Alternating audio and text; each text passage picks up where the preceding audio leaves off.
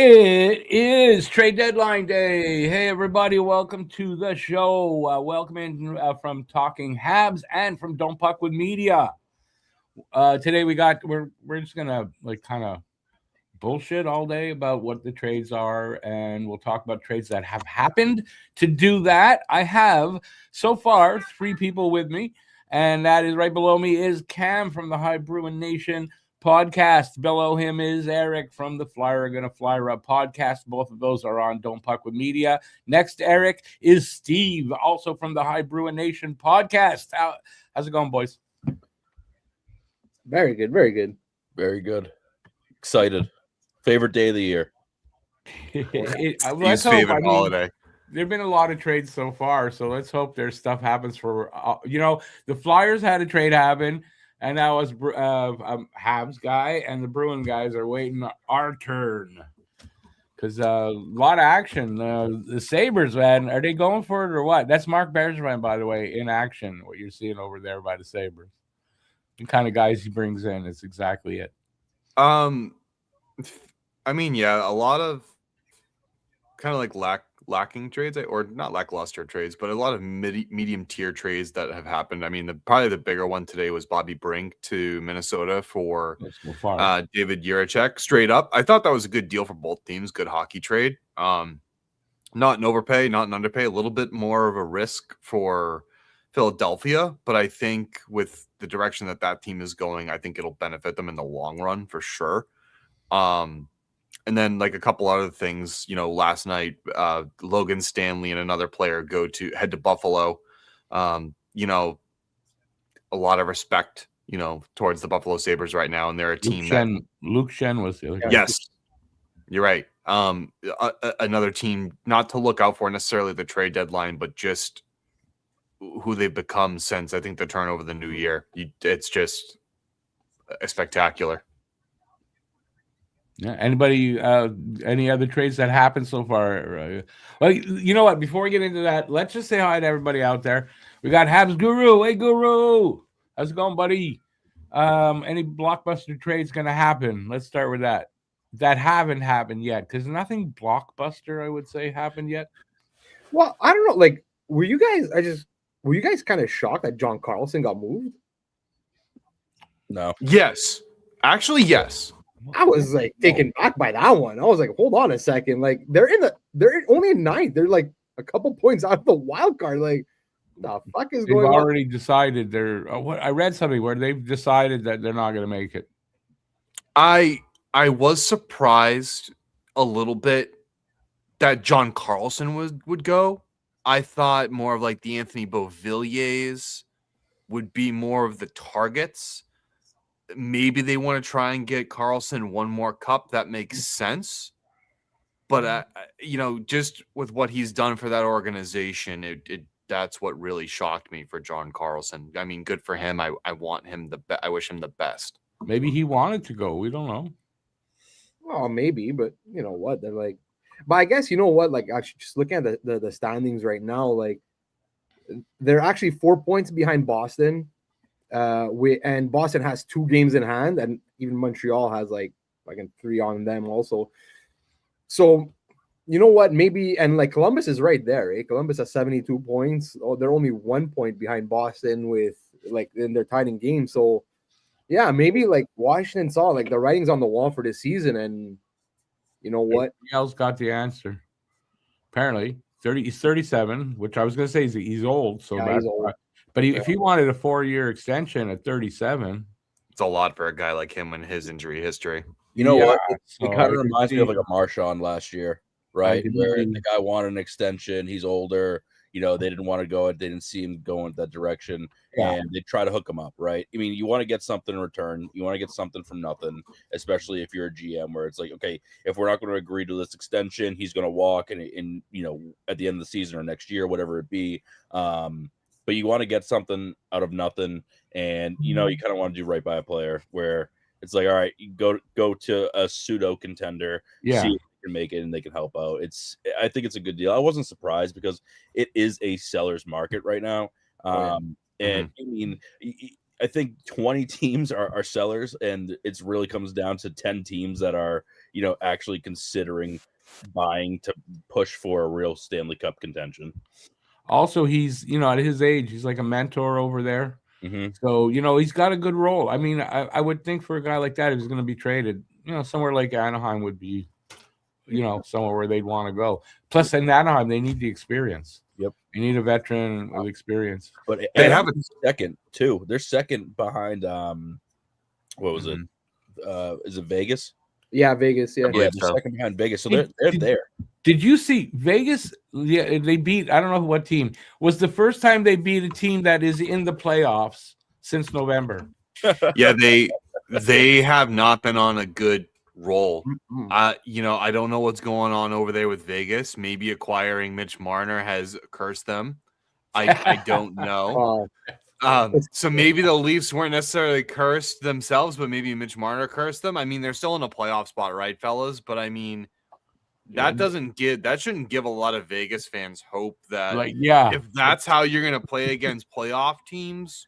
Oh my God! That first round exit. Okay, I don't know about that. Let me continue just saying hi to everybody. Lucas, how's it going, Lucas? Glad we can help you out that work. Carlos, do you think Laine moves today? I do. What do you guys think from the outside of the fan base? Sorry, what? Carlos asked, do you think Laine moves today? I say yes. What do you guys say, being outside the fan base? Yeah. No. I think it could happen. It could happen. No. Yeah, I think it all depends on, obviously, Montreal would have to retain. There's no way somebody's taking that full contract.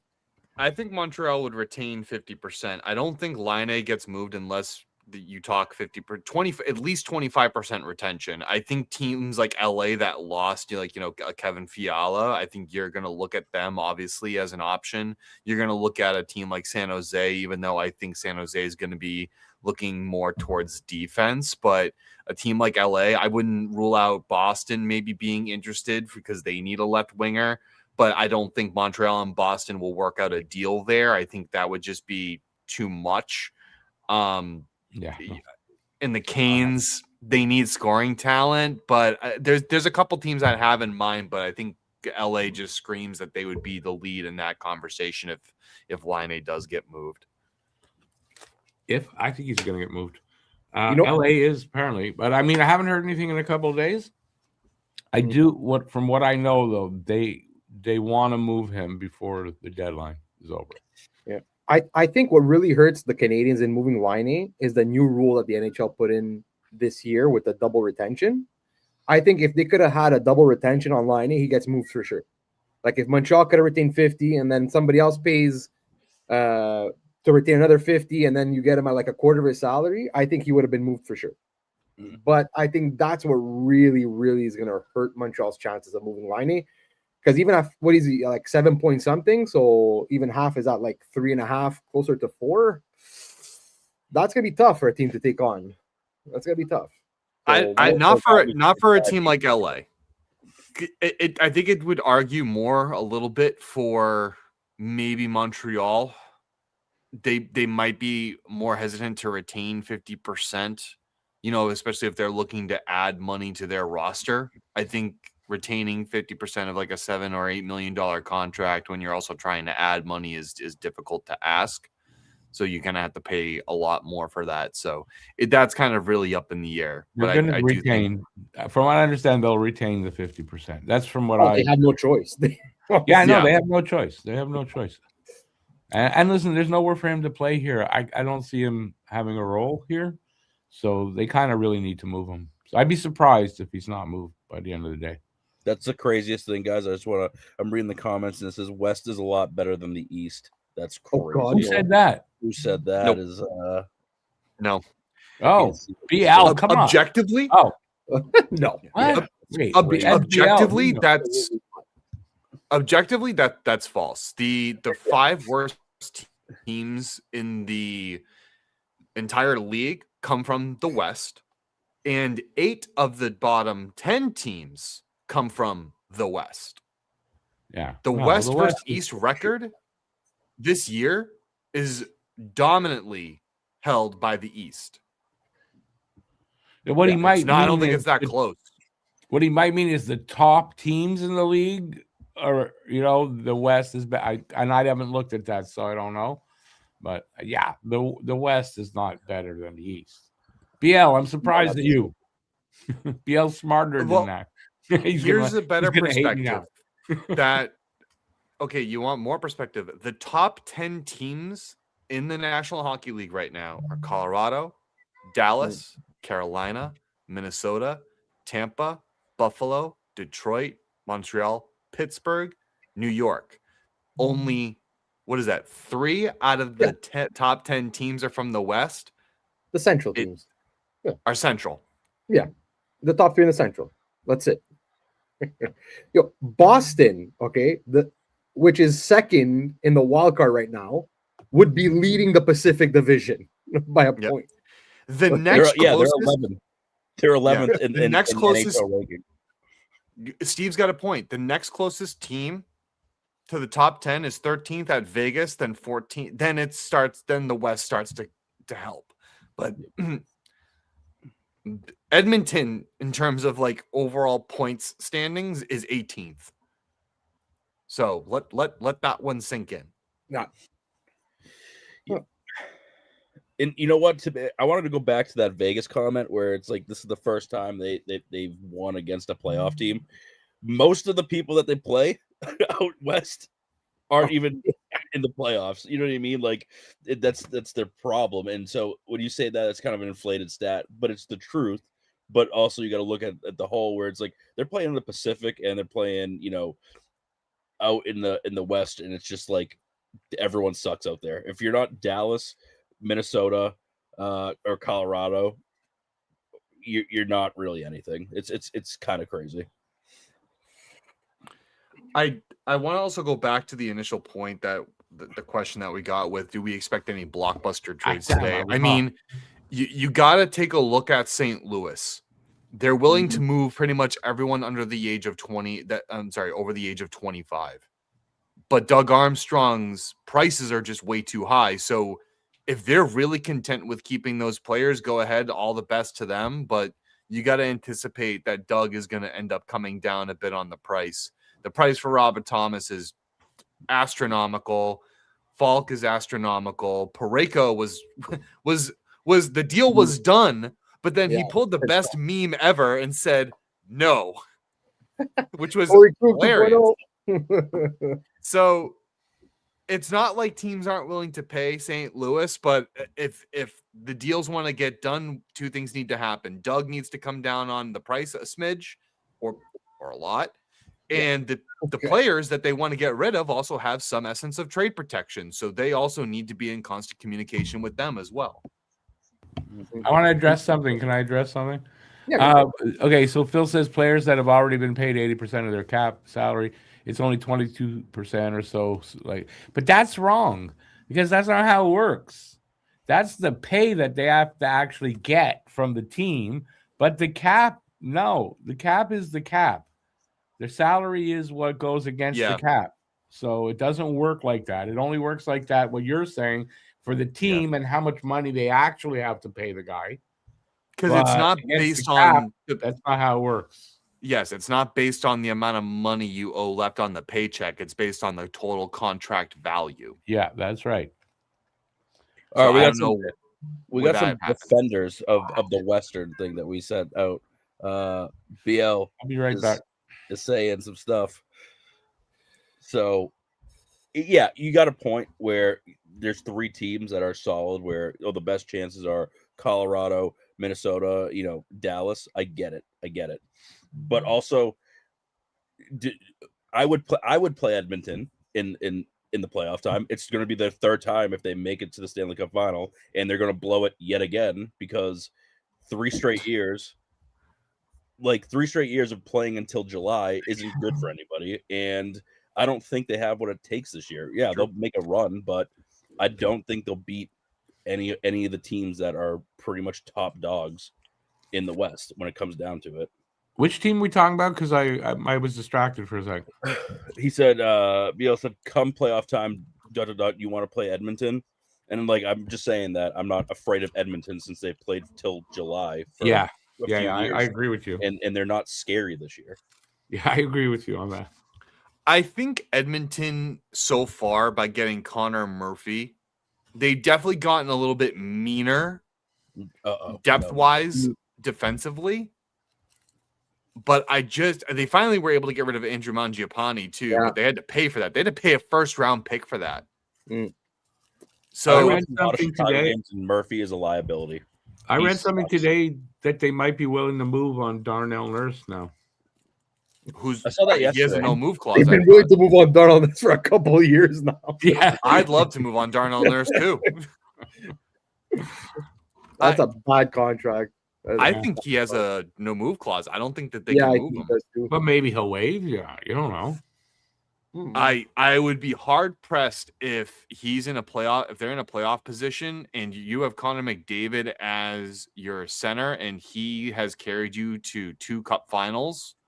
I'd be hard pressed to be willing to waive, knowing that all I have to do is the bare minimum. That's just it. I don't think Darnell Nurse waives. I mean, but that causes problems in the room. I don't. You know what I mean? I think Nurse will be an RD2 now, and Murphy your RD3. I've heard they're shopping Ty Emberson. I think.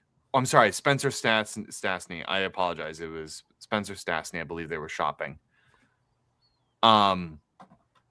So those are things to look out for. It's not like people aren't willing to make the trades. It's just everyone's price is going to come down. And I think they're going to start coming down really soon because people want to get rid of people and people want to add people.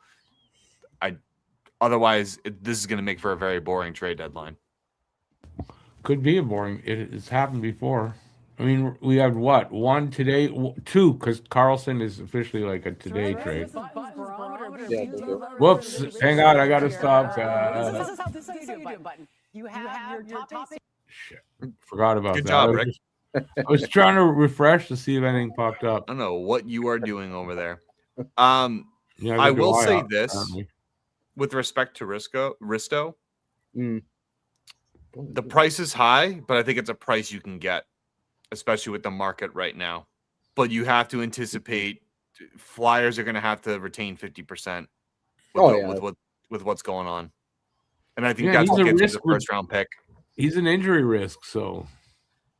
And that's another problem. Like Alex mentioned, and I think, Eric can kind of back him up on this, is that you take that injury risk knowing with the defense he provides. Yeah. While that's true, but if there's a longevity issue and you really need that guy, it does impact the value.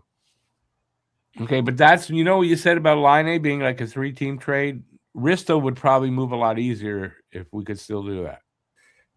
No, but even at that, because he's not making as much as Laine. Like Risto's making 5.1, so it'd be what, 2.6 million at 50% retained. True, it's not terrible, and that's like what you're paying for like a third pair defenseman. And Risto can, he's probably best suited as a second pair, but he can play on a first pair like in a pinch. Look, he's short in the Olympics. Like he was on the first pair for.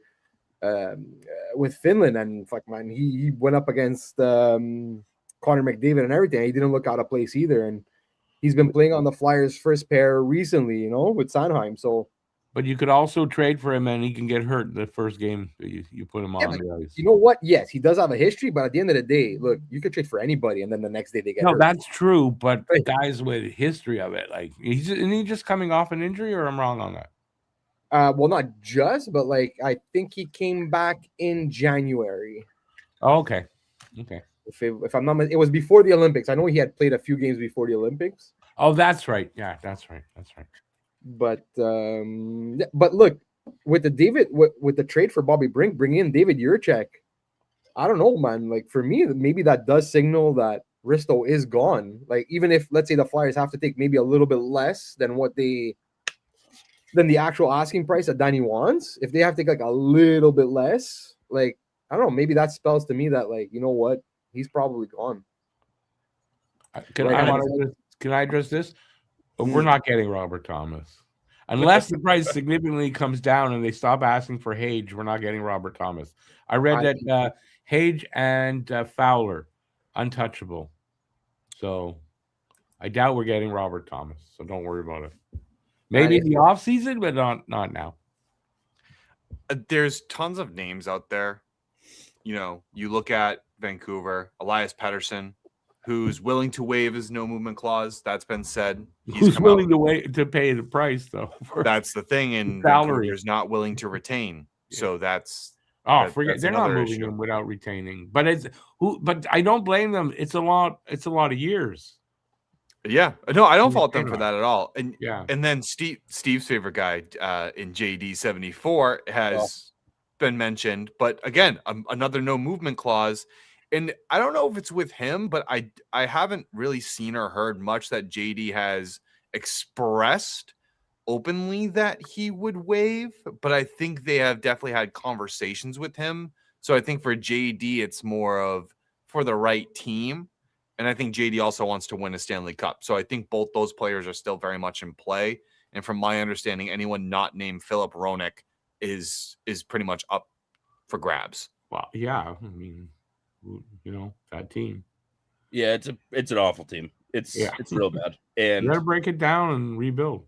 That's exactly what I said. I mean, it's the Titanic going down. It's a sinking ship, and you might as well get out. I think most people who have a no movement clause or no trade clause would definitely waive it to go. I agree with that. And I agree with that, Steve. I agree. And look at Montreal, right? That's what we did. We had a shitty team, and ownership finally said, "Okay, tear it down."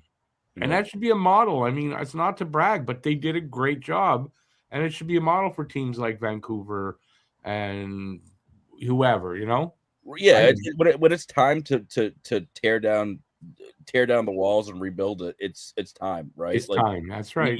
It's either you rip the Band-Aid off or do what Don Sweeney does, and we're going to retool and not rebuild, and it's a struggle to watch how they play. And yeah, sure, is it a 180 from last year to this year? Sure, but it's still, you're sitting at a wild card 2 spot. You got 3 teams behind you with 2 games in hand that all they need to do is win 2 games, and you're out of the wild card 2 seed. And it's just one of those things where you gotta evaluate the retool versus the rebuild when it comes down to it. And there's certain teams that you just definitely need to rebuild. And I would like to correct you, Steve, on just one thing, that there are no teams behind Boston that have any games in hand. I mean, with points, though, like 1 point up to 4 points. Like there's 2 games. There's if the Bruins, we got 13 games, road games left. We're gonna lose 10 of those. If be honest, right? Like if one of those teams is I don't know, maybe Columbus that we have to go to, sure. There's your 1 point, and now you're out of the playoff picture. But at least you're playing games that mean something in March. Yeah. That's something I wouldn't have expected it for Boston. So it's something. I mean, it's something, but it's also like, I know it's not satisfying. It's not satisfying, especially the way we lost yesterday. That was that's a terrible team that Nashville blew up. And we lost 6-3. It's just like, what are we doing? Why is this happening? I just got to address one thing. BL, Matt's working today, so you can't blame him, but I like that. There's been goalie rumblings, this morning. I think it was Pierre LeBrun, Elliot Friedman, and Frank Saravalli that kind of pointed that out, that a lot of goalies are being shopped-ish, or they're being listening on. One of the biggest surprise to me was Stuart Skinner. Pittsburgh has just acquired him, and he's doing phenomenal for them. And to just kind of flip him like that, I mean, I get Pittsburgh is without Sidney Crosby, and that's a big player to be without. You know what I mean? That's not an easy player that you can replace. And I think Malkin might be out too. Well, then their chances are done. And what's Skinner's contract? But what's his contract? Is he okay? I have it right here. Give me a second. Stuart Skinner is making $2.6 million, and he's a UFA.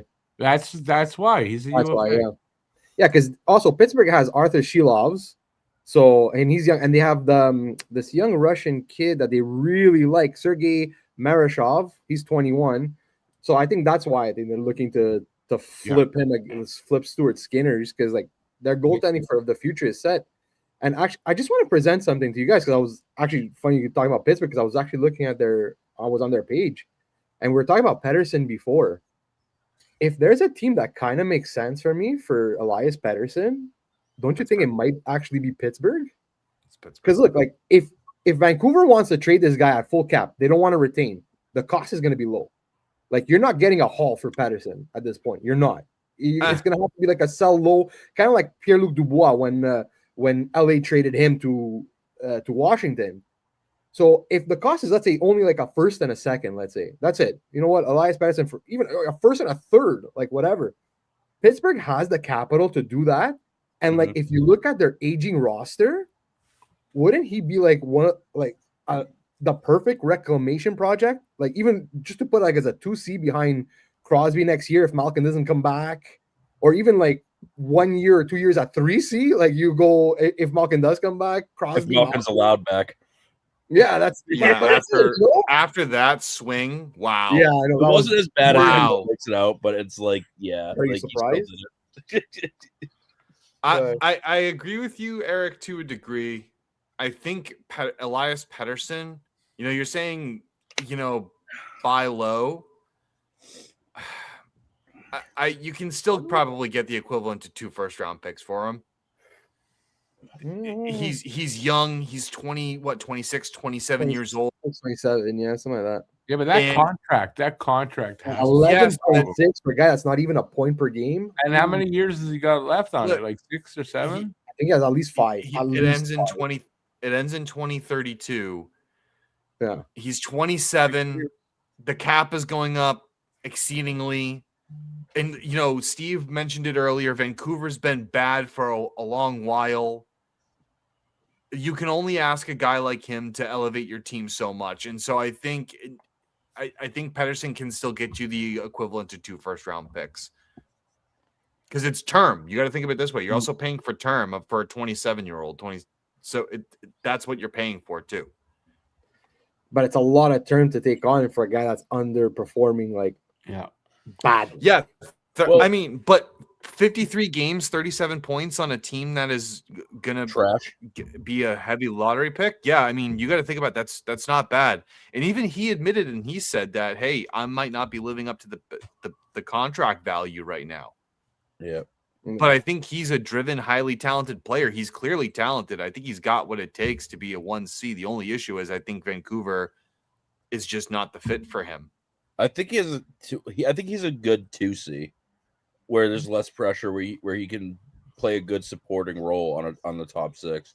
But for me, it's kind of like we go back to JD, right? Where it looks like he's underperforming, but he's playing solid on a very terrible team, right? Like what's going on there is just, everyone since probably December has just given up, right? Like you can see it where nobody cares. They've given up. They know that they're not making the playoffs. They know that the roster is going to get blown up today. They just know it. So, you got to evaluate what this player is doing on a terrible team and then see how it can translate over. I think Pittsburgh might be a good fit because, look at the stats.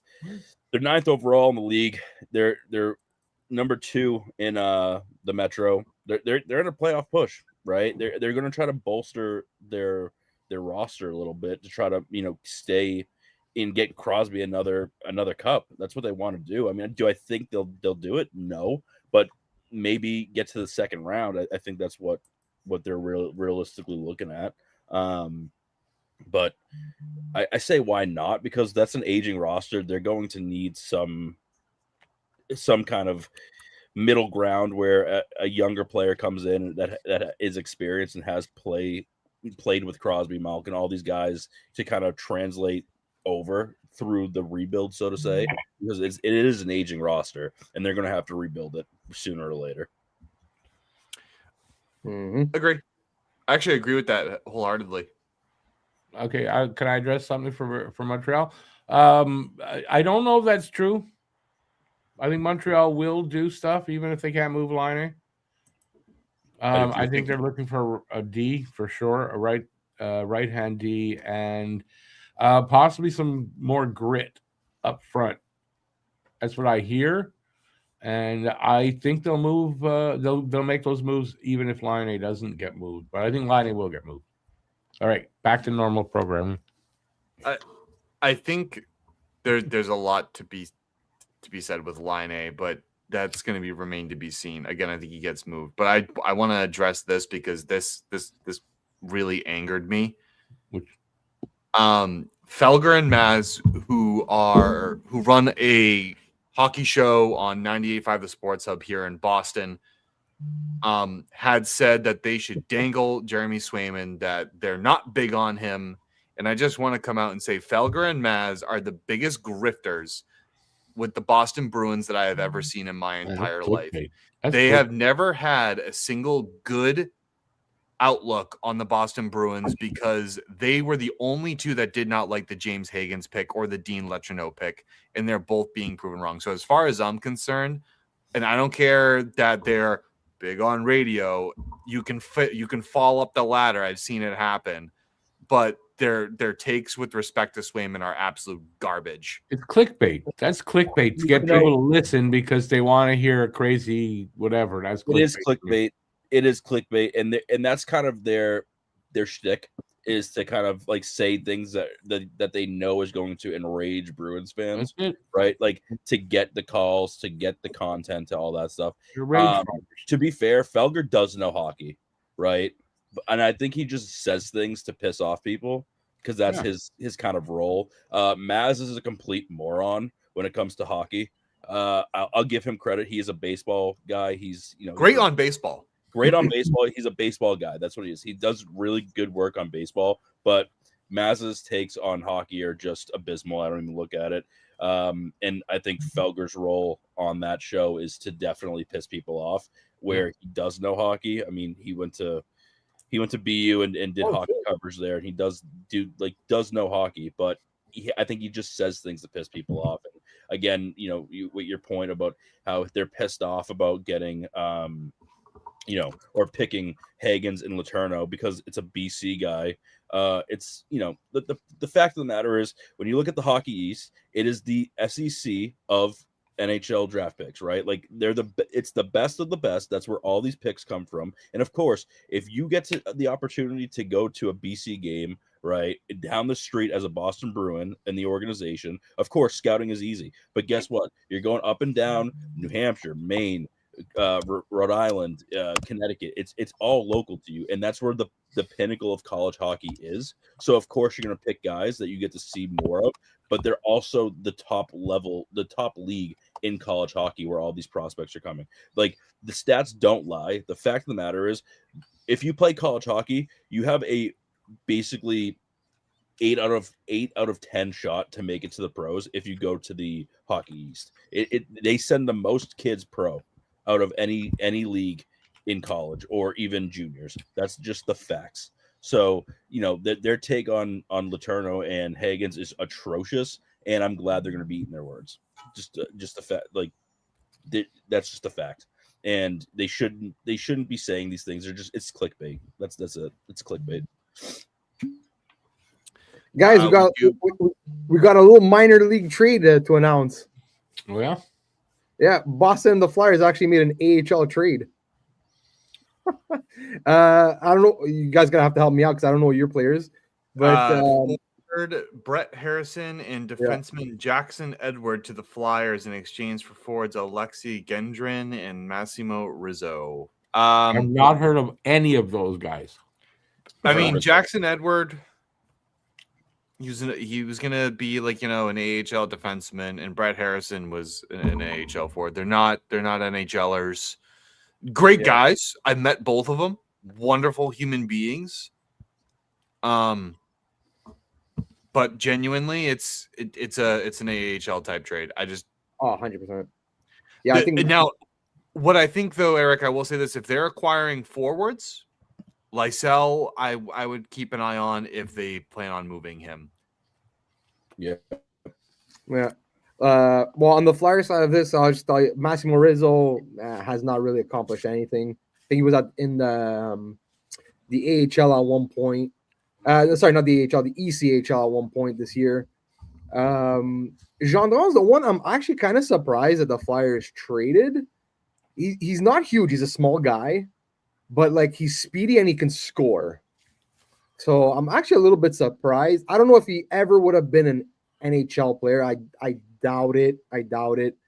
But like good pickup for your AHL team if you want like a little guy that can score. But yeah, well, kind of a little bit surprised. Okay, nobody talk. Well, I'm just tracking on his stats quick. But he has 22 points in 47 games in the AHL. So 10 goals, 12 assists. So, okay. I thought he had a little bit more.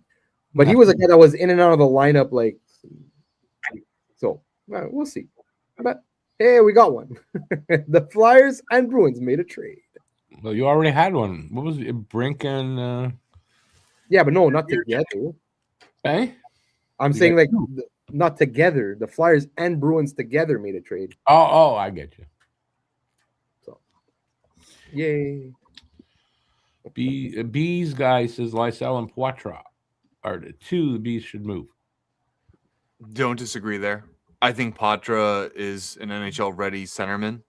It's just the sad aspect that he couldn't beat out a guy like Asimont. He couldn't beat out a guy like Marat, who's Nadinov, or an Alexander Steves. I think they wanted to see one more year of development of Poitras down in the AHL.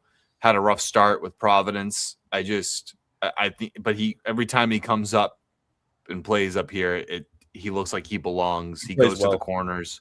He plays well. Lysell, unfortunately, I was high on him. Boston never gave him the opportunity to try and show anything. So I think I agree there that Lysell, you would do them both a service for trading them. Steve, what do you think? Yeah, I mean, Lysell definitely, like you said, like Don Sweeney and Cam Neely really never gave the kid a shot, especially with Minton coming up and getting that last year. It's unfortunate for him. He does have good potential. I think on another team, he definitely will be playing and definitely making a difference. But Poitras, I've been high on this guy for a couple of years. I think he's really, really good, and I think it's kind of the same situation where management has kind of set him up for failure. They brought these guys in to try to, quote unquote, bolster the roster, and he couldn't beat him out because just the style of play is different and not what the front office is looking for. But I do think I was actually in our group chat, obviously, Cam, we were talking about this, and I think you can get a haul for Poitras. I think he's ready to be definitely an NHL centerman that's going to make a difference on a team. So I think you can get a decent, especially in the market right now, I think you can get a haul for him. Define a haul. Well, Nicholas Roy went in his 5 goals, went for a first round, which is crazy. Shocking. It was shocking. So, I mean, I think this kid can get you at least, obviously improving at least a second, a high second at this point, because he's young, he's talented. And like you said, Cam, every time he comes up, he makes a difference. He's scoring, he's getting on the board, he's getting score sheets, he's ready. It's just the management isn't letting him come up and play and do what he needs to do. So he's contributing when he gets called up, and he's making a difference. And any team would be lucky to have him, especially if you're struggling at center. Just put him in there, even if it's a 3C or a 2C, whatever it be. Go for it. That's fair enough. Yeah, I think a first for Poitras might push it. I don't think you but I definitely think you could get a second for him. But I think he would be part of a larger package deal that gets you something better. I mean, I would imagine he gets moved in part of any deal that gets us a right defenseman. For example, I think Philadelphia. I think he would be part in a package to probably look into bringing Ristolainen. And the only thing that I would hate about that is Risto is a little older and I would much prefer a guy like Jonathan Kovacevic in that regard. No offense to Ristolainen, he's good, but he doesn't move the needle for me. He doesn't move the needle for me either. But Cam, I'm kind of in agreement with you where you could package him to get like we've talked about this on High Brew, right? The thing that the Bruins need most right now is a right defenseman for the second right defenseman. Mm-hmm. And if we can move like a Lori and a Patra or a Lysell and Patra to get a right D with some term, not for this year, but pretty much for next year to kind of restart that season, the campaign over from a better defensive standpoint. I think that's going to definitely be help and kind of, make the Bruins that much more difficult to play against because their defense is atrocious. And, I've been saying this for a while now where I'm kind of more focused on next season than this season. Like, yeah, we're in the wild card 2 spot, but we're not going to win a Stanley Cup. Even if we do make it to the playoffs, we're going to get bounced in the first round, and it's kind of just a waste of time for everybody. So I'm really looking forward to kind of next season, starting the season over with, some more sound defense and, maybe Hagen's coming up and playing long-term and kind of balancing out some of these lines. I agree there. It's kind of surprising to me though, fellas. Like it's kind of a quiet day. I get it's only 11:41. Yeah, it's early. But like, I wonder what domino is going to get everything to fall. What Robert Thomas? They say Robert Thomas apparently. Yeah, but like I think he might not get moved. So. Yeah, he might not get moved. Yeah.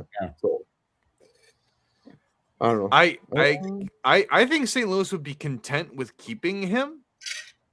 I just think with the direction that team is going to go, you're best to get rid of him. But I think it's just better an off-season move because like if you look at it now, like also I think plus also he has trade protection. If you wait till the offseason, you're gonna have more teams involved because like whoever's gonna trade for him now, like what it's gonna be like a contender maybe, like someone that's like looking to trade for him for the playoffs now. But like if you wait till the offseason, like it's open to 31 other teams, So it's like I don't know. I just don't see it happening now. I'll be honest. I don't see him moving before the trade deadline. So who else could be the domino? Elias Pettersson. Well, I think it's more Trocheck.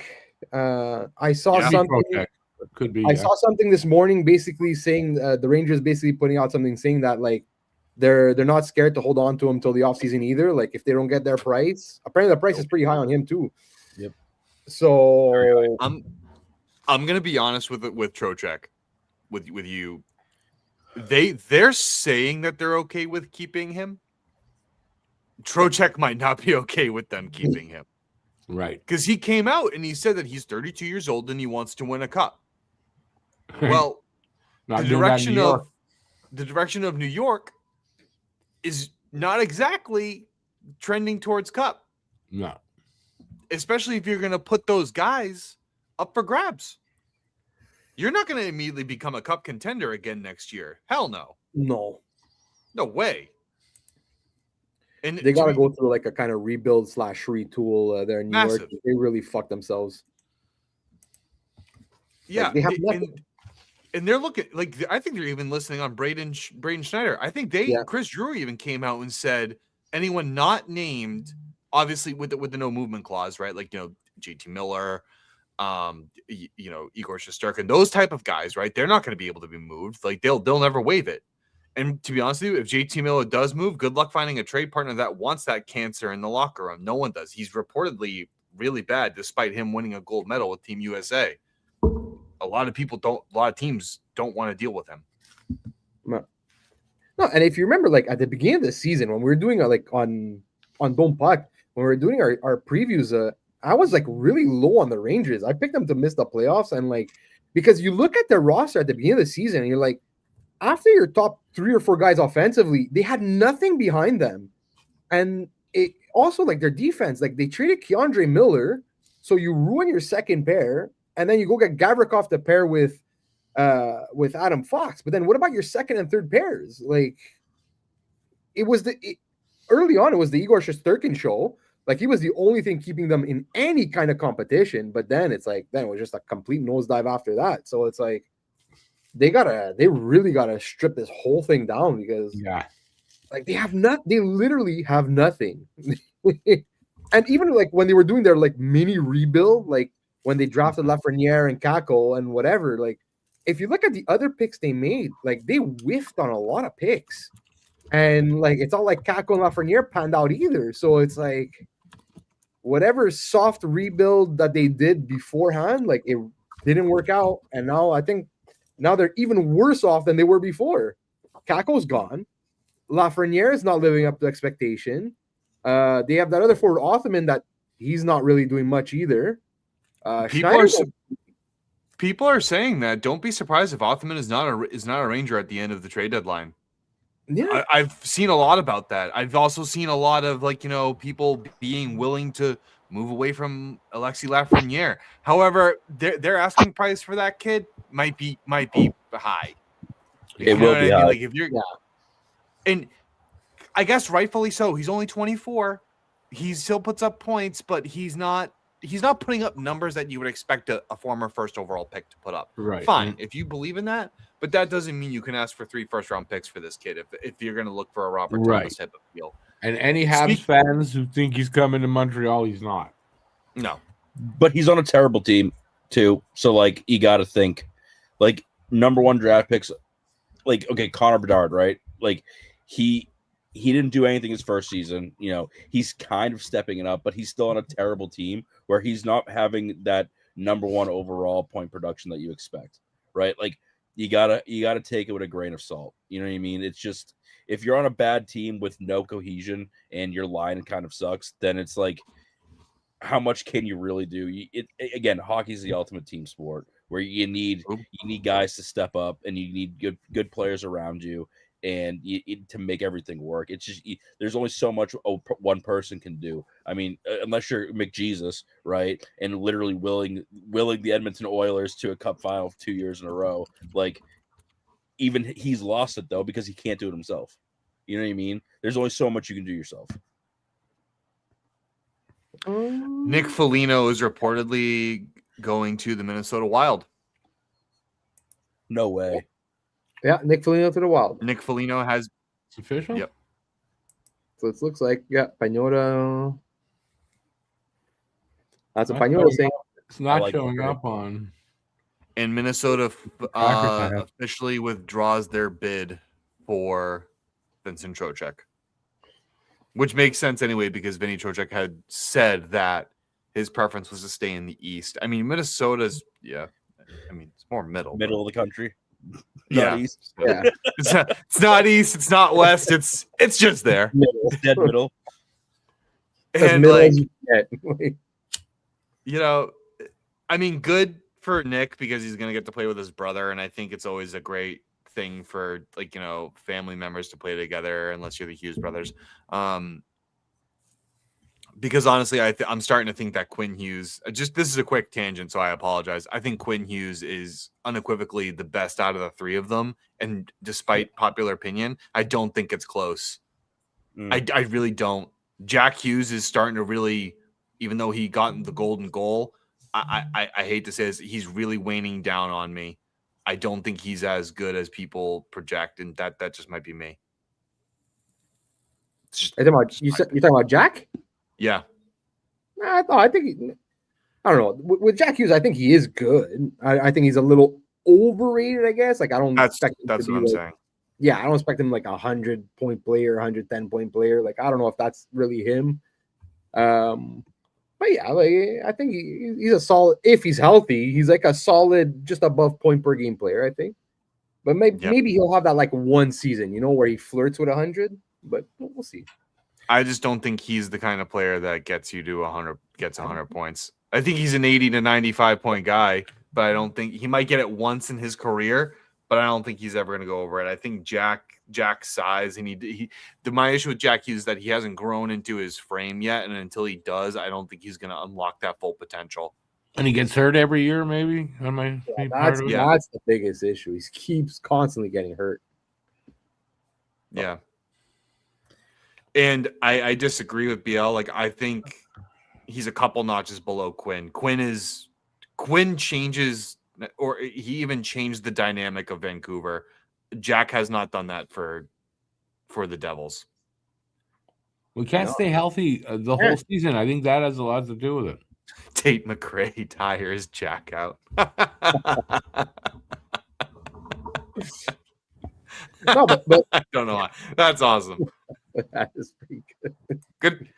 You know what? Good for Jack. Good for Jack. Good for him. I love it. I love it. That's just my side tangent, look, though.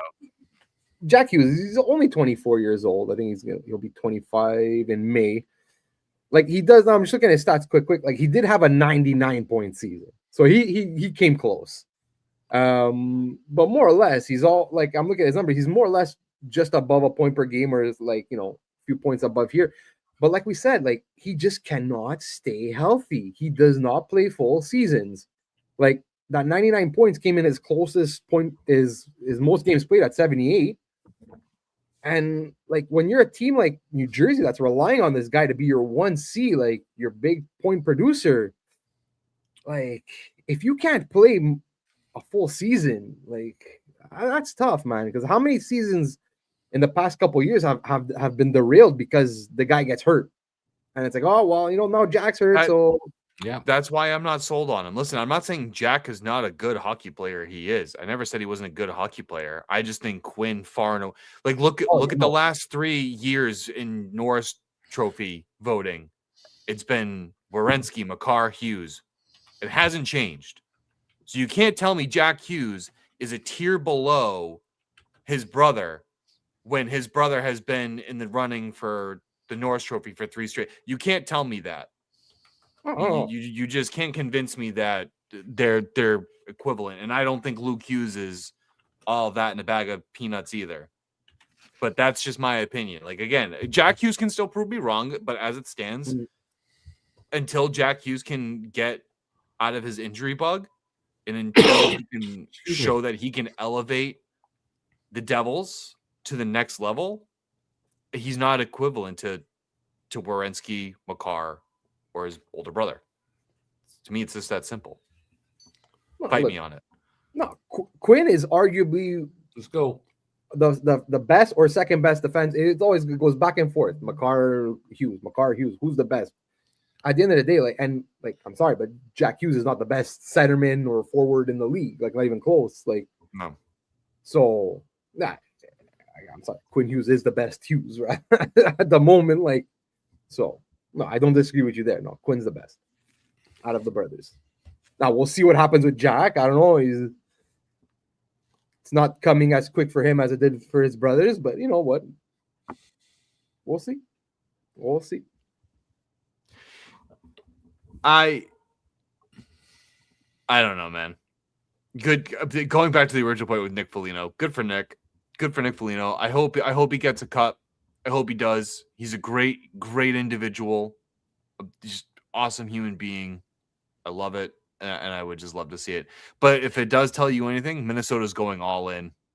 They are gearing up, and I bet you Jesper Wallstedt might be on the move just to help bolster whatever they can to ensure that they can make a good chance this year. All right, on that note, I take care of a little business. March promotion at the merch store, and you can find items from both channels there. 10% off any 2 items. The code is 1042. 10, the numbers FORTWO, and this is some of the items that you might find there.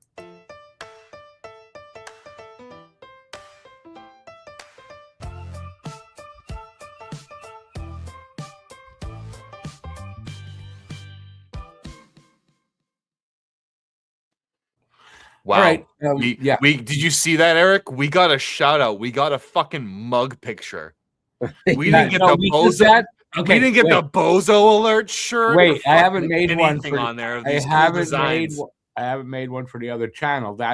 And we're running on both channels, so give me a break.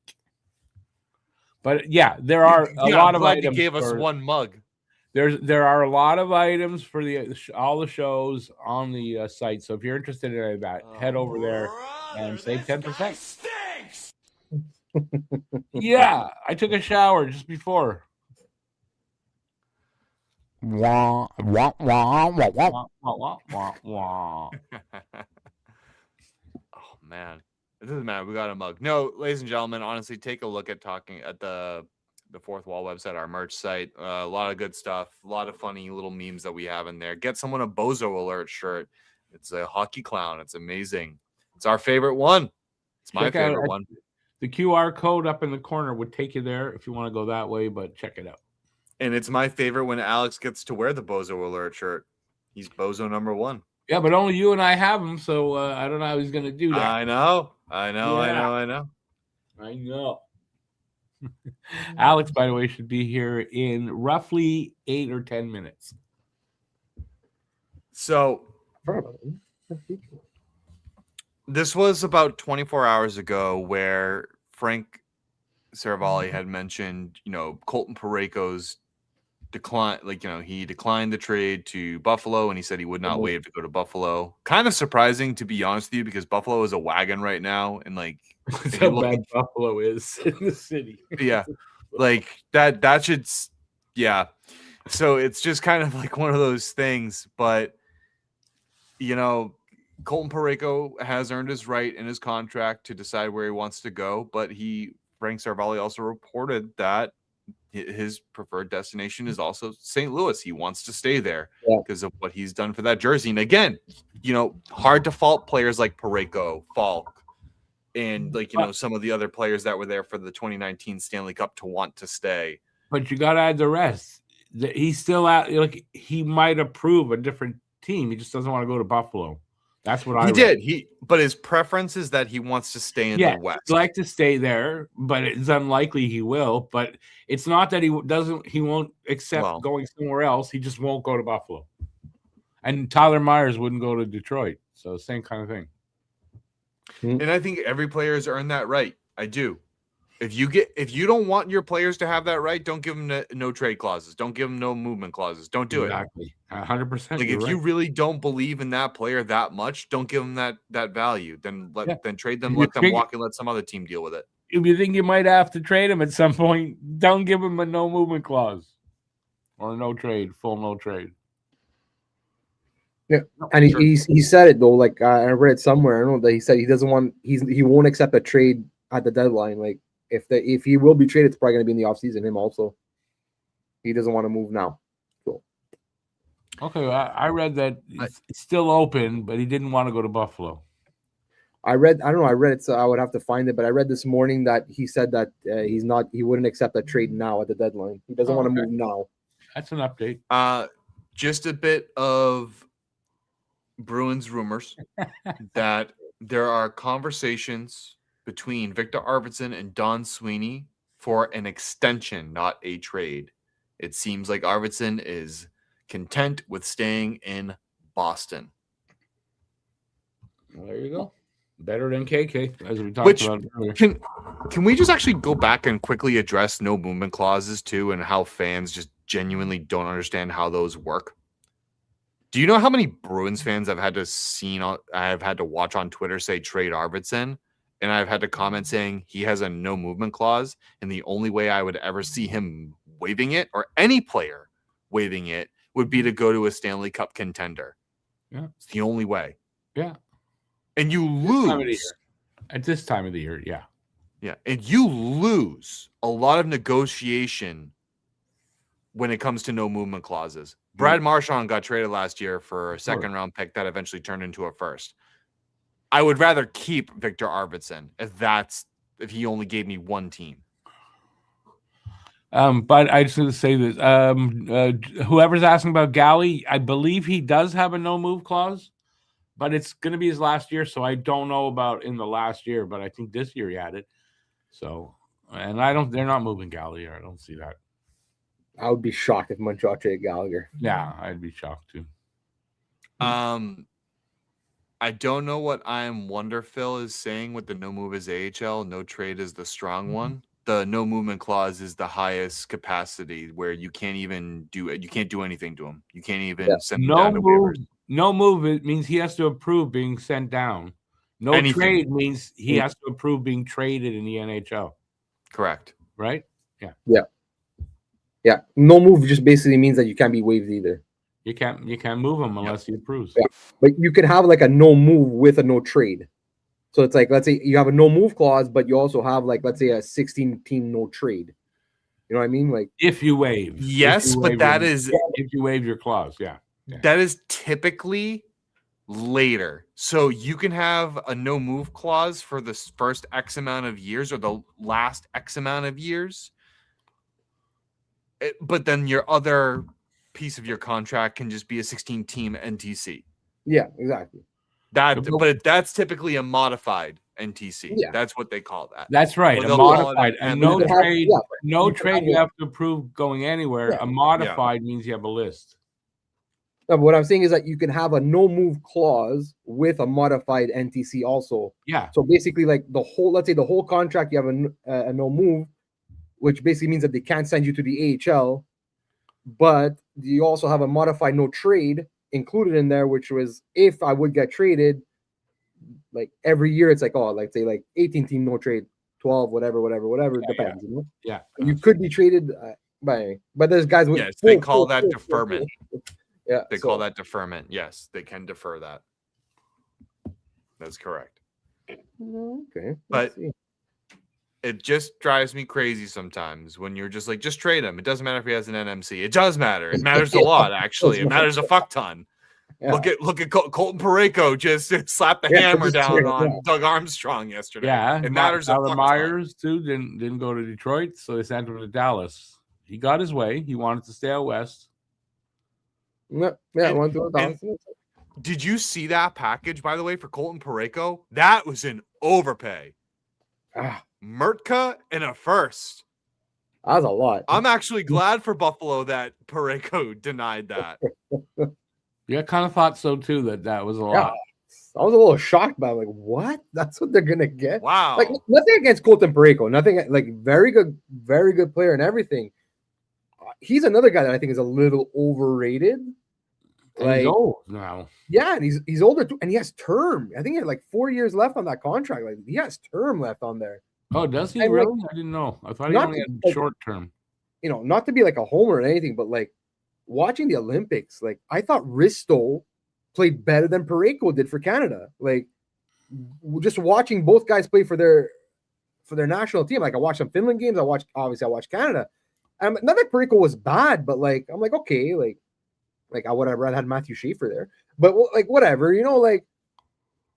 And then like watching what Risto did for Finland, and you're like, and this is what you're willing to give up for Parayko, and like not for someone. I don't know. I found it really weird. Anyway, but hey, you know what? I guess he has a Stanley Cup. He is pretty healthy, I guess. So. That's the price. Ugh, I don't know. I think he's big. Yeah. He's physical. At this time of year, not a bad ad if it's a rental. Yeah, but he's got term. With 4 years term, though, that changes a lot. Just clarify. I think he's got to be what, 34? I think he's like 34. He's up there in age. He's up there in age. He's in his 30s anyway. I know that. I'll find out for you right now. Because Montreal, there's a rumor Montreal's interested. I don't know. Yeah, I don't think with 4 years term. I don't think so. For maybe Parayko has 4 more years. He has 4 more years at 6.5 million. He is 32. He's 32. No, that's not that bad. But he's gonna be 33 in May. Okay, so he's 33. So he's 37 at the end of it. I think you run into another Matheson issue, right? Because wasn't he, or Jeff Petrie rather? Because now I don't think that goes well, at least not for right now for Montreal. I don't think that bodes well for them to go for a Parayko. No, I kind of agree. I think if he had 1 year left, then I could see that being a possibility, but not with 4. I think that's too much. So I don't think they'd go after him. Guys, they're not going to pay. They wouldn't pay what Buffalo tried to pay. Oh, God, no. But here's the thing, though. I don't fault Buffalo, right? Oh, How can you fault Buffalo for doing what they're doing? Because They're it's been for it. 15 years. Yeah. So they're trying to do what St. Louis did. They're clearly trying to do St. Louis Cinderella. Listen, I wouldn't rule that out as a possibility. They're playing great hockey right now. They're unbeatable right now. Yeah.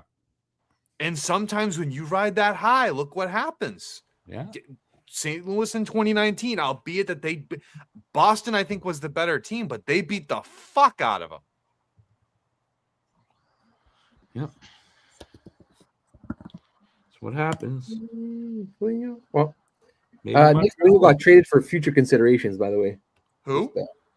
For future considerations. Who got traded for that? Nick Foligno. That's all they got? Here's your future consideration. Man, that guy gets moved a lot. Yeah. Well, that means literally anything. That means almost anything. Future consideration. That if means you're like a Chicago Blackhawks fan, you have to be pissed right now. Like, it's not just like they didn't have a captain for a while. He just gets named captain this year, whatever it is. Then they trade him for future considerations. You didn't even get anything out of it. You didn't even move the needle. Like, your team isn't in such a bad rebuild. Then you have like Connor Bedard, this, that, like all the other things. And it's like, cool. Like, you're not even making it worth anyone's while to like come here. Like, you got to figure it out. Like, it's a downward spiral. I wouldn't be surprised if Bedard's like, yeah, I'm done with this. Like, I don't care if I'm a restricted free agent. I just won't play. Sorry, get me out of here. If I'm a Blackhawks fan, and if you like Nick Foligno, he's done a lot for that organization, but I don't believe he has a cup. And I think the organization did it because they respect him and they want to get him that cup. And sometimes at his age, because let's be real, I don't think Nick Foligno was producing significantly for Chicago. I think you just do that for the player. He was hurt for a lot of the season. Yeah. How old is he? Old. He's 38, I think. Oh, yeah. That's what they're doing. They're trying, like the Ray Bourque. It's like Ray Bourque was one of the first that they did that with. It's like that. Okay, but no, Ray Bourque was Ray Bourque had more to contribute maybe than Foligno does now, but it's the same thing. Unequivocally. Yeah. I know that. I'm not saying that. That's not what I meant. I want to just address something. I got to address something. Less than 3 hours to go, says B's guy. So he's like worried that nothing's going to happen. I think, when it's 2:00 and it's getting down to crunch time, I think it's kind of that kind of day. That's when we'll see the trades happen. Well, the league has to obviously approve these trades too. So that's what's going on in the background where it's like, cool, like there could have been 20 trades, but the league was like, no, like rework it. Like it's not fair. I don't think that happens that much though. No, they just ensure cap compliance. Like that's all they do. And if it's really unfair, they will stop it. They will stop an unfair trade, but it doesn't happen that often. In so long, because the trade deadline is at 4 p.m. Eastern Standard Time this year, right? I think last year it was 3. No, it's 3. It's at 3. I'm sorry. Okay. 3 p.m. Yeah. So long as the trade is submitted to the NHL by 3, you're good. All they have to do is review it. Yeah. And oftentimes it takes until 4 p.m. for everything to really just kind of be finalized and settled. Yeah. That's why. But so long as the NHL is notified that the trade deal is occurring, they won't say no. Yeah. That's why we're on till 4, because at least for an hour after there's going to be trades announced. Sure. B's guy has a question. Any word on Nemec and what we think the haul would be for him? I'll let you guys start that because I have a lot to say on it. Well, I'm sure he's not going to come cheap. That's for sure. Like, Like him too. He had a hell of an Olympics. So his name is out there. Honestly, I don't understand why. Why would you even want to entertain the thought of trading him? For New Jersey, like I don't get it. Yeah, but I understand, but like you're a young team. Like they're not an older team. You're a young team trying to like eventually, I would assume, compete for a cup. So like you have Luke Hughes, but like Luke Hughes, like again, like we said previously, like there's a little bit of slow development there. I don't know, man. Like, look, I'm looking. Nemec has 21 points this year, 48 games, but like, I don't know. Why would you? Unless you're getting some like an impact player, and like you're packaging, like say Nemec with a pick or with something else to get like a stud somewhere else. I'm like, I don't know, man. Hold on to him. Like trade Dougie Hamilton. Like I understand it's hard. It's hard to trade Dougie. Like he's got like a pretty big cap hit and he has trade protection.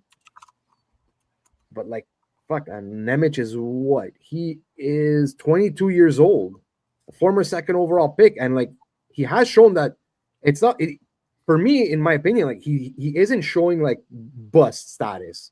Like he's just developing like any young defenseman develop. Like, so I don't know. For me, I don't understand why New Jersey would trade him.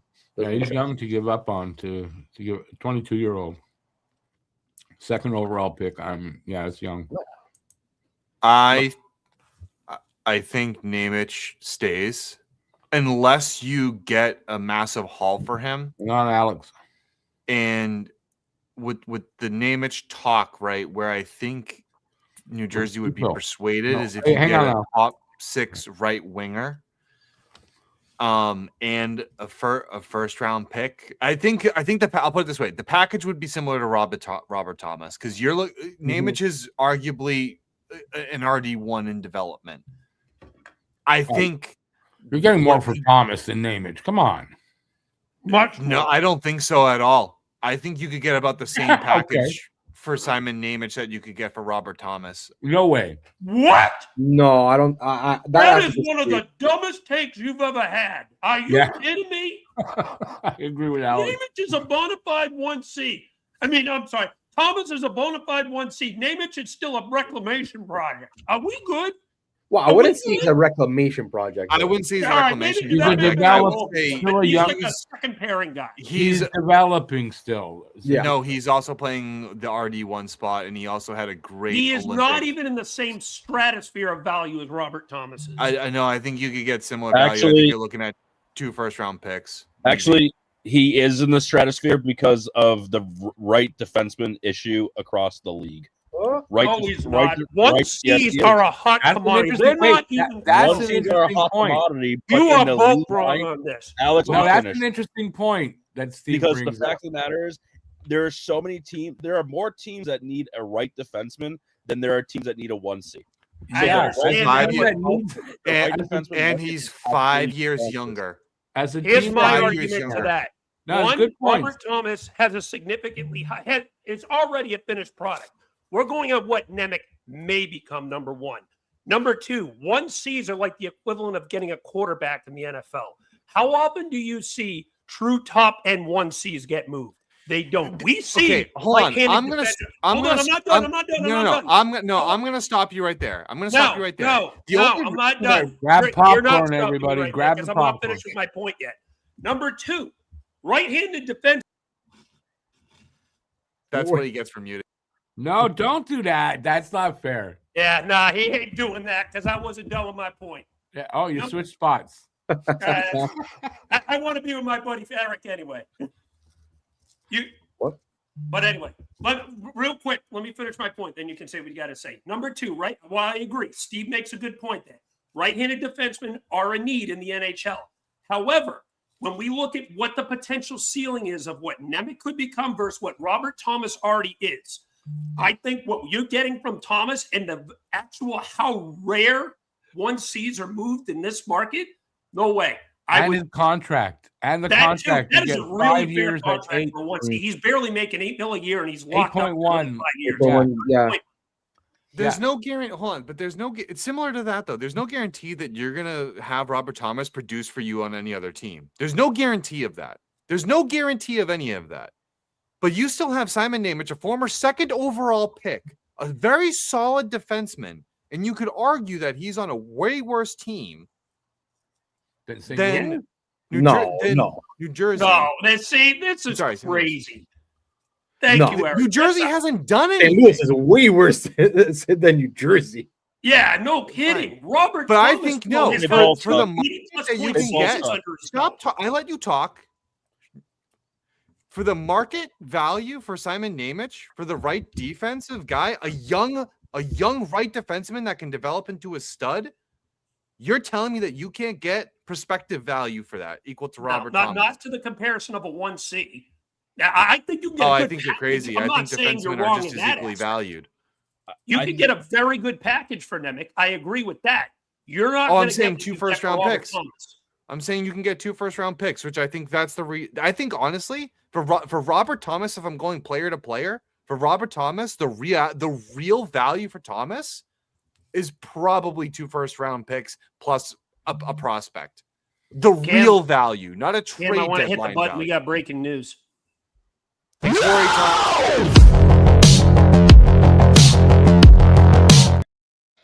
gonna kill him. We were doing Corey so Perry well to until he Tampa. joined. Corey We Perry were to doing Tampa. so well. And B's until guy, you're Alex. just Corey as much as Perry to Cam if you Tampa, think that's a breaking real news. good Everyone else in the chat thinks that you're fucking crazy. No, just B's guy does. Because he's on your side. No, I agree with Alex. I'm like, Thank you. look, It's Robert good as a brick. Thomas. I think the biggest difference, honestly, because when we're gonna talk about like compensation, like I agree with Alex because I look at the end of the day, Robert Thomas is an established number 1C in this league. So you're paying for a known commodity, whereas Nemec you're paying for a what if potential. because like. So and that's why I think Robert Thomas, and plus also like he says, like Robert Thomas is already on an insanely great contract for what you're paying like number 1 centers at this point. Like, look, Robert Thomas is having a bit of a down year this year, but like he's hit a point per game, I think 3 times already in his career, point per game or over.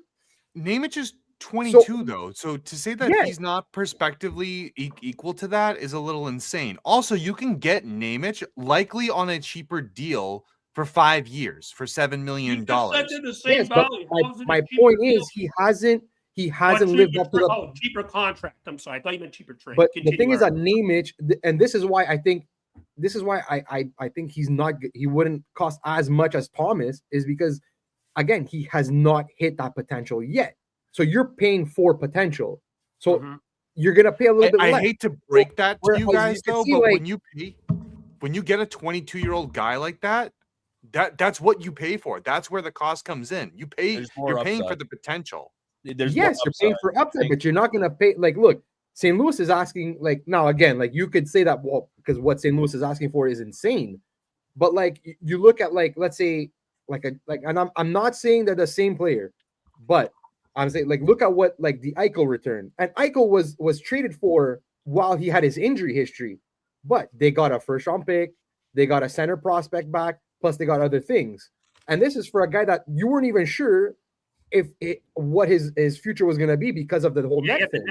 Well, to be fair on that point, the reason why they didn't know what his future would be is because Buffalo is the cheapest ownership in the league, and they didn't even want to pay for the career-saving surgery that would have literally Vegas was like, yeah, sure, we'll pay for your surgery because we're gonna get you and you're gonna be awesome. Like, no shit. But like at the problem that I'm seeing right now is what you guys are with the market is like the market.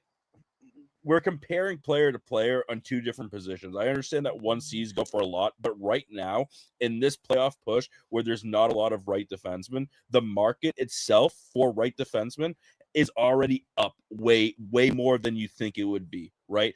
But on the contrary, left defenseman is oversaturated, so that's literally at the bottom of the league. So I right now I think the league in general is right D and then 1C.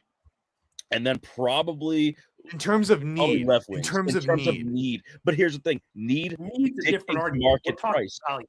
It's need dictates the price because it's all about supply and demand. There is a very low supply of right defensemen in the league, and there is an astonishingly high need for them on all these teams. So that's why you're seeing the market go crazy, because the need and the supply are completely opposite. That's why you're seeing all these things. And to be fair, like 1Cs are very important, obviously. Like every team needs a bona fide 1C. But I think when you're having so many teams struggle on defense, especially on the right side, if they're trying to be considered like cup contenders to actually make a difference and win a cup, especially now that Florida is literally just selling out and not going to be in the playoffs, this is the time. And I think you're going to see right defensemen go for a lot more money. And that's just where the market is at. It's not saying that like you guys aren't wrong for 1Cs. I just think the market right now is dictating that defensemen, specifically right defensemen, are needed more than 1Cs, because a lot of these playoff contending teams already have that bona fide 1C and 2C. Okay. You also have to think about it this way too. Like what you define as a 1C is more often than not determinant of close to generational talent. You think of McDavid, I don't know about that or very high, close to borderline high talent. Like, you know what I mean? Like superstar, maybe a really good superstar. And more oftentimes than not, you see them on the wings, you see them on defense, but you don't see them at center. And the reason why the center position is so important is because they take the faceoffs, right? So I don't disagree that 1Cs are highly important, but I agree with Steve that the other position, especially at the right defense right now, with the availability and the cost of them, it's reasonable to suggest that, yes, his price would garner something like that equal to a Robert Thomas. And the only reason Robert Thomas's price is high is because he's the only center of that caliber available. Whereas if you look at the other right defenseman, there are several defensemen available at Nemich's caliber, but that price is still pretty high. Can I say something? Can I say something? Hold on a minute. Oh, hold on. Go ahead, Rick. Actually, let me let you get your point. I just wanted to say that to the point that, you know, the demand is there. It's why we're not seeing anything yet. And as we get to the end, the guys that are, I don't really want to pay that price, some of them will go, okay, I'm going to pay the price now because it's not, you know, we're fair. And then we're all going to be yelling and pissing and whining that our teams weren't involved in it. You're right. Okay, so let me ask this then. We're talking about value versus talent here. So yes, I agree. The supply and the demand for right-handed defensemen and right-shot defensemen are definitely high. I'm not arguing that. But we're talking about a finished product, a guy who you can say that about anyone where you said, Cam, oh, we don't know if he's going to do the same thing at 1C where he in St. Louis versus other spots. When you're surrounded with talent, it's more likely than not you're going to, if you're going to be going to a high-quality team, number one. I agree. Number two, as we said, we can make that argument with literally any player outside of like McDavid. Yeah, or, you can argue. Yeah, hold on. So that's number one. Number two, we put the perspective of a finished product in a guy like Robert Thomas versus a guy who, as Eric and you and we've talked about, is still developing. Number three, right-handed defensemen are looked at as a hot commodity. Do not disagree with that argument. However, with how many are available right now at the same time versus how many 1Cs come available, how often do you see a true 1C become available? The last one was Jack Eichel. And how long ago was that? 4 or 5 years ago? Let me just say, I'm older. Let me say something. It's down.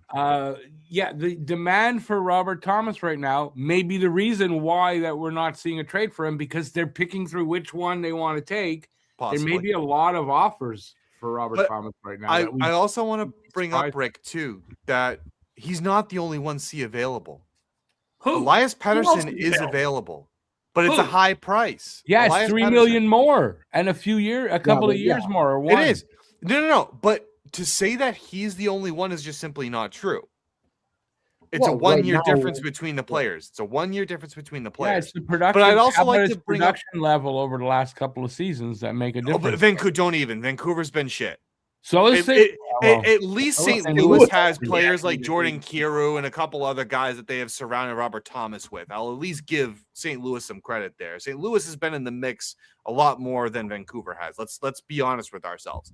But I'm also going to say this with respect to player valuation and talent valuation. This is where the court of public opinion comes in, and it honestly is unfortunate and it fails because the way you guys will value players will be different than BL Duff, B's guy, myself, the Chavo, Jack, who's not fucking here right now because he's a dick, but like, Eric, Nordy, who's snoozing, like it's just going to be different. Like, you know what I mean? Work, to be fair. So there's the unfortunate piece to it. Do want to mention in that Corey Perry trade, Tampa gave up a 2nd-round pick to acquire him, which means bet your money on Tampa winning the Eastern Conference but losing in the Cup like always. Oh, and I want to bring up a good point that B's guy Corey actually Perry makes back in the cup. Corey Perry ready to lose another Stanley Cup final. By the way, who had St. Louis winning the Stanley Cup? That just changed. What do you mean? What? St. Corey Louis. Perry has been to, I think, 3 or 4 straight Stanley Cups, lost all of them. Yeah. What does Okay. that have to do with What does that this? have to do with St. Louis? Traded to Tampa from the Kings. Yes, Tampa. Whoever had Tampa winning the Stanley Cup, Wow, okay. kiss that goodbye. You said St. Louis. Because That's you said No, I St. said Louis. Tampa. St. Louis. No, I didn't. I said Yes, whoever you did. had. we all People just heard heard St. you. Louis. We all heard St. you. Louis.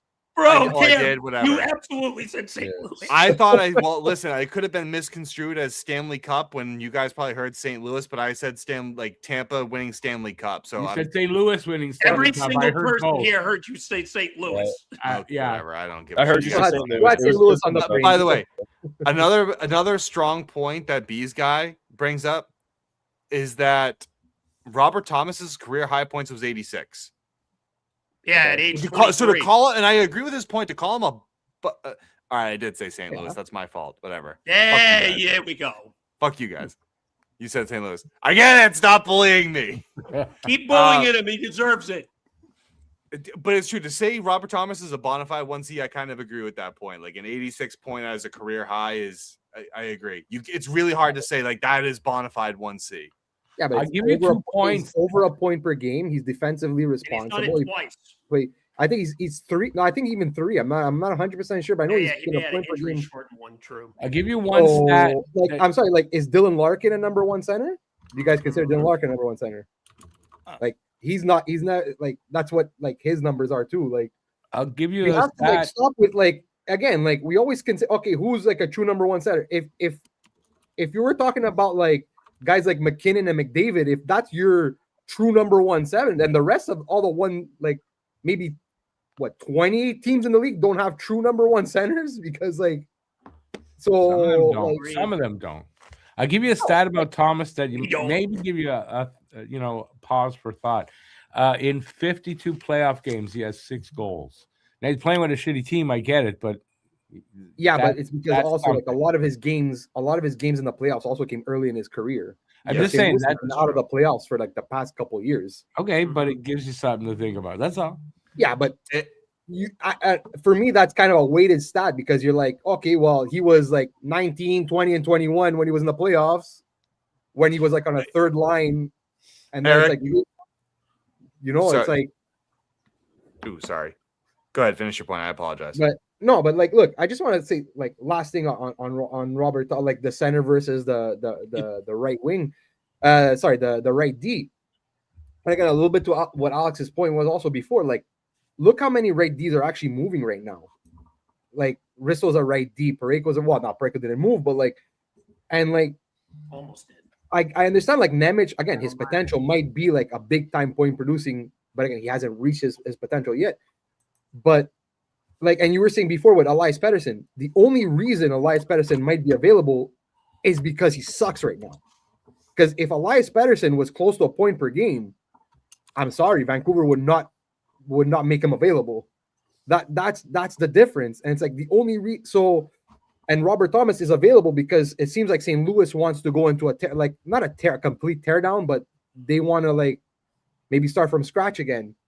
And again, to Alex's point, like Jack Eichel was the last one. Like I don't consider Thomas Hurdle a 1C. He's been a 2C like his whole career, and he was moved like 2 years ago.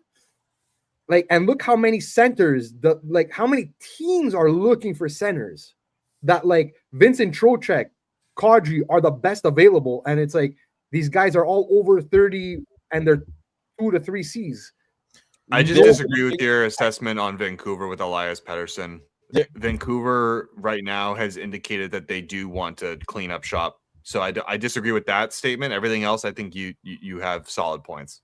I'd like to answer this point right here. I'd like my 1C to have more than 26 goals in a year as a career high. As always, I'm going to make a comparison to Claude Giroux. At the age of 26, Claude Giroux's career high was 28 points. Would we look at him as a 1C at the time? I'd say the answer is yes. Well, also, it's because he's a playmaker. Robert Thomas is my point. Like you have different kind of centers. Also, like you have Austin Matthews, like goal scoring center, but then you have other guys that are more playmaking centers. It's like. Again, like, I'm exactly. sorry. And then Adam Oates. I'm sorry, guys. Like back in the day, Adam Oates. Like exactly. Adam Oates having a year, but the guy put up like 60. He put up like 70 assists. Like, and more than that, even Adam Oates was fantastic, and Thomas had last 2 seasons, I believe, 60 assists. Rick, to your 1C is a two-way center. I'd say that's pretty damn good. And Nick Suzuki got what, a 90-point season under his belt or something? Yeah, he's on pace for 95 right now. So, but here's the thing with Nick Suzuki: he's a two-way playmaking center. He's not a true, I would say, two-way forward center. He's got dynamics of both. I won't argue that. The way I can see him, and you guys brought up Dylan Larkin. I think that's a really bad, not a great example because he's a 1C because of his elite two-way game. He's not the kind of guy that you would expect to get you the points, but he's a very responsible two-way guy. That's who Dylan Larkin is. I just gave you an example. In all areas. Like, yes, Giroux, but Giroux was more of a playmaking center, I would argue. That's what I said he was. He was an elite two-way playmaking center. But Thomas is a good two-way center. Like, Thomas is very good defensively. Yeah, that too. Don't knock Thomas's defensive game. I think he's more of an offensive-minded individual. Listen, like I said, when you get into player evaluation, it leaves it up to the court of public opinion. So when you leave something up to the court of public opinion, you're going to have different views on it. Unfortunately, I just think Simon Nemec can garner you the same because you're going to get the potential of a true RD1, and then you're going to get honestly, that's why I say you can do Nemec. He has term. That's what you're paying for as well. Yeah, I mean that's the only thing for Thomas that's if Thomas did not have that contract, if they were both RFAs at the end of the season, tell me that you could not get equal value for both of them. I think it'd be closer for sure. But I just want to go back to that one point of like how many teams are looking for 1Cs? A lot. How many teams that are playoff contenders are looking for 1Cs? None. Because they already have them. That's the playoff contenders? Yes. Well, okay. I don't think the Kings have a 1C right now. We have. I don't think Ottawa has a 1C right now. They're not contending for the playoffs. That's a playoff contender. That's absolutely. The Kings just got Panarin. That's a playoff contender. I didn't say they're a cup contender. They're contending for the playoffs, though. I mean, maybe we'll see. Ottawa's only 3-4 points out of a playoff spot right now. They're absolutely on there. I think he's trying to refute you, but you got to let him. Go ahead. Let him finish his point. Sure, they're there, but they're not going to want to sacrifice all what they're building up for the next year for a 1C for a couple years. That's the thing. The price has to be worth it, and the teams that are legit cup contenders aren't going to bite on a 1C because they already have it.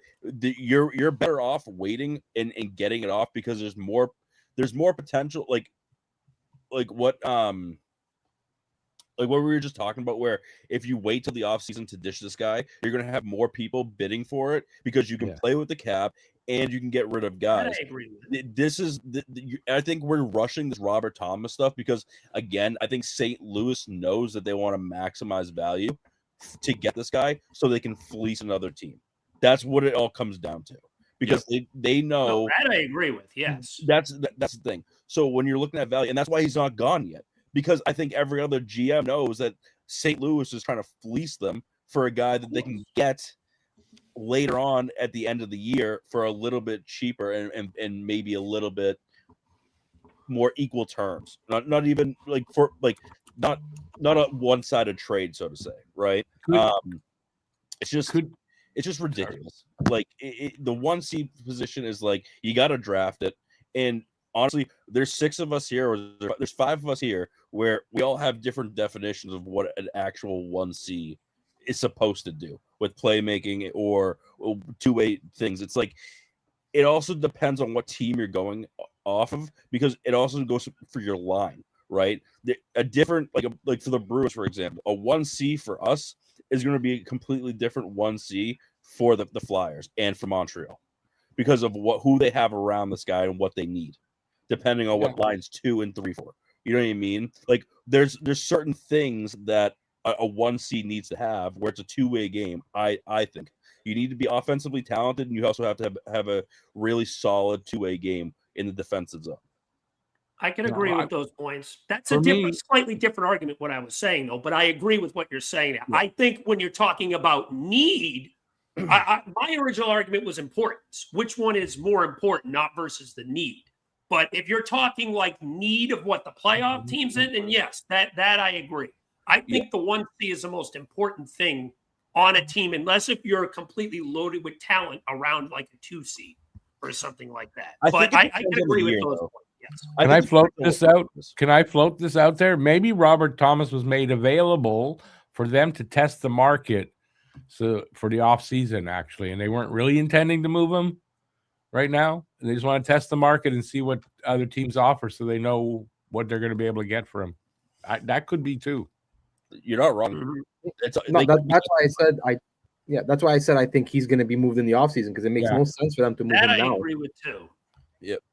I don't think he ends up getting moved anymore at this point. I feel like for a guy of Robert Thomas's quality, if a trade were to have been made, it would have probably already been made by now. I think this is, at this point, this doesn't look like it's going to happen. Yeah, I tend to agree with that. Yeah. I disagree, because I think if you're St. Louis, you want to wait till the last possible minute to hear everyone's offer.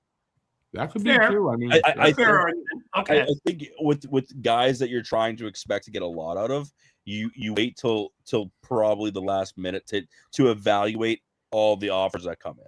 And that way, that's a fair argument. I can agree with that. The only thing is, you also do play the risk of some of these suitors potentially trying to pivot too after waiting so long, because they want to make a move. Because if you're going to have 5 or 6 suitors in that contention, and they know they need to make some level of upgrade, if you're waiting that long too, some of these guys may want to pivot to another direction. You might lose some of these guys as well. But that is a fair argument. I do get where you're coming from there.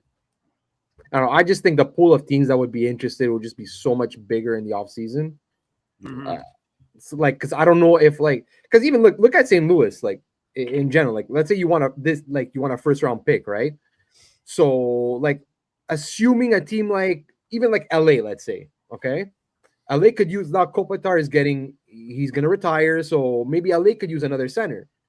So if you wait till the offseason, if LA keeps on falling and they end up with, let's say, the 8th, 6th, 7th, whatever pick, now obviously that pick is more valuable than what a first round pick that, let's say, Utah would be giving you, or whichever team is in the playoffs right now would be giving you. Plus, they might also have a prospect that maybe St. Louis likes a lot better. So I don't know. For me, that's why I think the only way he gets moved at the deadline is if a team really overpays for him, because obviously it will make the most sense. Then it will make sense for St. Louis. But also, I just think St. Louis can get a better package than what somebody I think would be willing to pay now than as opposed to later. Because I heard like they said, Boston, they wanted James Higgins. Boston's no. Apparently they wanted Desnoyers from Utah. Apparently Utah said no. So, but now these are teams that are in a playoff spot that can use him. But again, I go back to maybe teams that are not in the playoffs right now that are well, let's wait till the off season, and they might have a prospect that St. Louis might like, then say okay, if you're willing to give us him plus your first round pick, So I don't know. I just like I said, I just don't see Robert Thomas being moved at the deadline unless it's a huge overpay. Yep. I get where you're coming from. I do. I really do. I'm kind of in the same boat as you, where that it's unlikely that they're going to move him because the price is so high, and they're probably going to wait till the off season to actually make something work, because there are going to be more suitors, and the ability to actually make a trade, or make a deal happen, maybe even a 3-way deal in the off season, is going to be a lot better, I guess. But honestly, I wanted to touch on the Corey Perry. I mean, old ass Corey Perry got for a second round.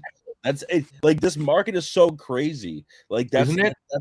That's what I'm trying to get at. Is just the market has been so crazy that I wouldn't surprise me that if a decently upsided right defenseman, could get something high, because again, old ass Corey Perry went for a second round.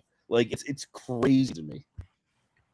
Maybe Tampa thinks that by getting him, it gets them to the finals. Well, like a rabbit's foot, like a good luck. Yeah, charm. exactly. So they felt it was worth the second round pick. It's crazy. I mean, there's been a ton of overpayments in my belief this year. I mean, I'm going to keep going back to this, but like Nicholas Roy for what he got in his 5 goals, it's unbelievable. Like, it's just the market right now is so crazy, and I'm not surprised that we haven't seen much trades go on because of the market. Do you remember when Dreher and Drager said it was going to be a buyer's market? That didn't end up being the case now, did it? Nope. Seller's market. Oh, for sure. And honestly, that was a good move for Trevelin, because he got his ass kicked last year. 2 terrible deals, one with you guys, way worse than ours, and one with us for Scott Lawton. What you guys did to Trevelin for Brandon Carlo last year was probably one of the biggest fleeces I've seen in the last 5 years. That trade's looking more and more painful by the day for the Leafs, especially if that pick ends up in the top 5. Yes, they'll get a top 5 pick, but then they pretty much have to give up back-to-back unprotected first based off the terms of their 2 prior trades that they made. Because the 2027 pick, if it ends up in the top 10, they have to have a choice of whether they give it to you guys or us. We'll give it to us because they hate you. And then they give the 2028 pick to you guys unprotected. So they're in a big pickle right now. So they got to recoup some first-round assets. So that was actually a pretty good trade, even if it's top 10 protected from the Avalanche, and we know they're not ending there this year. But it's still, at least you get something out of it. Yeah. Did they use Astroglide at least when they made those trades? I wonder.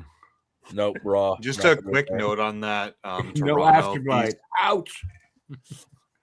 Just a quick note on that Toronto piece, Alex. Like, yes, Toronto has the potential to get a top 5 pick, but it's going to be highly unlikely. I think you and I spoke about it. It's probably going to land somewhere between 8 and 12. Barring them jumping, I agree, yes. Unless if they jump to the top 2 spots, which is possible, slim, but possible, it will likely be what you mentioned, probably right around that. I'd say right around the 8 to 12 range. That makes sense. You know what's funny, though? Toronto, They keep losing games. Toronto keeps losing. Love it. And I think they're ready for the golf course already. Yeah. And it wouldn't surprise me if, like, by some crazy Canadian miracle, that Toronto gets number 5, like, just with the lottery. Like, I don't know. Like, if they keep losing out, it'll be like we need to save a original 6 franchise. So the league is gonna be like, yeah, here's your 5th pick. Here you go. So it's protected, and they can get something out of nothing. Oh, that's so bad. We got a small news break here. I'm not going to hit the breaking news. This one isn't too crazy. Jordan Eberle extended 2 years, $5.5 million with the Seattle Kraken. I don't hate that. I don't hate that. Not a bad deal. I agree. He's older, but not He's terrible. Putting up numbers. He's still putting up numbers. Last I saw, because of fantasy, he had 22 goals last I saw. Yeah, no, he's still playing at a pretty decent level. Yeah, he's still a good player. Yeah. And also, just from before, I don't know if anybody else saw it, but Alex Nadalkovich re-signed in San Jose. Yeah, I've seen that. What was it, 2 years, 1.7 mil, I think it was? Something like that. I know it was 2 years, but it was more than 1. I think it was 2 point something. So we're talking about the Leafs. I have TSN on with the mock draft, and they just had the Leafs don't get number 1 and with Gavin McKenna.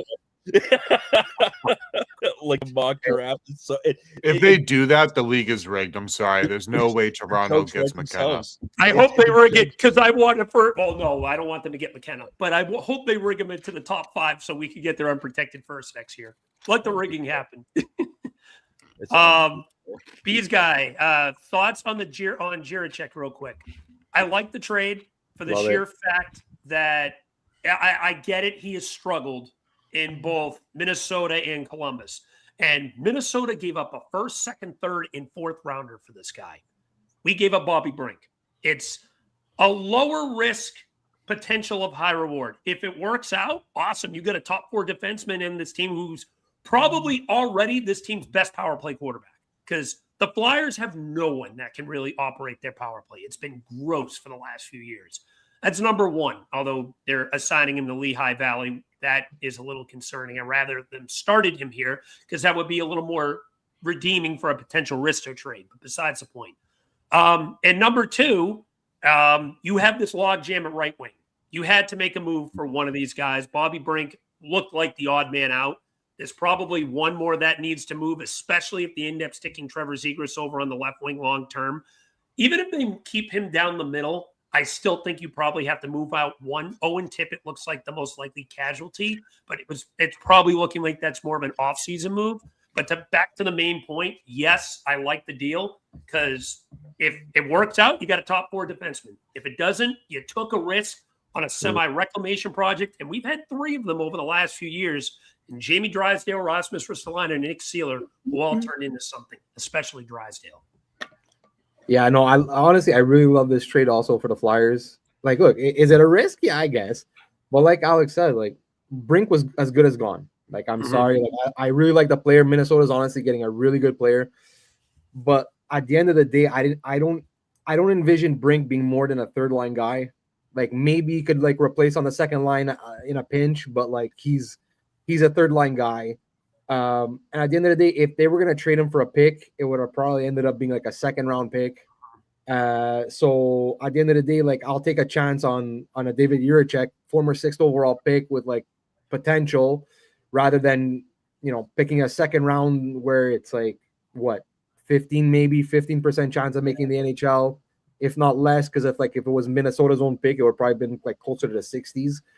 So honestly, like I love this trade. It's if Jiricek ends up busting and whatever, like, you know what, you took a shot. So like I was honestly a little bit shocked that they were able to it would only cost them Brink. But you know what, I'm happy for Brink too. Like he's a Minnesota kid. He's going to play for the Wild. Really happy for that. Briere did him a solid again. Yeah. Like, doing these guys solids. Like, he sent him to Minnesota. That's his home state. Exactly. Yeah. So man, good. Honestly, I love this trade for the Flyers. If Tippett goes, it's really sad the Flyers got nothing back for Drew. I do not agree with this point.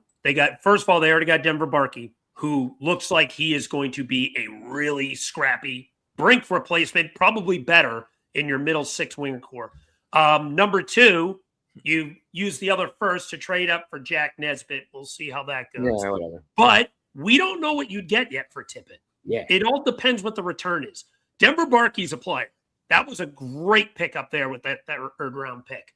But it all depends what you get back for Tippett for me to really say what you end up turning that into. So if they move him, that is. But again, to be determined.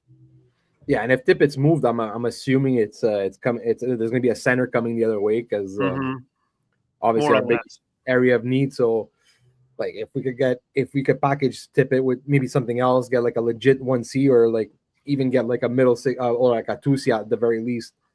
We'll see, but again, depending what the return, because we wouldn't trade Tippett for nothing. Like that would just make absolutely no fucking sense. Like he's on a great contract and he's a pretty good player. So you could trade Tippett for Nemec. If the Devils are, I would do something. 100%, I do that.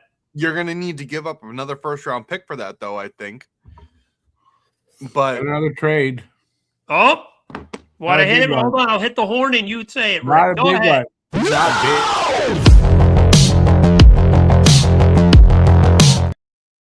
That was overkill. Vinny, no, you said this trade. I hit the button. What is it? Vinny Hinostroza goes to Minnesota for futures. I was still hitting the button. It was worth it. So Florida trading someone else. These I guys. think Would I Minnesota be went to okay? Florida. No? No. Oh, yeah, you're right. Florida gets Hinostroza. My Yeah. mistake. And futures go to Minnesota. So they're getting rid of someone because they picked up somebody. Interesting. Hey, we got somebody. Hang on there, Jamie. Hang on. We got Jamie coming in. Do I hear Mr. Bascow coming? Oh, Jamie. Mr. Jamie! There he is. There's the legend. Hello, hello. Jamie. Jamie, you just missed the craziest trade, buddy. Connor McDavid to the Flyers for a bag of pucks. What a pick. Hey, you know why it happened? Because of Eric's freaking hat. Eric has a new hat on. That's the reason. I tell you, man, this guy's like the hat king. Oh, I love my hats. I love my Oh, hats. for sure. I feel like Now- Jamie's calling in from the car. He just goes, "What's up, guys? I'm here to fuck shit up." Yeah, that's what I do best. Was anybody shocked at Philadelphia? Oh my We were god! just I'm talking about it shocked with they that got trade. Juracek for Brink. I was like, holy fuck! Well, okay. You know what? That's a move that a team makes that still has 3 to 4 years left of the rebuild. Yeah. No, I don't think I'd 3 say or 4, another- but like at one or least one to two. I think. Yeah, I that's honestly, I probably think Juracek below could last. play in the league right now on a bottom pair. I think he could. Well, he played 25 games in Minnesota this past year, 24 with the Iowa Wild, and he hasn't played a game for Minnesota since January 31st. And he has 2 goals in his career in a total of 84 games. Mhm. I think The one thing that I do like he has, the Flyers were high on him, as you all know, from his draft year. The one thing I do like is it shot from the point, and that's something that the Flyers have needed, especially if you trade Rasmus Ristolainen. Risto has a cannon. I don't know why he doesn't use it more from the point. His shot is heavy. He has one of the heaviest shots in the league. I don't know why he doesn't use it more, but maybe Juracek, maybe you're able to untap that. You know, that's why I would have kept Brad Shaw, who I thought was a phenomenal defensive coach. Would work with him, but it is what it is. yeah. But I'll tell you, the right side defensively is nice, comparable.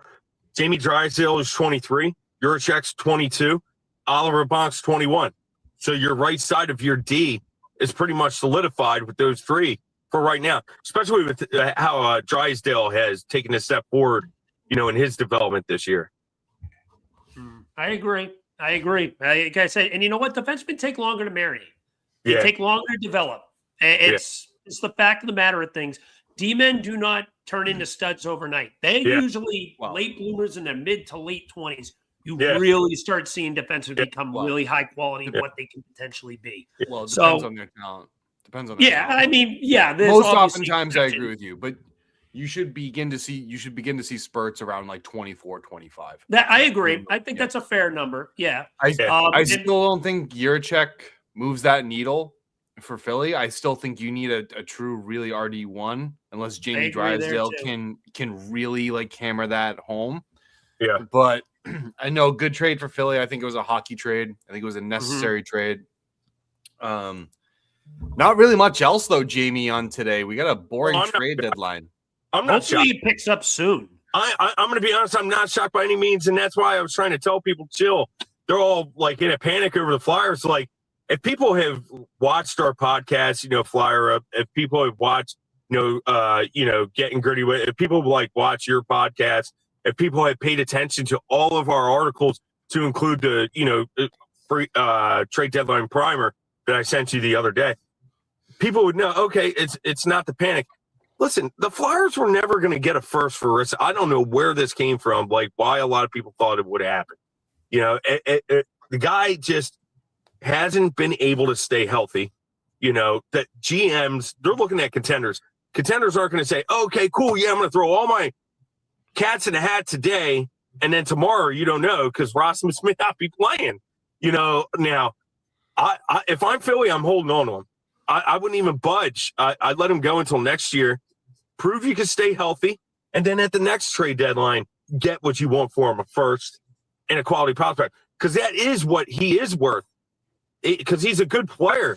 It's unfortunate that he just can't stay healthy, and it's driving his value down. especially when you're seeing mediocre players going for first and stuff. Well, they've also played too. Remember, Rasmus Ristolainen missed nearly the entire season last year due to his triceps, and then missed half the season this year, and then came back, and was banged up before he went to the Olympics. And then I really think that Taka did damage the other day. When he said that Risto was banged up, I think that's why Philly played him last night. Because if you don't play him last night, now it's like, okay, well, Taka on Monday said he was banged up. Now he's not playing again. How hurt is he? And is it worth it for them to throw all these eggs in the basket for Risto? Well, Jamie, I think if Philadelphia is willing to retain, I think the 50%, yeah, you could argue. Someone could argue for a first, but you're not getting anything else. Like if that's it, but that would be it. You know what I mean? Otherwise, you can look at a second and a B- prospect. I would say, that would be reasonable. I always thought if they were going to get a first, it'd be like a Sean Walker deal. Hey, you're taking this crap contract, in lieu of the first. And does the cap space to do it? So, do they want to go down that road again? Have retainment, like you said, because you're 100% right. They'll have to retain. Now you get the retainment, then you get the first, which is cool. But you're getting this bad contract, so you're getting 2 storms there for a good draft pick. And maybe a decent prospect. Maybe, and I say maybe because we don't know how prospects are going to turn out. You know what I mean? Like they're crapshoots. Just because Porter Martone is killing it in the NCAA from Michigan State doesn't mean that he's just going to come to the NHL and start lighting it up. You know what I mean? Like Cutter has. Cutter has done well. But not everybody's Cutter either. You know what I mean? So like you're not always going to get a McDavid in there or Sidney Crosby in there. Like those players just don't come around very often. It's actually a shame that this is transpiring and Cutter Gauthier just scored his 31st goal. Please don't remind me. Yeah, I know. Fuck. Please don't. Don't get him started, Jamie. Jamie, don't get him started. I'm gonna stay quiet. I'm already defeated from it. Alex, this Bees guy really gives it to you, dude. I love him. He's like my favorite person. I hate the realism. The fact of the matter is they definitely could get a first-round pick. I love you, Jamie. I'm actually going to disagree. The reason why he hasn't been traded is the Flyers want significantly more than that. They want a player, a prospect, and then another pick on top of it. That's where I think Danny's going overboard. I agree with that. You can get a first-round pick for Risto. That's not what's the reason why this hasn't happened yet. It's because Danny has set a bar and no one's hitting it yet. And I don't think anyone's going to hit it. And I don't think he ends up getting moved if this keeps up, unless if Danny lowers his bar. He wants 3 pieces. I'm just saying, if you can get me a first, or maybe hypothetically we'll talk with Detroit, a Danielson, or a Carter Bear, and maybe you throw like a 3rd-round pick back as a sweetener for one of those 2 guys. That could happen. Absolutely. There's already been talks that they're trying to bring Risto more than what is to be desired. The quote-unquote return they're looking for is the Brandon Carlo return. I do not think they're going to get that. But if you're telling me you can get a first-round pick for Risto straight up, I think you can do that. I'm not really worried about that. It's more that they want more. Danny's trying to overkill it, and that's how you kind of draw teams away. I originally thought when all these high prices were going out that maybe that they were going to be able to get what they wanted. But now things are calming down. Now that, everything's kind of quiet, we're only about 2 hours away from the deadline. Danny's going to have to make 2 choices. Either one, he comes down his price a little bit and goes back to maybe a first only or something like that, or he holds on to him until next year and tries again. But the thing is, he needs to accept that most likely he's not getting the Carlo deal. So there's that. Look, I'm going to be honest with you. It's not just an issue with Danny Briere. It's a lot with the other GMs too. You look at Vancouver. Vancouver's probably been the most reasonable, I would say, with their selling. Like they're actually being quite reasonable because they know the other GMs are not. You look at what Doug Armstrong's trying to do with, Robert Thomas, Justin Falk, Colton Parayko, all of these guys, Jordan Kyrou. He wants 35 million first-round picks, Jamie's second-born child, Alex's left testicle, and Steve's good hair. Like that's what he's asking for, and it's not a price you're gonna get. And, when you want, especially when you want to sell, when you're the one that wants to reset your team, yes, you have those high value players, but you need to be realistic in your pricing. Yeah, no, I agree with you there. I don't think he's going to get that return he wants, but I don't think it's out of the realm of possibility to say he could still get a first or like an A- prospect or something like that. Not like a friggin' blue chipper. I'm not saying that, but maybe like a guy that could fit in your second line one day, something like that. Yeah, I guess we'll see. I don't know. That's a lot for a guy that has only played in a handful of games this year. You know what I mean? I agree. You're asking for a lot. And the thing is, he's aging too. So, you know what I mean? So 30, 31. I think he's 31. He's about to turn 32 here. He's 31. So like, I don't know. He's got a lot of miles on his tires, and I don't know, man. It's just a lot to ask for a player that just can't say. That's like trying to trade Joel Embiid. I mean, Joel Embiid, you don't know if he's coming or going, and he's handcuffed the Sixers in so many ways. He just can't stay healthy either. Risto's sort of the same thing. It's not that they don't want to play. It's just their body says, hey, I can't play, and that's where they're at. So in some way, maybe it is worth it to just offload Risto for a second and then get your prospect that way that you want. Lower, like you said, lower the bar to a second, get the quality prospect that you want. That is more understandable, or even a third, I'd take, to get that prospect that you want. If you're getting a good, solid prospect down the middle, I'd take a stab at that. Shoot, why not? You just got Juracek, you have Jamie Drysdale, and you have, who the heck am I missing there? Juracek, Drysdale, shoot, we just said it. Oliver Bonk. Oliver Bonk. I mean, so you have your future right there. Now you can take a stab with the center prospect. And Massimo Rizzo was traded today. So there goes one center prospect out the window. Now you open the door for another. Hey, let's see what he does, now. So that's what I would do. I would trade. Sorry, Jamie. Well, here's the thing. If you think about it, like, oh God, I had it and I lost it. Oh fuck! I hate. You ever get that feeling? Like, you have the thought and then it goes. Yes. You're waiting so long in your brain. Oh, trust me. It's gonna. I was holding on for that for so long. I was letting like Jamie just ride the high and go. And oh my God, I forgot the fucking point. I am not made for TV, guys. It's either my receding hairline or my lack of memory. One of the two that's going to prevent it. You know what? Go Boston, baby. Go Bruins. Dude, I got it. It's back. You mentioned Boston. That's what got me. It's going to be bad, right? If you think about the top trades that happened today were Corey Perry to Tampa, and then the Bobby Brink and Juracek trade. If that's it, that's all that happens, this trade deadline, shit, garbage. I want to repeat. You got 2 hours. They better start picking up soon. These guys are definitely going to be. I think in the final hour, we're going to start seeing some chaos. I mean, a ton of trades were happened yesterday. A ton of trades happened the day before. A ton of trades have been happening since the Olympic break. So it sort of is okay for it to die down.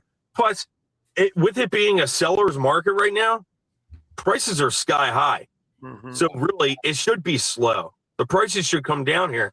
Maybe I don't know.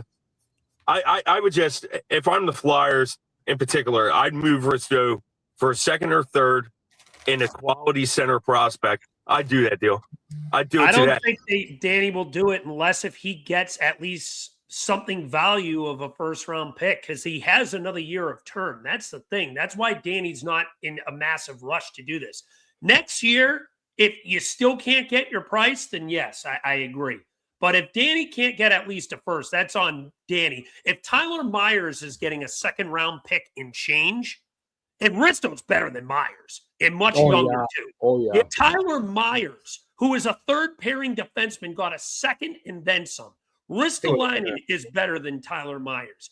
Now, this is a completely different position, but Nicholas Waugh got a first and a fifth. Yes, I get it. Different position. So prices can be different in that term. But still, in terms of player value, Risto should be able to get you a first. It's just Danny wants to make an overkill. That's I gotta be honest with you. Fuck Risto. And I don't mean to be that to be rude, guys. Like he is not the top name that's available. Like I'm sorry, like Colton Parayko, Justin Fogg, those two are both better than Ristolainen. Like, you know what I mean? Like I want to know when the ball's gonna drop and when things can start happening. It's a boring trade deadline, and I'm having a hard time.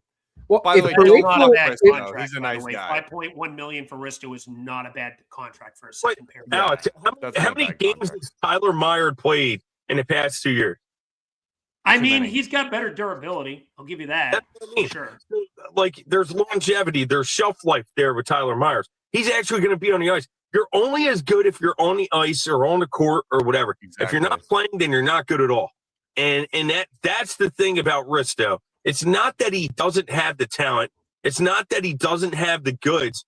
And it's not that. He transformed his game. Tortorella did a phenomenal job, and Bradshaw did a great job with him to, hey, you want to have longevity in this league, you can't go guns blazing. You know, you already can't stay healthy as is. You gotta chill. You know what I mean? And they transform his game, and now he's a solid defender, you know, for such. Kudos to them. But he hasn't been able to stay on the ice. He's only played, and I'm being nice by saying this, in 64 games in 2 seasons. You know, and I'm being nice by saying that because I think it's actually less. So, yeah, I'd go with the Tyler Myers because I have a better shot at winning if Tyler Myers is on the ice. Risto, you don't know if he's coming or going. That's a fair argument. Durability is big. I can't really argue that point. I just go better player versus durability. Yes, B's guy, that's a fair point. Availability is the best ability. I can't really argue that either. But playoff Risto has been talked about for years, man. If he's There's healthy, no but. It's a big if. It's a risk. There's no not but. arguing that. But if he's healthy, he's a perfect playoff defenseman. Well, you know what? I traded him to Montreal for Cole Caulfield. Straight up. All right. You're not so. You're out. Hey, yeah. Jamie, they'll even sweeten the deal. They'll give you Ivan Demidov and Suzuki too. They'll give you the whole line. Just throw them away. Now we're talking, and then we'll give you Brett Harrison. How about that, Brick? I love it. Let's do it. Bruins No comment. Brett Harrison. No, I keep going back because I'm going to be honest. The worst freaking deal ever was the Cam York deal, and I just said, like, I still have bad thoughts in my head. We're talking about Cutter and stuff. What about Cam York, man? The Flyers had Cole Caulfield twice, not once but twice, and then traded for it. Come on, man.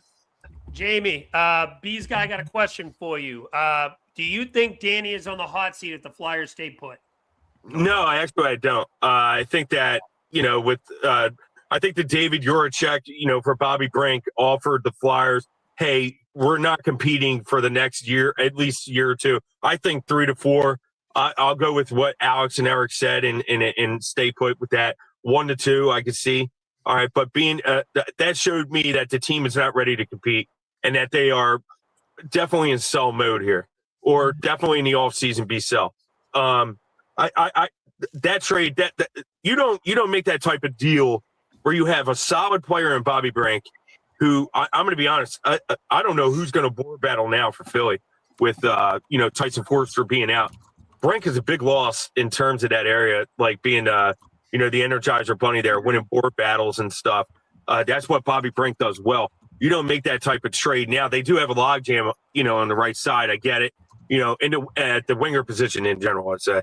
But you don't make that type of deal for Juracek, who is an AHLer at this point, you know, for the most part, an AHLer, unless you're in compete mode. The Flyers are clearly not in compete mode. That's what that trade offered. So, no, I think Danny Briere and Keith Jones, I think they have the shelf life at least of Rick Tocchet. I think if Tocchet is fired here next year, I think then Danny Briere is on the hot seat. I think a GM and a coach go hand in hand. I've always said that, you know. So if Tocchet doesn't improve, or Tocchet gets canned next year, I can see Danny being on a hot seat next year, not this year. I think I agree with you, Jamie. I think you hit the hammer on the nail on that one. I don't think he is right now, but I do think they turn the dial up a little bit if he doesn't. The summer of 26 is what the Flyers have emphasized for years to this organization, to the fan base, to everyone. Summer of 26, ever since this thing began in 2023, that the summer of 26 is when this team is going to start making their push. I need to see what they do in the summer of 2026 first. Yep. And I agree with you 100% with the Rick Tocchet take. If it's very unlikely, unfortunately, as much as I want it to happen, that Rick Tocchet gets fired this offseason. I wish it would happen tomorrow, but part of the argument for a different day. With that being said, I need to see what kind, and yes, I agree, B's guy. There's no free agents available. It's going to have to come in the trade market. I got to see what type of move that this team tries to make in the offseason to try to improve this team, especially down the middle. If they're in the same stagnant position next year and no one's developing, you're still playing this low event, bore fest of hockey, then no. Then, you can turn that dial up quite a few pegs on Danny and Tocchet and crew. But if you start seeing steps in the right direction, they progress offensively, they add a center, that top six, then sure. I think that he'll be just fine and the team starts making a step in the right direction. It all depends what they do in the summer and next year. Hiring the UFC fighters to teach the guys how to fight wasn't a step in the right direction? Well, Nick the Warrior and Garnet Hathaway. That's a good point.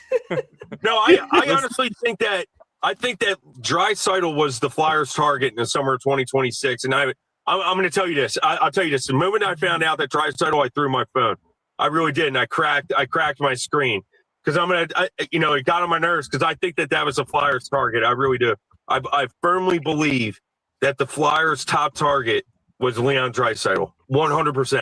I think that they would throw anything at Draisaitl to obtain him even today. I do. I got a few updates in the NHL to work with here regarding Montreal, Pittsburgh, and Calgary. We'll start with Montreal. They are potentially, not definitely, but potentially working on a trade involving Nazem Kadri that could send Patrick Laine over to Calgary. Nice. And in terms of the Penguins, they are potentially working on a deal with Stuart Skinner. So keep an eye on both of those. I hate to admit this. I like what Dubas is doing in Pittsburgh. I hate to admit it, but he's done a fantastic job there so far. I really admit it. I don't hate the Stuart Skinner move if they're planning to do it. It's just a little surprising with them being, I think, second in the division for me. The Montreal move to acquire Nazem Kadri would be brilliant. As your second line center. That's I don't really want them to get Kadri because of numbers. Like it's term. But if they can get rid of Laine for that, then it's a switch. I don't think it's that bad. I'll be okay with that because at least Kadri is going to do something for us and help. I don't think Laine was going to do anything for us. Look what Pittsburgh's done in 2 weeks. Sid the Kid's coming back. You know what I mean? So that's what I mean. Kudos to them for even being second in place in the division. You lose a player like Sid. Imagine if the Flyers lost TK for an extended period of time, not just these past few games. Mm-hmm. Could the Flyers stay afloat for as long as they've had? You know what I mean? If they lost TK. If TK was out a month, the Flyers would be the second to the worst team in the NHL, hands down. Maybe the third. How about Montreal losing Suzuki or Caulfield from that would be – see, that's a good example. Yeah, losing Suzuki or Caulfield would kill Montreal long term. Oh, yeah, absolutely. Absolutely. I wanted Suzuki, man. Listen, Rick, man, you need it. Jamie, stay away from my players, man. I interviewed Suzuki before his draft, man. It burned me up, man. I saw him go. Like, dang it. Yeah. We've addressed a lot with Philadelphia. Oh, I tell you, Cole Caulfield, I have nightmares of Habs, man. Yeah, I don't blame you. We've gone into quite a bit of depth with Philadelphia. I'm curious of like some of the other teams that we haven't touched on, like Edmonton, San Jose, VGK, Carolina. We just touched a little bit on Montreal. Can I ask something? What's this with Montreal and Bobrovsky? Someone you wrote in the private chat. What is that? You guys hear something that I didn't hear? No, that was just a general question of like things like to be asked. Okay. Bobrovsky is supposedly available for the right deal. He's last year of his $10 million contract. Yeah, they're not doing rumblings that Edmonton has kicked tires on him, but I don't know where that Edmonton do goes. this, man. Please do it. I need to laugh. Edmonton should do it. Edmonton Please should do it, Edmonton. Yeah. I need something to laugh at. I think you should do it. With that cap shitstorm they have. Yeah, Oh, how why? would they Come do on. that though? How would they? Come on. That would actually wouldn't be 50% bad. retention. They No, needed it a wouldn't be bad goaltender. bringing in the player, but what you'd have to give up to make both the money work and to make Florida Come on. accept. How do you What make do you the money mean? work? They would just sucker punch somebody like Vegas does with fucking Mark Stone. Every Well, the year. LTIR Tell me I'm rules wrong. are gone, so I don't Every know if year, that'll Mark work as Stone, well. around the trade deadline just goes, "Oh, I hurt my leg." Yeah, didn't he just do it? Bruise. Didn't he just do I it again? just got it again. Yeah, I just did it again. The LTIR rules are gone, so I don't know Yeah, if that they're would changed work. now. this time. that's true. That's true. No, You only get they're $3 not million. gone. They've been redone. All Yeah. that basically Yeah. says now is that the roster you put out for game night has to be cap compliant. Yeah, Yeah. also true. That's right. Well, you don't get it if he's on LTIR until the end of the season. You don't get his full cap hit. You only get league average. You only 3 get 3 million. Yeah, Yes. 3 point whatever. 3.1, I think. By the way, Eric lives in Canada. I just want to let everybody know that, right? Kudos to him. Look at that guy wearing that Flyers hat in Canada. Oh, He's got I'm black proud guys too. fought people for this. You know what I mean? It doesn't matter. He's fighting off people. I'm a Flyers fan living in Canada. A lot of What do people are throwing apples at his house for that. what does But that say about me then? You say I'm just an ass kisser that I'm a Habs fan? Yes. No, that's why I said I give you kudos too, man. Your Surprisingly, team- there's a lot of us in Montreal. I want my kudos. Yeah, that's what. Hey, they surpassed Philadelphia in terms of the rebuild. For sure. Well, they're a couple Rick, years ahead of us. But so- Rick, What's hard I to told do? Kara that I was gonna buy a Montreal Canadiens jersey, and I think she she threatened to leave me. Nah, listen, I get that. I get that. I I'd leave you, Cam. If I you would- bought I don't a really want to Habs wear jersey, Bruins. I'd have a big problem with that. You know, Listen, the biggest- I have no issues making friendly wagers with Nordy and saying like, listen, if so and so did this, like I'll wear your Habs jersey for a day. I have no I issues still owe like him a making friendly Hudson wagers jersey like that. wearing- But you will never see me buy a Canadians anything. yeah, no, exactly. The only one I won't wear ever is Leafs. Yeah, I don't blame you. I'll That. never wear anything Toronto Maple Leafs in my life ever. Rick, I sat next to a Toronto Maple Leaf fan at a Bruins hockey game, and I asked them if they could move to the other section because the nearest sight of them made me like want to puke. yeah. Why? If you ever see me wearing a own them. Leafs, if you ever see me wearing a Leafs jersey or anything Yeah, like that, call the police because something's wrong. Being held hostage. You screamed that you something's love wrong. Mitch Marner for the Olympics, buddy. Yeah, 'cause so he I was don't know. wearing- You He was concern me. wearing Team Canada jersey and he scored an important goal. Yeah, and I said I'd never probably say that again. So he's not a Leaf If anymore. I ever Philly, I'm going to throw money at him. That's why I feel bad for Flyers fans. Flyer fans are fantastic, very passionate. They've been through a war. It's going to be 6 consecutive seasons now with no playoffs. And look, they pack the house on a nightly basis. Kudos to Flyers fans. You guys are the fans of the day.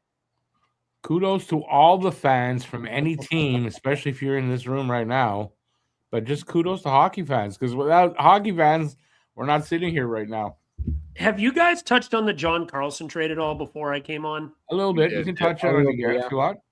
That trade, man, that one shocked me because I know there was rumblings about it, but the sheer fact that with Ovi still there, at least the fact that they ended up making that trade happen after everything was surprising and good on Washington for getting something for him. He's what is he 37? 7. Yeah, I think, yeah. 37, I think I checked, yeah. 37, Yeah. and Ovi is hurt. That whole Washington team is hurting now. Well, Because they just traded Nick Dowd before that. They said that Yeah. hit the room. Now So, this. Oh, they're what in trouble. chances? What But chances it's of Ovi? not long term. What chances of Ovi coming back next season? Then now with that, that's kind of I a mean, signal if he's he not. doesn't come back, he's going to the KHL. Yeah, he said but I he's mean- only playing for the Capitals. Yeah, I know that, but trading Carlson kind of signals like, yeah, Ovi's not coming back next year. I wouldn't say that. I I wouldn't wouldn't say that. They might just I do a wouldn't mini retool. They have some never good know. prospects. They Never do. know. They got your boy Hudson's younger brother, Cole Hudson, too. Yeah, don't forget that. Ryan Leonard's know. a stud. I They know. got We some got- studs. yeah. I don't think Ovi's coming back next year. I think he comes back for at least one more year. I do think too. 1. What's Ovi up to in goal? I will hurt you. He's not gonna get 1,000. I'd love to see it. Don't disrespect Michkov. Sorry, go ahead. I love Ovi. I'd love to see him reach 1,000 goals. I hoped he would have stayed, but I don't think it's gonna happen. And he has mentioned that he wants to retire in the KHL. He wants to retire. How many goals is Ovi up to right now? Just out of curiosity. Hold on. Checking that right now. I don't have it up. He's at 921. Yeah, so I don't think he gets there. He'll probably be like if he comes back one more year, I think he'll push like about 960, 965 range, something like that. I think he'd have to do two. I agree with that. If he does 2 more years, he'll hit 1,000. But I think he'll weigh on how much that matters to him because no one's gonna surpass him. No one. Yeah. I strongly doubt it. So it's like Cole Caulfield. No, I'm just joking. No, he's not even sniffing the pace. I know. I said he was kidding. Unfortunately, he said I'm joking. I don't know about that. I don't know if Rick is good at joking. Oh, a little minor news. This isn't a trade, but the Stars have activated Ropey Hintz from IR. So that's a big comeback for them. It's Heinz. Heinz. Hintz. No, it's Rupe Hintz. I was right. I thought it was Hintz. It's wait, Merz Lincoln's. Oh, God, don't do that again. Don't get started on Merz. I'm not going down that rabbit hole. I didn't. I was so convinced it was Listen, it's Rupe Heinz. It's not Merz Hintz. Lincoln's. Oh God! Come on, Alex. Breaking up Entertain bad everybody. Entertain everybody. Say Merz Lincoln's. Come on. Merz Lincoln's, dude. Merz Lincoln's. No, I'm not doing this again. There's no end there. Merz Lincoln's. Oh, that's awesome. I need a drink now. I need a Merz drink. Left the building. Merz Lincoln's. These guys said let's pop open a beer a little while ago. I'm going to go do that real quick. I'll be right back. Yeah, go get one for me too. Anybody else? Beer? No, I'm good. A beer? There's not enough alcohol in this world to make me deal with Alex. Just kidding. He knows I love him. Well, Eric is the cutest of them all, though. You can't hear it now. Real question is, what are we doing? What is Florida going to do with Bob? Right? That's what I want to get down to. Good one. Because the fact is, there's 2 possibilities that I think is going to happen. One, they're going to trade him as a rental to a cup contender who needs a goalie, and he's going to win another Stanley Cup. Or he's not going to get traded. He's going to, no matter what, he's going to resign with Florida, no matter what. Russians love Miami because it's complete opposite of Moscow. Actually, nice and warm, not cold and frigid. I don't know if he resigns with Florida. I think he does, and he takes a cheaper deal. I don't think it's going to be 10 mil. I think if he resigns with Florida no matter what. But if he doesn't get traded, I guarantee you they're just going to be like, yeah, you're going to ride the pine for the rest of the year because you've already made it to – you've been playing till July for the past few years. Get some rest. That way next year we're going to come back and win the cup. You know what? I like Vegas. Okay. I think if Bob does get moved, I think Vegas is a team to watch out for because, man, their goaltending is – because we were talking about it like early on in the show, but like their goaltending is absolute garbage. Yep. Like that's one of the major reasons why they're as bad as they are this year. It's like Aiden Hill is absolute trash. As his numbers are trash this year. They attempted to they signed Carter Hart, but injured. Like he got hurt. I don't know how long he's out for. Akira Schmid is the only one that's actually trying to carry this team, and even at that, he's at an 895 save percentage. So but you want to know what though, Eric? It's not just their goaltending; their defense has not been that great. They're loose on the puck. No, but like also like when you're hold on, I had the number right here. When you're starting goaltender and his goals save Aiden Hill, I'm assuming Aiden Hill is their starter. when your goals saved above expected is a -15, like wow, that's rough. That's not just to blame the defense. That's a combination of defense and you just suck. You know what I mean? Yeah. Like there's Their first round like exits. a -3 or like a +1, right? Like, okay, cool. We could talk and really get into it, but it's -15. Come on now. It's you and the defense just not working together. That's just what it is. I'm not gonna lie, Bees guy. I'm a little disappointed because I went to my fridge and completely forgot all my beers are gone. I finished off the last 2 last night when I got home from bowling, so I only have these Happy Dad seltzers, and it's crappy ass pineapple flavor. So I'm just gonna have this instead. Unfortunately, I'm not proud. If y'all want to see Happy Dad seltzer, Yeah, that's what happens when you get over 30. yeah, I'm a little disappointed. I was hoping to grab. I thought I had a few Oh, we Stellas. lost still in there. Jamie. Stella. We're fine now. And honestly, they're not even that good. Ugh. I'm really so disappointed. so no, but like talking about Bob, like because honestly, if you really think about it, like which teams actually need an upgrading goal, like I guess you can make a case for like Montreal possibly. Mhm. Other than that, Vegas, Edmonton. I don't think they have the money. They don't have the cap They to don't make have it the work. money. They But don't.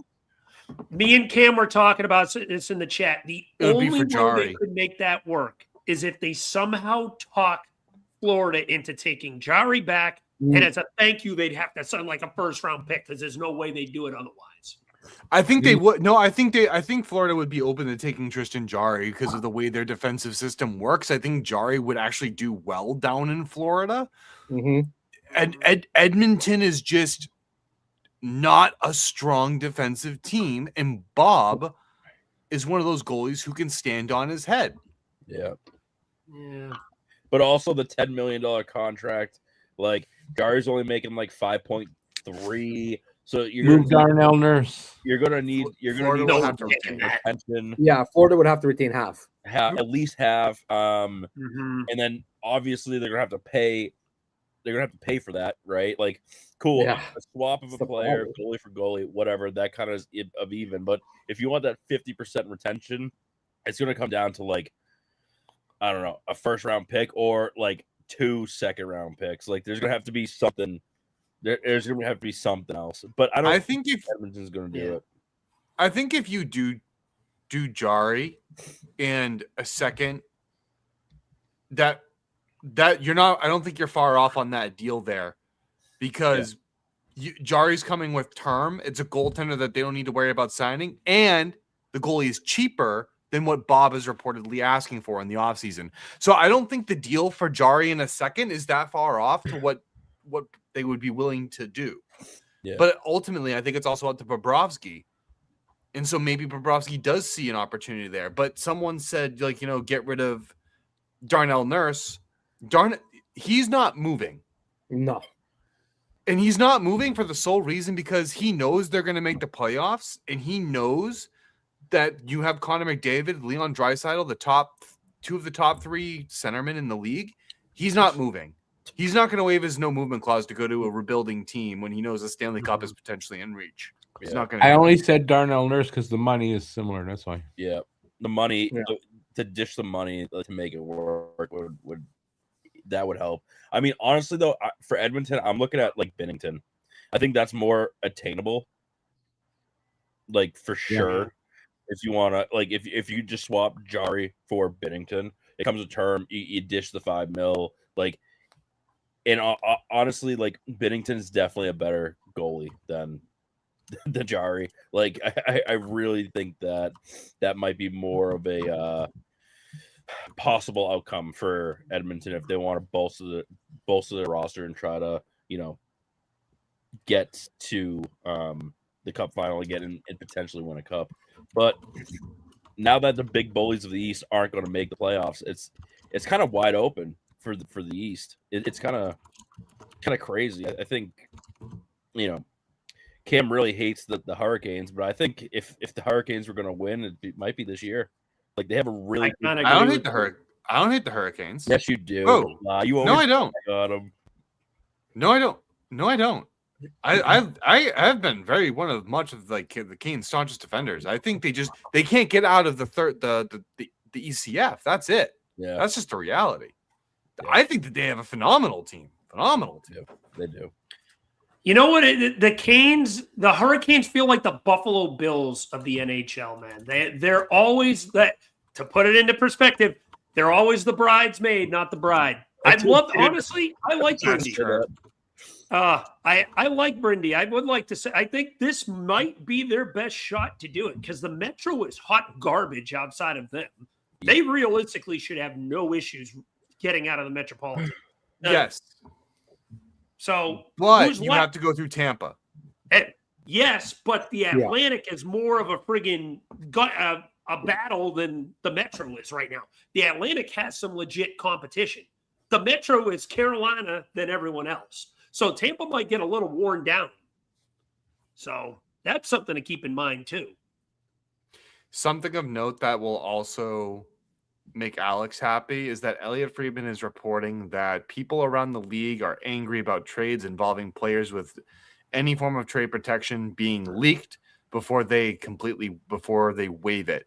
He says some people are thinking it's the teams leaking it to insiders, but in his case with the Uyghur trade specifically, it wasn't true. So it seems like a lot of drama around the league, and there's only one person in recent memory that I can think about that did something like that, and it's Mr. Darren Dreger. So it seems like a lot of players and personnel are not happy that is occurring. I don't feel bad for Dreger after how he's acted over the last month. I'll just keep it at that. I got to go walk my dog. I'll be back soon. We talked about this in the chat, Cam. I do not feel bad for him at all because the way he handled himself since the whole thing with the Crosby injury and that individual just giving his feedback, don't feel bad for him. I just don't care one way or the other. Yeah. Same. Oh, I don't really care either. I just don't feel bad for him. I don't want him to play the woe is me sympathy card. I don't think he is, but I'm just saying in general.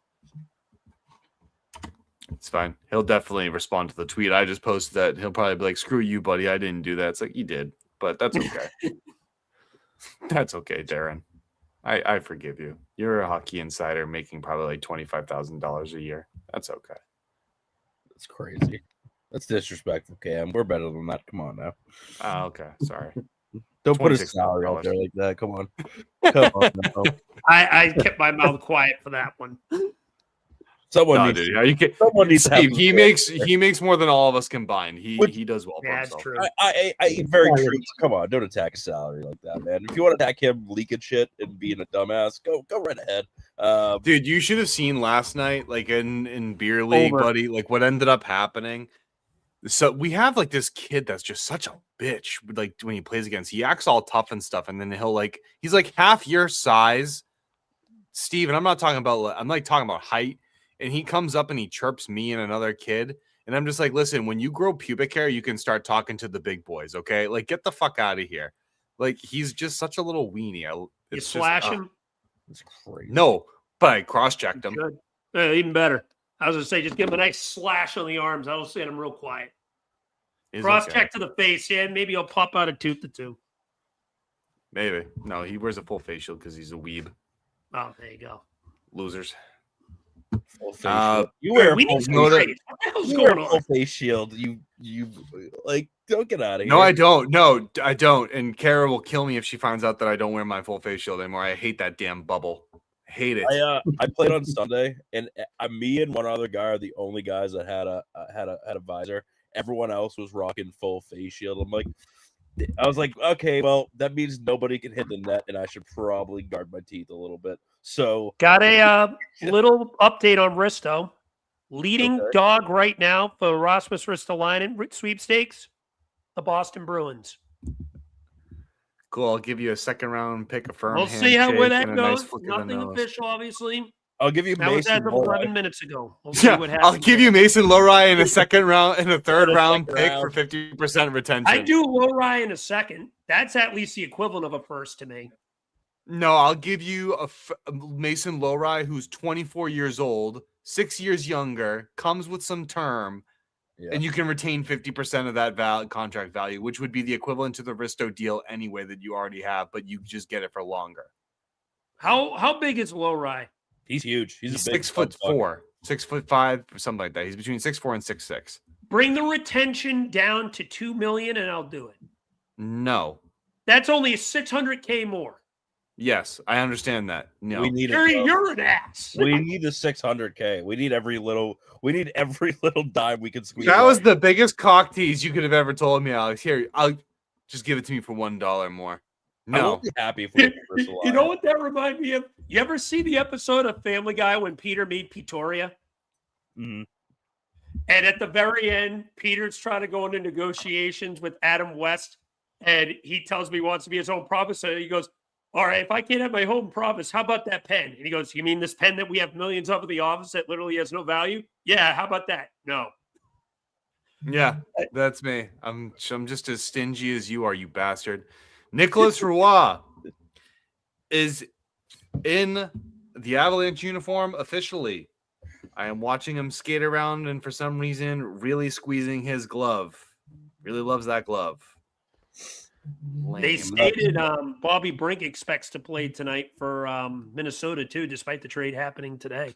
I mean, they're so close. Like that flight is probably like an hour and a half. No, they're in Vegas tonight. Who? Minnesota. Who's playing for Minnesota tonight? Who'd you say? No, they said Bobby Brink expects to play for Minnesota tonight. Okay. They're trying to rush him there before the game. I mean, the game doesn't start till 10 p.m. Eastern time, so I guess that makes sense. You get the extra 3 hours to make it work, but yeah, but he's going to be exhausted. You're not wrong. Sleep on the plane. That don't matter, dude. That's a long flight. That is a hike. It's not that long of a flight. I hate sleeping on Philadelphia to Vegas? That's about it's only like 5 hours. 4.5 hours, I'd say. Yeah, 4.5, 5. That's a quick maybe nap. 7. No, it's not 7. Boston. No, I think Steve was right. 6. Oh, wait a minute. David Pagnotta, sounds like the Carolina Hurricanes are working on a move for a bottom 6 forward. He may finally have another trade hit. Woohoo. Oh, so man, this is now we're getting going. There we go. What is that? I've seen this mentioned a couple places, but like I don't know how true this is, but it sounds like Oilers are after Bobby McMahon. So we'll see if that. You gotta imagine for Bobby McMahon and the season he's having, they're gonna want at least a first. Mm-hmm. That's what I heard. The ask is. I read somewhere that Edmonton is presenting a second. So we'll see where that ends up. Because look, Edmonton doesn't have a first until 28 now, because they just gave their 27 to Chicago. So they still have their second this year and next year. So maybe 2 seconds gets it done. I'm gonna publicly take back all the bad shit I said about McMahon, because I was looking at all of his stats, and you know what? He's built for the playoffs. He leads his team in block shots. Like he's there. He's ready to compete. So I mean, I'm gonna take back all the bad shit I said about him. I think he's a good player. He's actually really not that bad. He's more of a defensive I don't player. think he fits in Boston, and that's kind of where it was coming from. Was like, we're not gonna like sell the farm for this kid. You know what I mean? Like it's just not a good fit for us right now. I'm not selling the farm for Bobby McMahon, but my God, he does scream brewing. He's a very good power forward. Like at your depth, like he's a much better Tanner Jeannot, who we can't get rid of because we gave him a no. I don't understand that at all. You literally did what we did to Nick Delorier. Here's another point I wanted to talk about real quick. I think the no movement clauses and the no trade clauses have gotten too ridiculous. Agreed. Oh, yeah. Like across the league, like league wide. And you know what? Like people were talking about, it's hard to get these trades done. It's like, yeah, because you offer everybody a no movement clause. Like not everyone deserves it. A third line grinder doesn't deserve a no movement clause. Sorry. No. Agreed. I think we can all agree on that. Like NMCs should be for the guys you feel like are premier players on your franchise, the McDavids of the world, the McKinnons of the world, the Crosbys of the world, guys like that, they shouldn't be handed out to fucking guys who probably put up 38 points in a season and feel like they are more valuable than they actually are. No, I 100% agree with you there. Like football franchise tags, like no movement clause, like are very like similar to me as like a franchise tag, and I think they should start using it that way. Key difference, though, I think with the franchise tag, because you have to basically with a franchise tag, it gets expensive. With a no trade clause, it's the same value. Like, you know what I mean? Kind like of. for each year you do correct me if I'm wrong, Steve and Alex, because you guys are more knowledgeable in the football area than I am. You know, with the franchise tag, for each year that you use it on the player, it goes up in significant value. Yeah, so the way it works with the franchise tag, it is only a 1-year deal, essentially. It's for guys that they kind of feel like they're not quite there for a long-term deal yet, but they don't want them to walk in free agency. So it's kind of like the ultimate rental contract. And the NFL kind of sets like placement markers for franchise tags. Now, the player can or cannot choose to sign that franchise tag and hold out for a longer deal and refuse to sign the tag, or they could sign it, you play it on that 1-year deal, and if they try to do it again the next year, the amount goes up. And FYI, we got a trade to announce.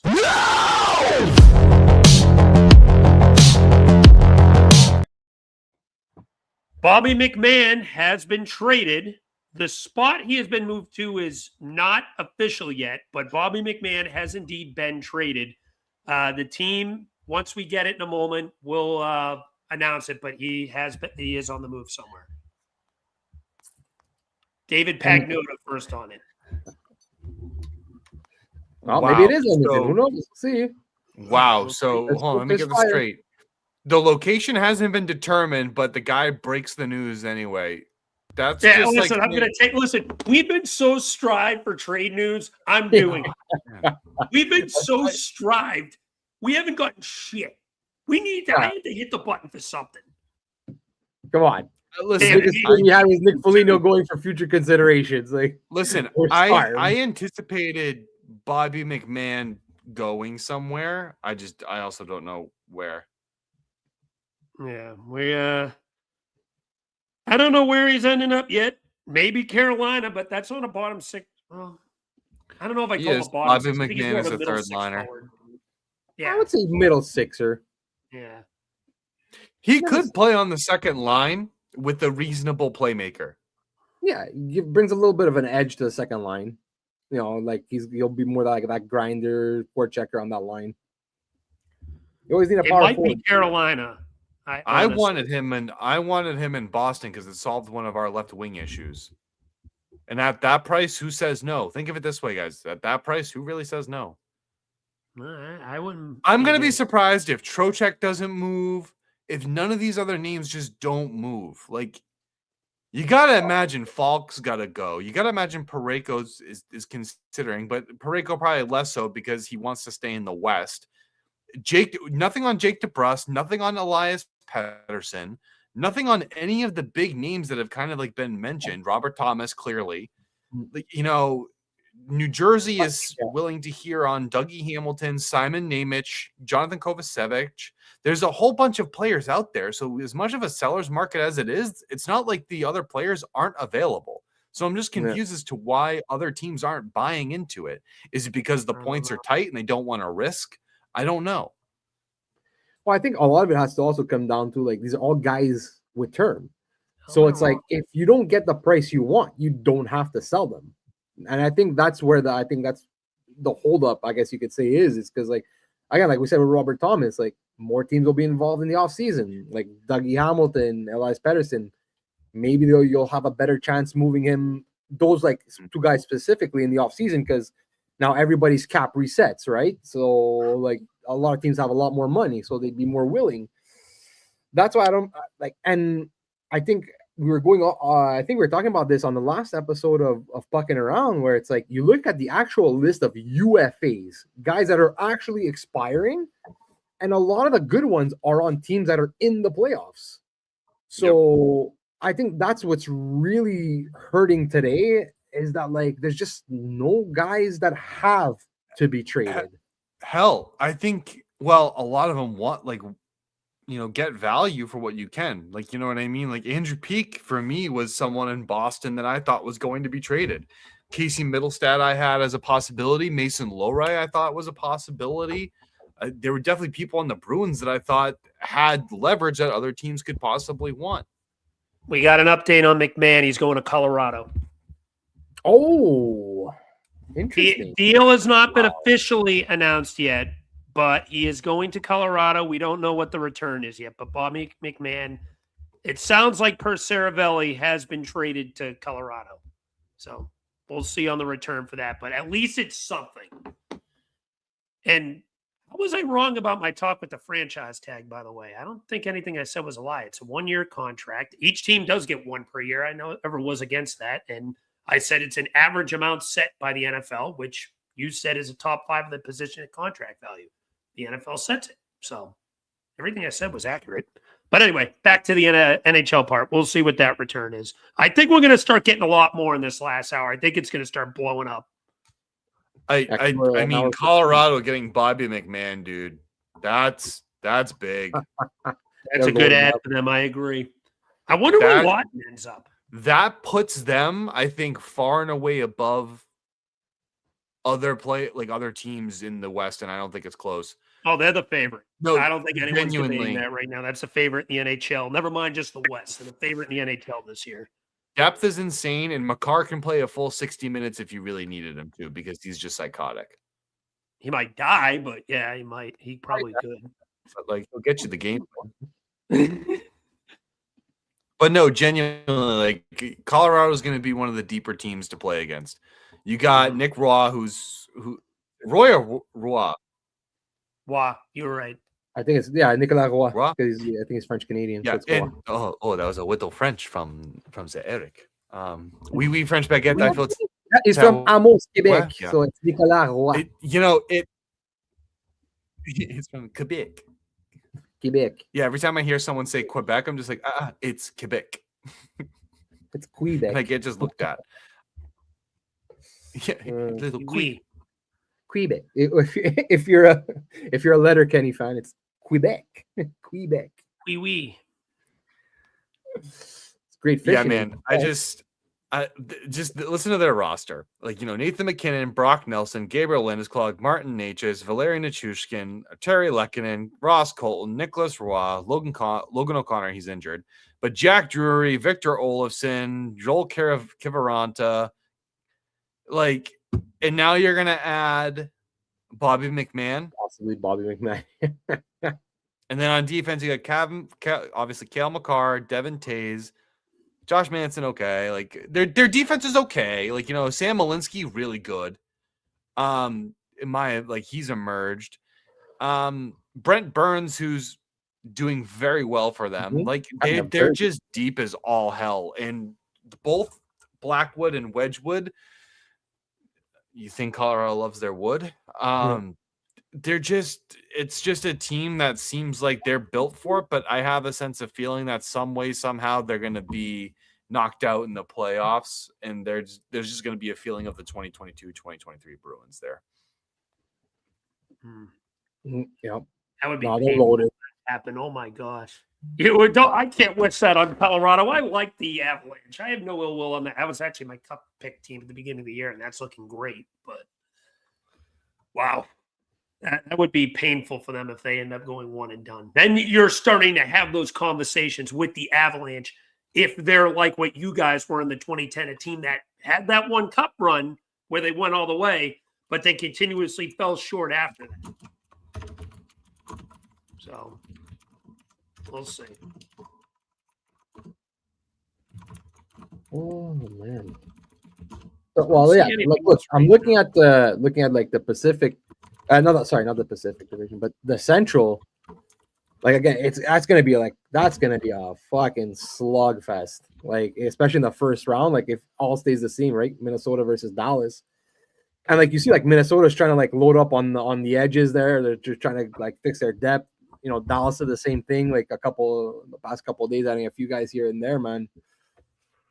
like I'm just like, and now Colorado's loading up also. Like apparently, like if this Bobby McMahon thing like happens, but like I don't know. I think to myself, I'm like, are these three just gonna beat the shit out of each other? That's what I was thinking of too.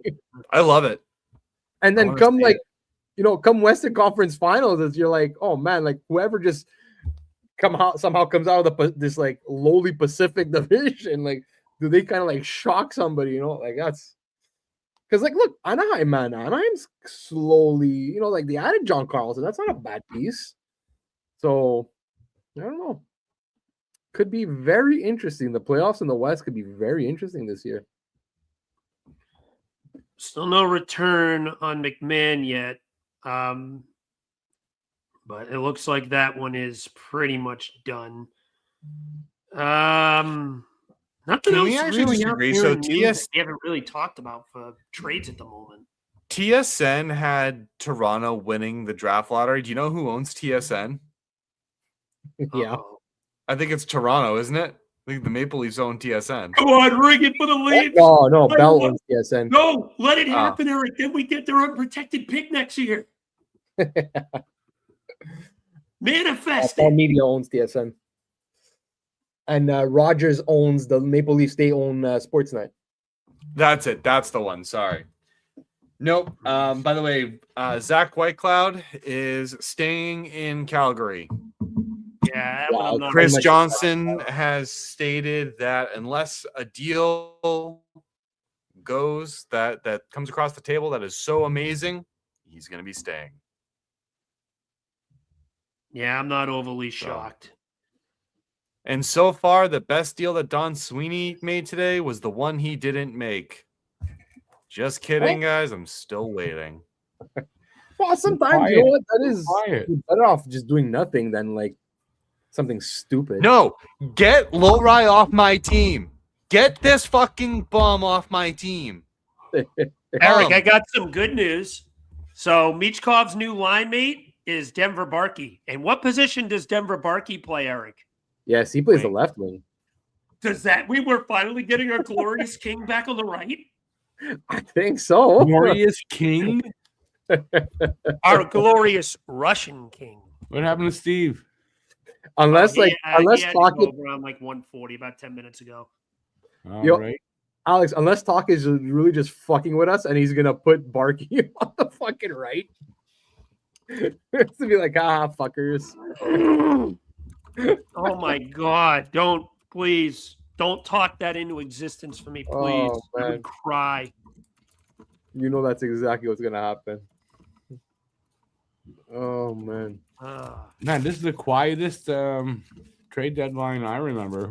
Man, really hasn't been much today so far. I figured the trades would have started popping by now. We only have a little over an hour to go, and there's been should happen. There's got to be some. I mean, even if they're smaller, there's got to be more than what's happened. But even like chatter-wise, usually you hear, oh, this team is in on this guy, this team's in on that guy. Yeah, it's been just unusually quiet. Yeah, that might be all we get. Never know. Well, we have 68 minutes until the buzzer. And then don't forget, when the clock does strike 3, that does not mean trades will not be announced after 3, because can always have trades being processed and take a little bit. We got 2 more hours. 2 more hours. And yes, BL Duff, I'm well aware I have a bald spot. Don't remind me. I am making this announcement public. If Don Sweeney does absolutely nothing in addition to adding those 2 AHL forwards, I will be starting the Fire Sweeney chant on Tuesday's game at TD Garden, in which I will be present. I will be pissed. I'm going to say this, that if Patrick Laine's not moved, I'm going to be surprised. I'm going to be surprised, and I'm going to be surprised if they don't pick up at the very least right shot defenseman. Move Risto, Danny. Risto. That's all I have to say. Move Risto. And we think Laine is a UFA. It's his last year, right? He's a UFA. Yeah. Mm-hmm. So the Flyers could technically take him back. Laine take him back. No, I mean, like if the Flyers would trade Risto to Montreal, we're not taking Risto because of his injury history. Guaranteed, we're not taking Risto. But I'm just saying, if it's a big if. Yeah. But you know what, Alex? I think everyone here wants to know like the dying question of like, where's Nick Deslauriers going? Wasn't he supposed to be traded already? To the UFC. Him and Matt Olivier are going to be meeting in the finals match. Although I have to admit, Tanner Jeannot kind of got the best of him last weekend. I will give Jeannot his props there. He won that scrap. Yeah, he caught That him was with a rare Deslauriers loss. Really? Yeah, well, I remember, watching that fight, like it looked like Deslauriers had the upper hand, and then Jeannot just catches him with a right, and then like you saw, Oh, that's He was a little dazed after caught that. him, So and then like Jeannot took over that fight. How long does Deslauriers have left on this deal? this is it. It runs out. Oh, okay. So you're almost out of it. Yeah, but Blackhawks and Rangers are working on a Derek Pouliot trade. Not nothing official yet, but wait, Derek Pouliot? that's what it said. He said Derek Pouliot? He's still in the league? I know. Like, what? Like, oh, okay. Well, I'm coming up. Man, I'm old. Just going back to like, I'm old. When I hear Pouliot, I think of Benoit Pouliot. That's what I think of too. You do too, yeah, because we both had him. oh man. You but, ever like, see going that back guy, Cam? Did you ever see that guy? Like, if they're in the dressing room, he had the thinnest legs I've ever seen on a hockey player.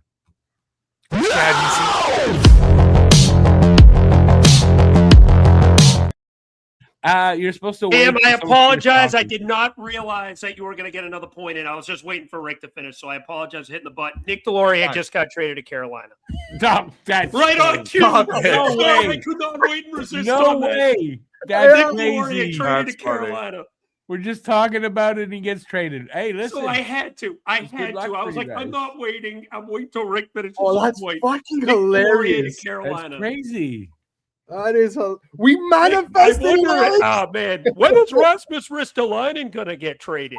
Let's keep talking them into existence. Yeah, just talk about the players you want gone. Laine. What I'm curious though is if Philly retained on Deslauriers. Because if Philly retained, who cares? It's the left. No, but hold on. If Philly retained, that's our last spot. That's true. That means they don't retain on Risto. I forgot about that. That means Risto's not getting traded. That probably means Risto's not getting traded. It becomes more unlikely. Yes. So unless a team is willing to take on his full cap hit. Yes. Because in all honesty, just keeping on Risto for 2 seconds, San Jose actually makes a lot of sense to me for Risto because of Risto's extra year. Mm-hmm. Because like, look, I think they only have like 1 or 2 defensemen signed for next year. That I agree with. Yes, Cam. That when you brought up they need defense help, that's a team that would make sense for Risto too, at 100%. But I don't know how much of a step forward that they want to make yet. We did kind of talk about this, but I would say it depends what they'd be willing to give up. I have a feeling they wouldn't want to move any of their big prospects yet for Risto, but we'll see. I had something to add to that, but I completely forgot. Fuck you. That's all I gotta say. I just don't know how to say it. Oh, Risto practicing right now means absolutely nothing. Yeah, I agree. It means nothing. I don't care what that. Players have been pulled during games. Yeah. Like, let that one sink in. They're like, sorry, you're gone. Conditional pick for Deslauriers from Carolina. Don't know what kind of pick yet. Late round conditional. It's conditional. Yeah, like, it's just a late round pick. I said if they get a 5th, they did great. A 6th is okay. 7th. Yeah, they're probably it's probably like a 7 that could become a 6 or something. Yeah, it's a who cares. It's probably a 7 that becomes future considerations if Nick Deslauriers doesn't get into at least 5 fights before the end of the season. What happened? The Flyers have to take an extra cap hit next year if Deslauriers doesn't win at least 3 fights in Carolina. If Conor McGregor shows up on the ice, Nick Deslauriers must go 5 rounds. And if he doesn't, or if he loses, then the Flyers must pay an extra $2 million. That's funny. That's hilarious. You know what's actually kind of if the Flyers actually receive even if it is like a 7. That the Flyers would actually got more for Nick Deslauriers than Chicago got for Nick Foligno. That would be. I find that kind of hilarious. Crazy when you put it that way. Oh man! But again, I'm just really, really curious to see if we retained. Time will tell. Well, wait, hold on. How much I value have is this. left on Deloria's contract?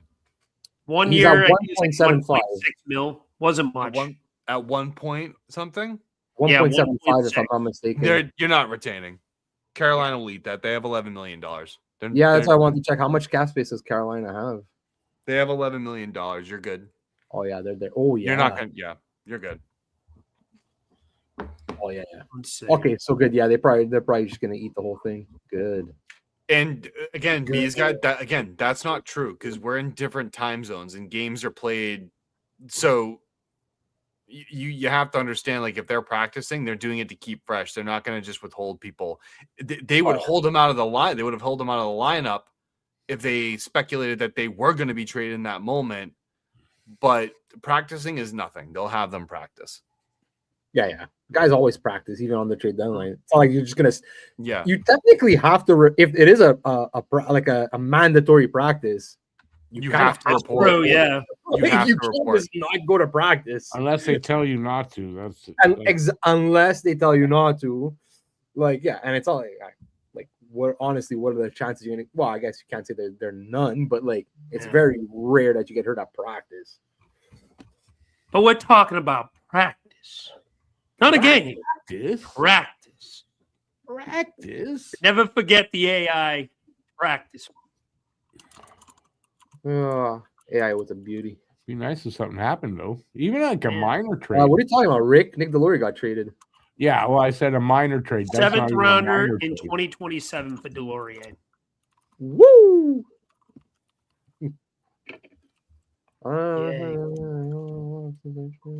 Anybody know how to tell some jokes or something? That was the joke. Nick Oh, you DeLorean. want to hear the joke?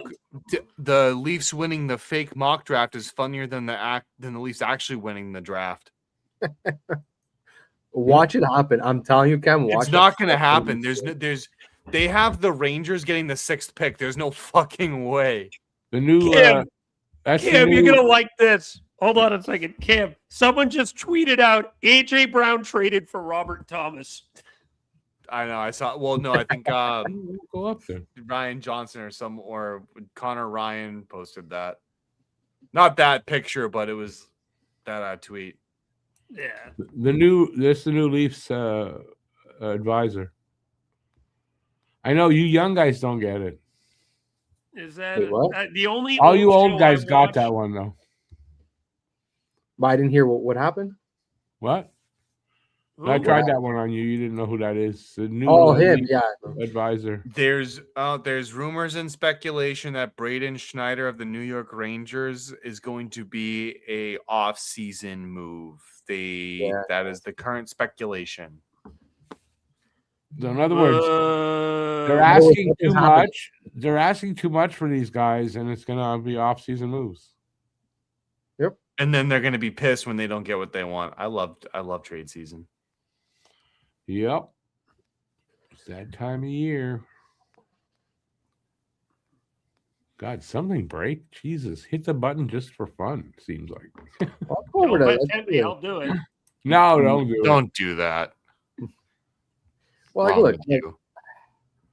Hey, Hey, if what you else? look You at gotta have other You things know to what's talk crazy? Listen to this. You know this is a random hockey fact. You know this is gonna be the 10th team Luke Shen has been on. about. He's a journeyman. The 10th team in order: Maple Leafs, Flyers, Kings, Coyotes, Ducks, Canucks, Lightning, Predators, Jets, and now the Sabres. Journeyman. He's a Journeyman's journeyman, nice. yeah. That's what he is. Can't stay long. Alex, apparently the Flyers claimed Luke Glendening off waivers. Ooh, from the Devils? No, where was he Denning? from? Yeah, wasn't he on the Devils? Who put him on waivers? I thought he was with Detroit, unless I made a mistake. Unless I'm I knew the Devils released 3 guys. I thought he was one of them. I could be mistaken, but whatever. Like fourth liner. Who gives a shit? I mean, it's interesting. Well, I guess it can move. Well, actually, if you think about it, they now with Delory gone, they There's your moved Grunstrom replacement. back to wing. Yeah, and they put Luke Glendening in the middle, I guess. I kind of wanted them an to. hour to go. I kind of wanted them to claim Siplikov, but well, Maxim Siplikov. Oh man, Yeah. like he's a middle. I still have six. bad blood for that guy after what he did to Ryan Poehling last year. yeah, I know, but like a guy his size and like he had one decent season, so if you could just like put him on the fourth line and see if maybe you could do something. No, I mean, I'd be fine with it. I still have bad blood with it. Cole Reinhardt got claimed by Florida from Vegas. I just saw Wrong, something. Reinhardt. I just saw something. Apparently, the Capitals are acquiring Timothy Liljegren. Hit the horn.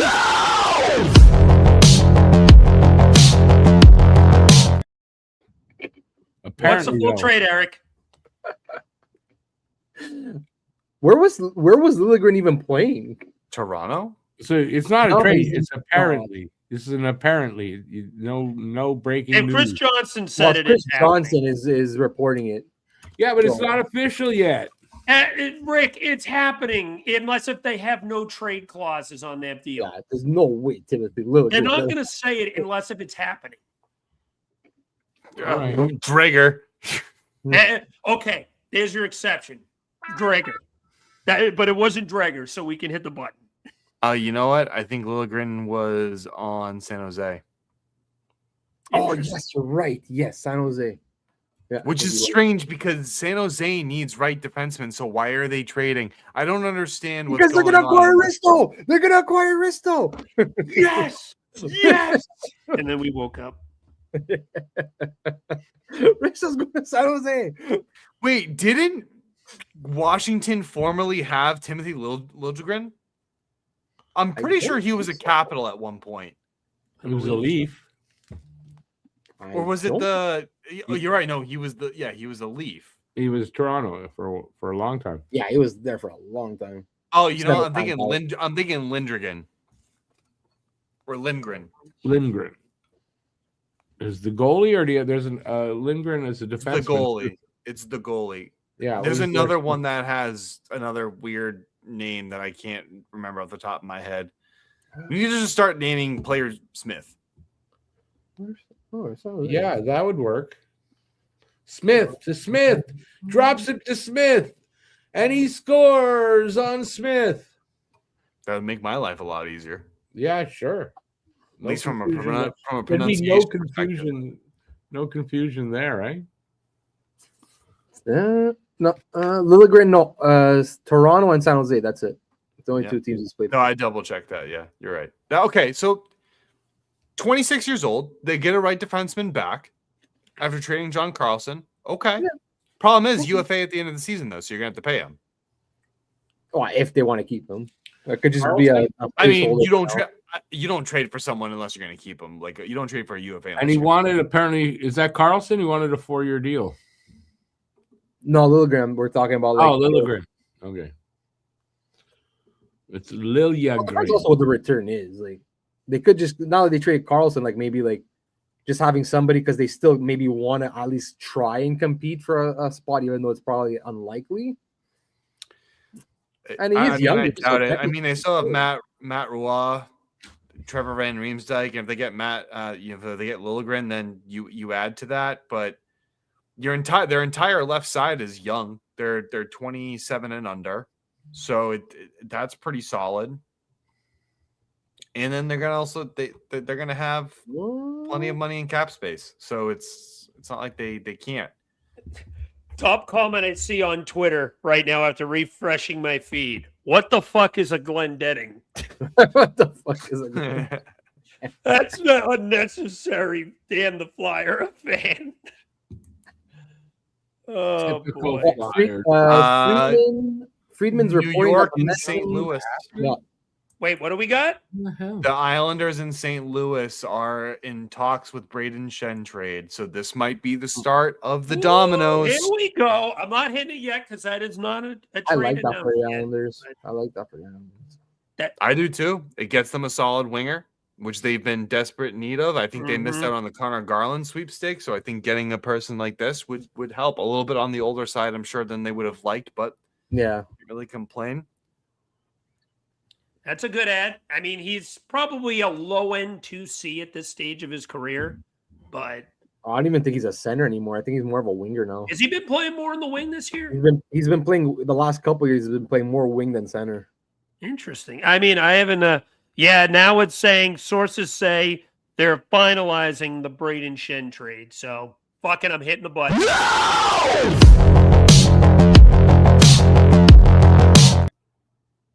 Yeah, so Braden Shen is going to get traded to the New York Islanders. I thought you said you're hitting the button. What happened?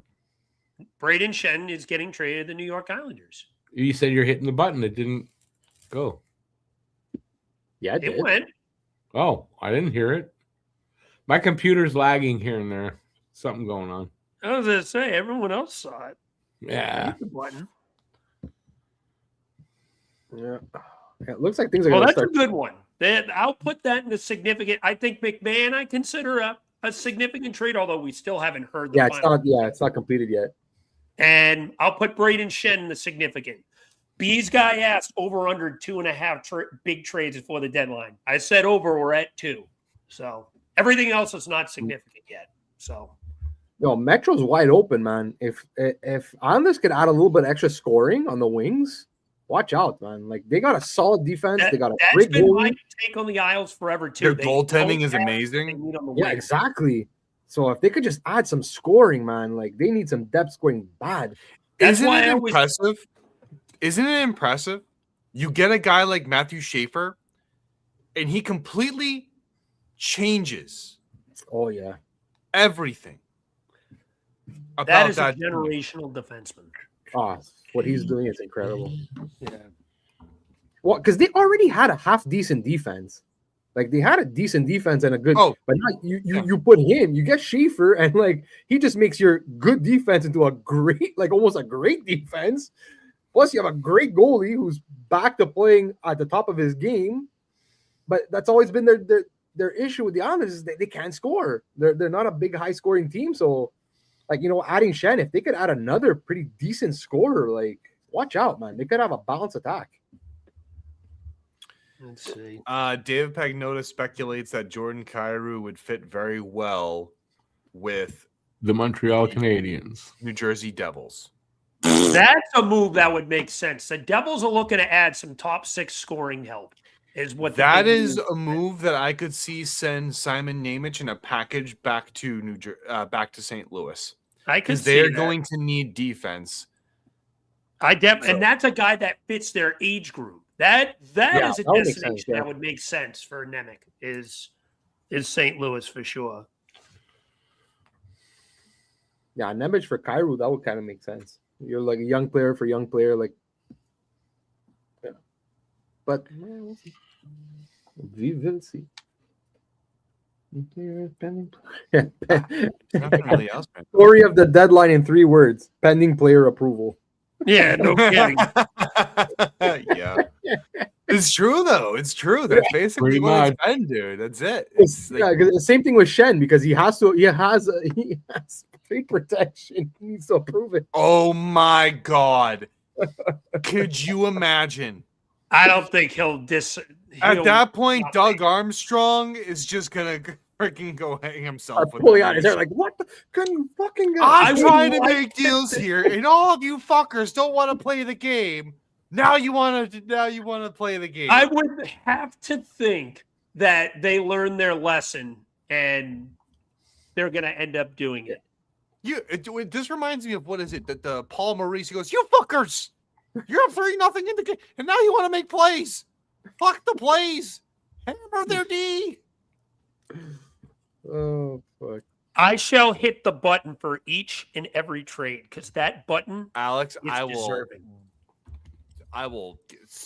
I love that button, Cam. I always hit the button. I'm gonna give you the button if you don't ship it. Ship it. No Astroglide either. I don't know what the fuck he just talked about. I feel bad for Noah Cates. No, Alex, cheers to you. Here's I'm drinking a Yingling for you, buddy. Drinking a Yingling for you. I feel. Listen. Oh, Yingling. To you, Noah Cates, you lost your best friend. I'm sorry, but you're getting Tyson back next year. Mm-hmm. Someone said this is the worst trade deadline of all time. Close. Yeah, Close. it's getting there. Close. It's getting there. No, this is the quietest one. Like I remember on trade deadline day. This We is got the quietest 45 one. minutes, and it's been very mid. Very quiet. Something's gonna happen. Yeah, all hell's gonna break loose at 3 In o'clock. like the final 20 minutes, someone's gonna be like, "Yeah, I traded freaking Macklin Celebrini to the Arizona Coyotes." for No, 5 now first you're round ridiculous. picks." Now it's only makes sense if it's to the Montreal Canadiens. Jesus. Oh, nothing makes Apparently, sense. Eric missed. Rick missed the point where I said he's getting traded to the Arizona Coyotes. I I'm glad know. we were able to establish that. Listen, even I caught that one, Rick. I know it wasn't serious. You guys I'm think I'm a curious moron, to don't you? Seattle. Honestly, is Seattle going to move players? Is LA going to throw in the towel? No, and here's ask the on question. Kopitar if he wants to move. I'm very curious. There's players fucking available. Here's Decide. the question though. Do you guys really think I'm a moron or something? Yes. I knew it. No hesitation. And Rick, that was the easiest fucking alley-oop you ever set up. And me and Cam both grabbed the ball at the same time and slammed it on your ball head. No hesitation. Do you know if Wayne Gretzky, if you would count his goals from like way before he was in the NHL, he would still have the goals record? Yeah, that was Rick gives like Alex and I layups. And we just slam dunked that shit right into We're the like, fucking Cam, board. we're gonna do I was giving you a layup. Tomahawk slam, and Rick's just gonna stand there like a helpless puppy. I knew You I not was only giving gave you a us the layup. layup, you then went under the net and let us smack the ball onto you through the net. Like that's what happened. That's what happened. Oh boy. These young whippersnappers. Yeah, you gotta wonder if this is the beginning of moves for St. Louis. Bro, last year we had Brad Marchand getting traded. This year we have Bobby McCann and Bobby Brink is a big one. Unless if your name is Bobby, you're not moving. McCann, sorry. McMahon. Merzlikins. Oh my God, I'm going to get another drink. It's Jared McCann and Bobby McMahon. Oh, and they're from Elmer Soderblom from Detroit to Pittsburgh for a third. Oh, something happened. I'm going back to get my drink. You can hit the button this time. I don't know if it's worth the button, but whatever. Okay. No, it's not. Soderblom for who? For a third. Woohoo! Oh, hold on. I just let me refresh this. I saw something. It looks like maybe the Shen deal is a done deal. Hold on, give me a sec. Who's reporting this? I'm scanning to see. Yeah, they're fine. Actually, they're finalizing the deal. Well, Frank Saravalli just posted done deal. Shen has waived his no trade to accept a deal to the Islanders. All right. So sounds like it's done. Sounds like he waived. Can you remind me, is that their captain? Yep, it says that. I think so. Yep. Captain Shen of the Stars. They're going younger. They're trying to get rid of all their veterans. They want to go a lot younger. I rebuild that team. So I think Shen's what? Like he's up there in age. I know a lot of guys like that. Mid-30s, 34, 33. I think it's I the know same a lot age. of guys like that. They like to go a lot younger when they get older. I think he's the same age as Coots. No, he's older than Coots because he was drafted. He was already drafted when we trade for him. Oh, yeah, that's right. I think he's 35. I want to say 35. I'm not. Let's see. He's still here. He's 34. 34. I mean, it's a good deal. To the Isles, I get a little worried, though, that the Isles' wings are still on the older side. Mm-hmm. I'm surprised that if Washington is admitting defeat and they're not trading away Anthony Beauvillier, it was a little bit of a shock to me. I thought that they would be open to moving him. But Hey, I think Beauvillier still has term though. he's got one more year after this year. Yeah, that's why again they don't have to move. And he's been a really good fit there. He's been a really good fit in Washington. I see a reason why I don't want to acquire a Kadri. They're talking that it's going to be Arbor Jacki going the other way. I don't like that. Yeah, I saw that. I wouldn't hate that for Montreal. Yeah, fuck you then. No, I genuinely don't. Like to get Kadri, a much needed player, like for a 2C to really help. Arbor Jacki is what your third pair guy. Shen has officially waived his NMC, by the way. His NTC, sorry. You haven't seen how teams play Belly. against us without him in the lineup. There's a big difference. I don't disagree with you. I think Arbor definitely adds some physicality for you, but I think you can definitely find that in another player if you really want it. If it meant getting Kadri, I think that would be smart for you because you have the means to acquire another tough guy defenseman. Okay, I don't agree. Okay. Why do you care so much about Arbor Jacki? He's a third pairing guy. I'm with Cam there. Because I love him. There you go. Jaden Goalie, Jaden Struble, Laine Hudson, Mike Matheson for your left side, Dobson, Carrier. Yeah, where's your toughness? Where's your toughness? Rasmus Ristolainen. Exactly. Actually, no, I don't hate that either. I don't hate that either. Oh, I do. I am willing it into existence. For someone who Nick Delorier kicked the crap out of like it was his hobby, you he sure do like Arbor Jacki. crap. That's like the over-exaggeration of the century. And Delorier won them all. Someone turn his microphone off. You know I'm right. I know nothing of the sort. He knows I'm right. I know nothing. I see nothing. I hear nothing. Today. Look, fellas, like there's this deadline sucks. This is when you always say it's ass. This one is ass. So far, 39 minutes. Shen has been the biggest thing we've gotten. Well, we got time. Let's sing 99 bottles of beer on the wall. Let's do that. 99 bottles of beer on the wall. 99 it's about to be 98. I knew you took one down the shelf, broke. No more bottles of beer on the wall. But I knew Alex would start singing it if I said that. Cam's depression would take effect if a shelf broke and all the beer. Like, you don't waste alcohol, dude. You shouldn't have 99 beers on a wall. That's the first issue.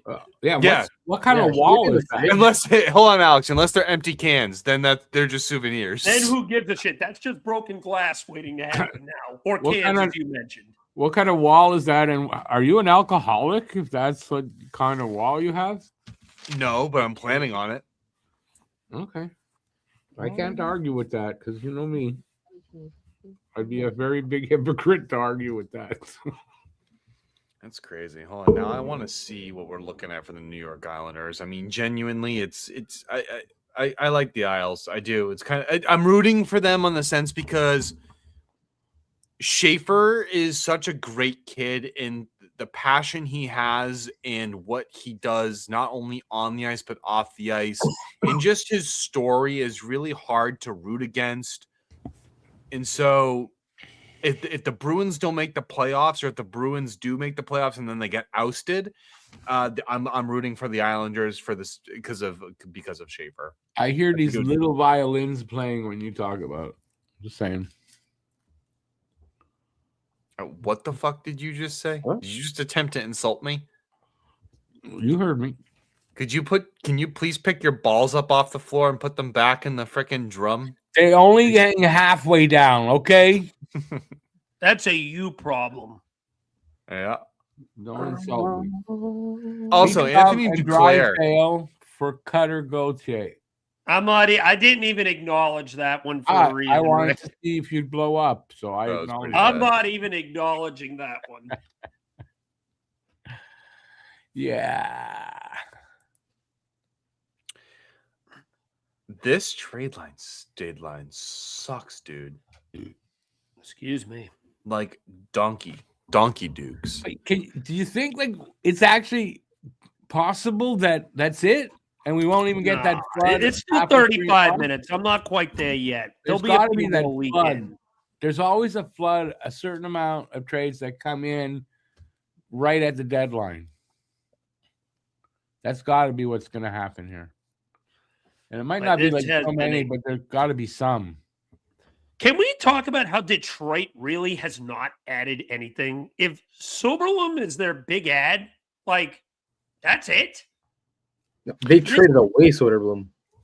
By the way, I don't know if you know this, but Sidney Crosby is on the ice practicing in full He's contact still jersey. weeks away, but he is on the ice. That's good. 2 weeks away. That makes He's sense. in a full contact jersey. Well, you don't. I still don't think they'll play him right away. Probably another week then, if it's a full contact. It's an MCL sprain. That's not something you instantly come back from. That's 30, the minimum of a full week injury. At 36 years old or 7, whatever he is. Yeah. So, yeah. He's 38, actually. 38. Or 39.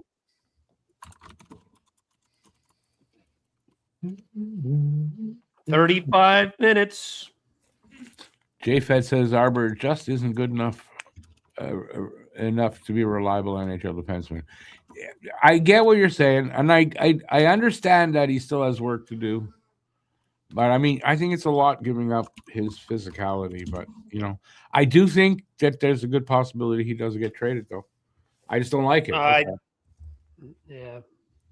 There's a lot of talk and there's a lot of smoke, and when there's a lot of smoke, there's usually some fire. Danny, you have 34 minutes to trade Rasmus Ristolainen, or we are going to have problems. I think Danny's already done a good job for you today. I don't think you really needed to do much more. When the right-handed defenseman position is this open, and you want to eventually get Jiricek into the lineup, I think you got to make a spot open, unless if they move him in the offseason. But this is the times now, man. I don't know. Well, look, you could always. Wait, no, never mind. You could always be traded in the offseason too, eh? Like again, more teams around, maybe more, bigger market for him. Who knows? But I would prefer if he'd be moved today, if possible. Agreed. Would at least give us something to talk about. Anybody have any tiddlywinks? You could do that. I saw. I don't know how serious this is, but I saw something of like Scott Lawton possibly going to Seattle. It was through a Barstool account, so I don't know how serious that is, but well, it hasn't happened. So, but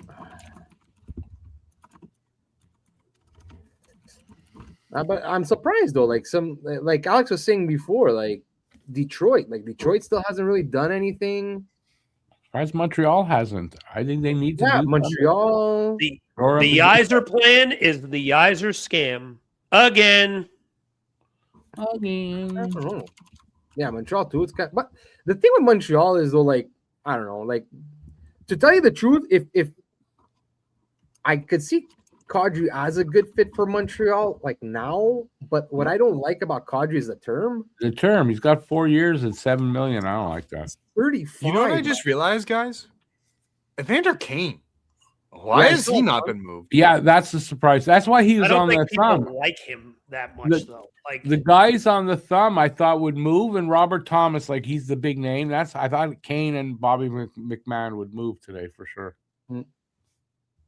Vegas too. I'm surprised Vegas hasn't done anything of any kind of significance. Seattle, Utah. Vegas always makes a move. It seems like second big move with Nick Dowd. Yeah, the Vegas Golden Knights' big move was Nick Dowd. It's Nick Dowd. Oh, they got no money though. Things have changed. Do they have any money? They don't have anything. The teams, even with money, like Carolina's really not doing much. I'm kind of impressed. Like there's players out there and they're just not moving. Like the asking prices must be extreme. Wow, good return for Shen.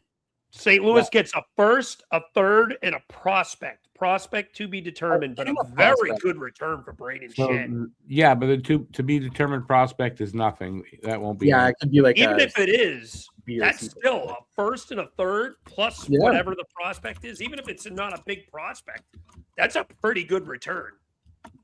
Even just the first and a third I think is a pretty decent return for Shen at his age. Yeah, would that be a sign? Would that be a sign that maybe things are about to happen? Somebody started to overpay a little bit because they need that player. We're getting close to crunch time. We have half an hour, so it's got to happen soon. Yeah. Yeah. If you want it, you got to pay up now. Yeah. Yeah. I mean, that's what it is, right? If they're holding on their prices, you got to pay now. But I don't think that's actually a bad return. I actually think that's kind of to be expected. That's a great return. I think St. Louis did a great job. Yeah, but I'm not surprised. But what I'm saying is, I'm not surprised that was the return for Braden Shen. What's Shen's stats this year? I know he's taken a bit of a step back, but I don't know what his numbers. Yeah, I just looked at them before. They weren't great, but they weren't terrible. Again, I'm looking at like a whole career-wise. Like, yes, he's 34. We got another trade, not a big one. And I don't know if somebody mentioned this before. Rangers and Hawks. Aiden Thompson goes to the Rangers. Derek Pouliot to the Hawks. Is that the I mentioned Pouliot. It just popped up on Puck Media. Yeah, Shen is only on pace for like 38, 39 points this year. It's a bit of a down year for him. So bad. Okay, so it might even be less than that. I think St. Louis won that trade personally. And I he think got that a is first, a very good return for a first for a guy who's not even and a third 40, and a prospect. For a guy who's not giving you 40 points? Really? Yeah, I think he's on pace. I just said about 37 points this year. So what did you say, Eric? Nick Roy went for like that. Yeah, I guess. Nick Roy's maybe 12 points on the season? Overpay. Well, that's probably why it's taking so long for anything to happen. So we'll see. I mean, and it's crunch time now, so things are going to happen or they're not. Not much time. Not much time left to wait. Yeah, and the Bobby McMahon thing hasn't been finalized either, so maybe that falls through. And we don't know what the terms are on it yet. It sounds like Colorado, but but nothing materialized, so maybe that falls through. Who knows? Maybe we'll actually go somewhere else. BL, you're just being negative. Rich goes, only the Leafs would give a first for Risto when they're selling. I don't know. There's been it's because, like I said, Danny wants more than just a first. That's why it hasn't happened. He's got to come down on the price a little bit.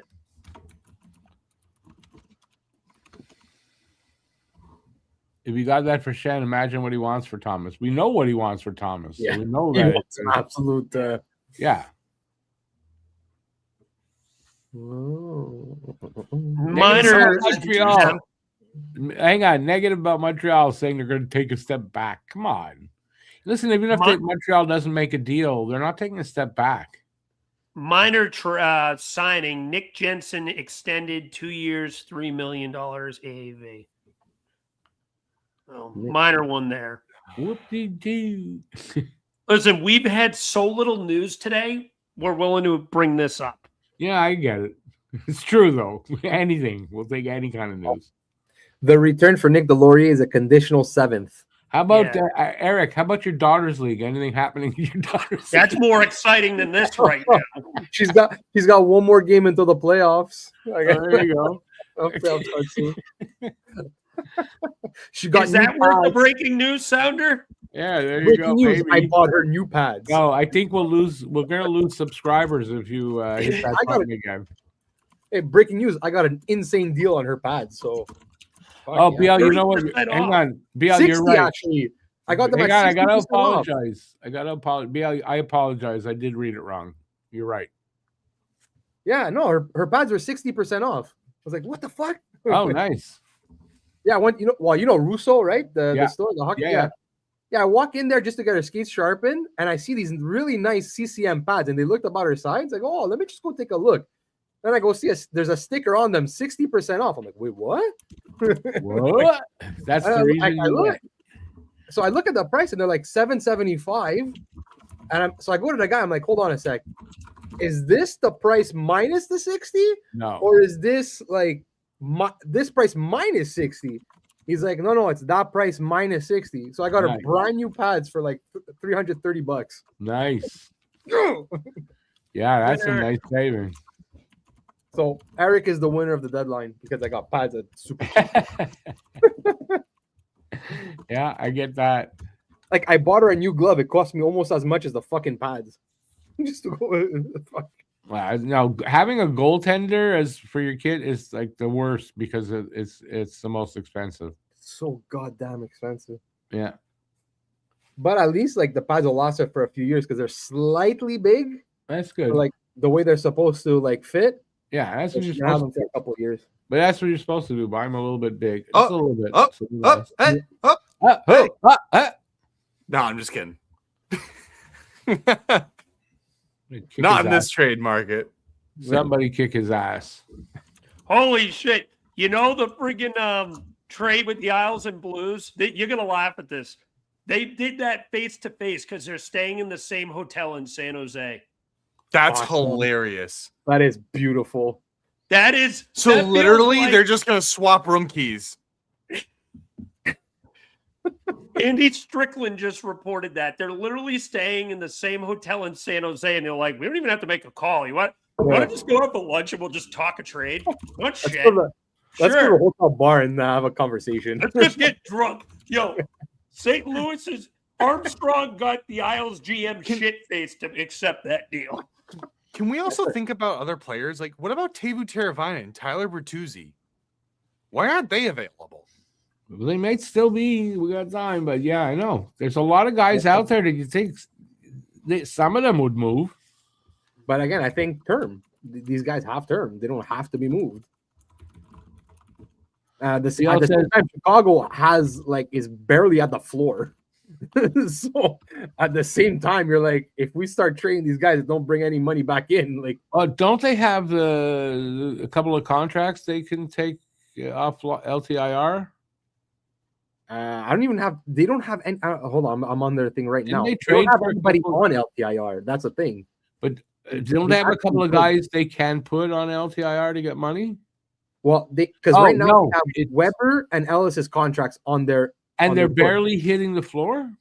But they're not on LTIR. They're on... I know. That's what I meant, to take off to put on so they can hit the floor. Yeah, but they have $14 million in cap space right now.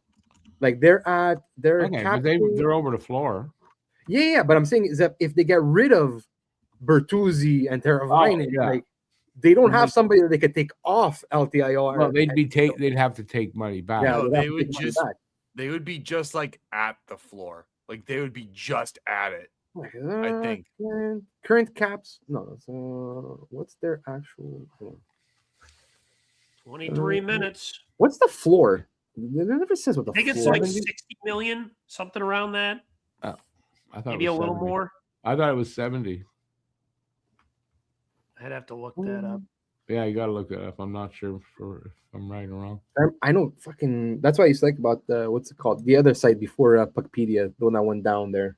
The one that got sold. They used to tell you the floor. This one doesn't. You got to Google it, man. Yeah, because they're.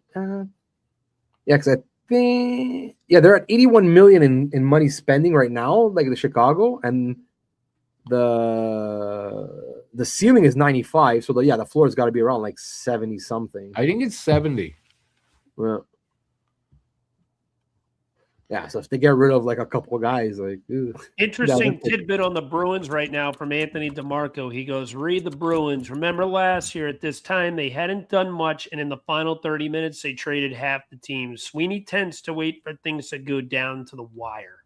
So something of note. Interesting. Well, that's what a lot of GMs might be doing that right now. Yep. That could be what Briere is actually doing right now. Being like, okay, guys, like, make your final pitch for Risto, and then maybe he takes the best offer that's on the table. Well, if you wait till the last minute, you're hoping the other team brings the price down. Well, but that's what I'm saying. DeMarco brings up a great point. Like, there could be deals where they're just like, here's our offers. You decide whether or not you want to do it. And then they'll be like, we'll let you know in like 10 minutes. You know what I mean? Like, it's just, they're waiting to see. JFed says, if it's D'Amico or DeMarco, just said talks in standstill with Calgary. They don't want to retain any on Kadri, and Montreal doesn't want to take on the full contract. Makes sense. That's what I would think, that Montreal is not going to take on that full contract.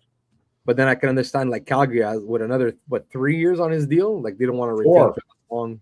I believe it's another 4, but it could be 4 with this year. I'm not positive. So I think it's 4 with this year. Yeah, it could be. I agree, BL Duff. That was an absolute pantsing by Armstrong. Fantastic move by St. Louis.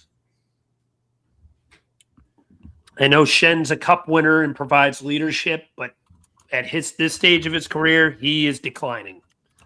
Yeah, it seems like that's an overpay.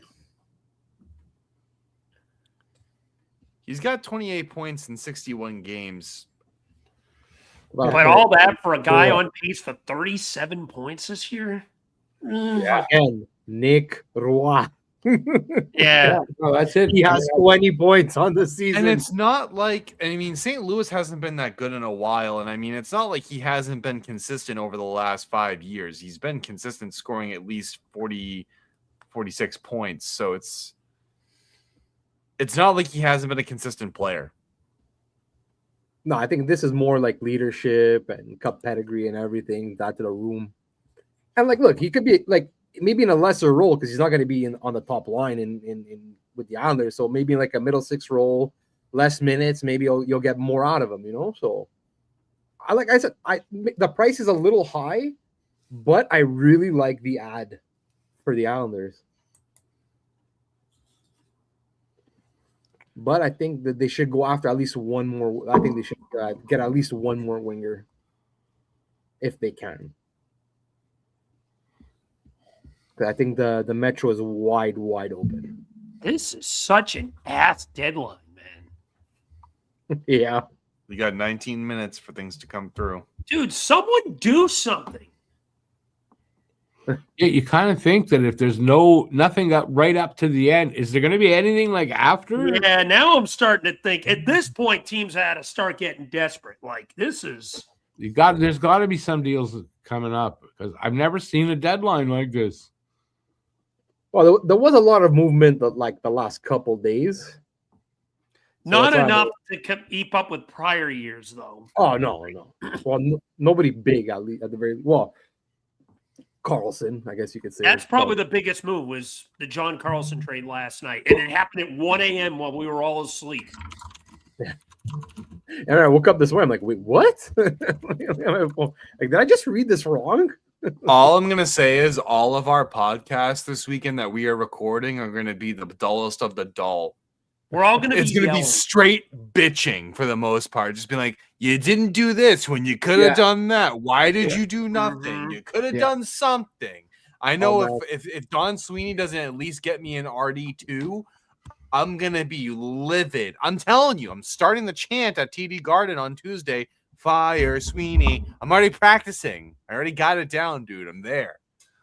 I think the opening topic on Flyer is going to be Danny Briere got more for Nick Delorier than Chuck Fletcher was able to get for JVR. True. Yo, that's embarrassing, bro. That's fucking embarrassing. JVR was still a good player at that point. JVR was still a productive 20-25 goal a year guy. And he couldn't even get a fucking 7. Chuck and you were Fletcher, still able to double retain.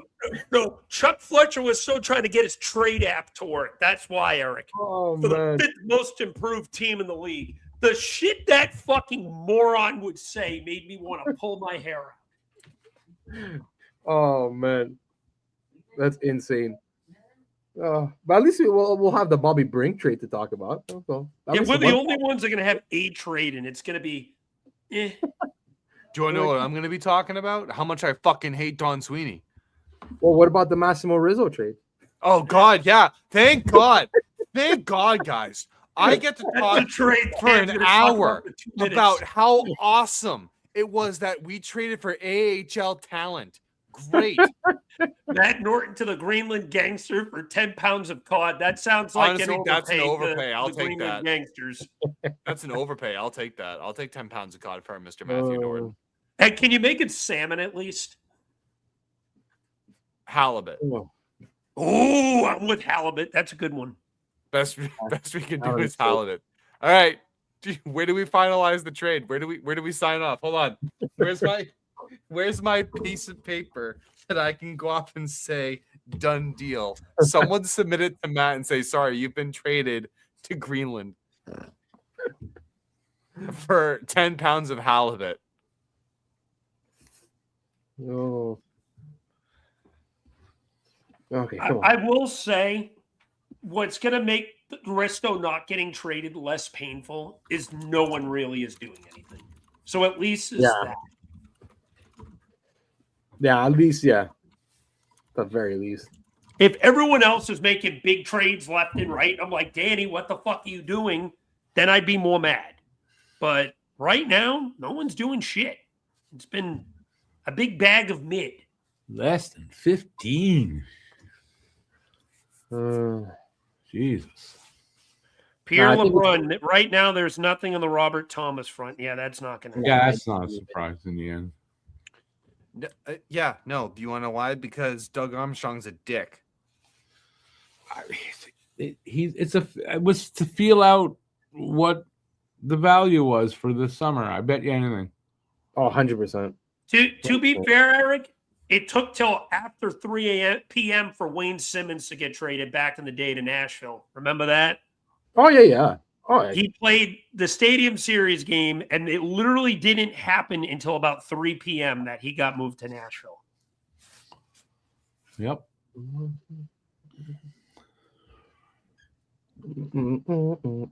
Seeing John Carlson in a Ducks uniform just feels weird.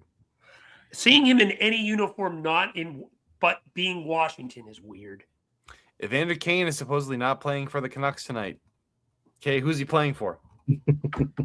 Yeah, like really. Kidding. People don't realize they have to. Oh my God, I would take an Evander Kane trade. I would take anything. Just give me something.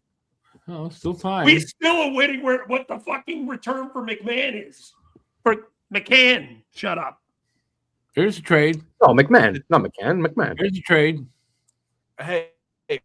Yes, we already mentioned that. The Puck Empire has tweeted out saying that the Detroit Red Wings have emerged as the front runner for Justin Falk. Wow. So it looks like no one's getting Risto. Unless if Sweeney wants him. I'll take him. You're just not going to get a high price for him. Yeah, really. But if he comes to Montreal, you're not getting much for him either, I don't think. That Laine stuff went. I'm shocked. I'm almost shocked Laine hasn't gone. 13 minutes. Well, I guess also, like, at the same time, if there's nothing that Montreal really wants to do, I guess you're also kind of better off just keeping Laine as, like, insurance in the playoffs in case, like, you suffer like a major injury. Yeah, I guess. I mean, that's basically what they'll do, I would imagine. Cam, as of today, what is your % chance you think the Bruins make the playoffs? The average of what I presented in one of my tweets, I think it's 59%. So about 60 to round it? Or 59%. We're rounding it at 60. Why would I round it? It's already a fucking whole number. Because yes, 59 is not a nice number. It's a number, but not a nice number. It's all right, so what's 59 rounded? 59. Take your fucking %. BL, I'm not sleeping. Why would you think I'm sleeping? I would say the average is 59%. Just because you don't like it doesn't mean it's not real. I am heard DeMarco. Right, so we'll just round it up to 60 Flyers are because I don't not like moving it. Rasmus Ristolainen, and they did not get their price. Say that again, Alex. Per Anthony DeMarco, I am told the Flyers are not moving Rasmus Ristolainen, and they did not get their price. Yeah, and that's probably what's going on. A lot of teams, that's why nothing's happening. No one's getting their price. Oh, well. That sucks. That's not good. I swear, this is the whatever. Like one I've ever seen. Figures. We're all here for it. It could have been a great, we're all here, and then nothing happens.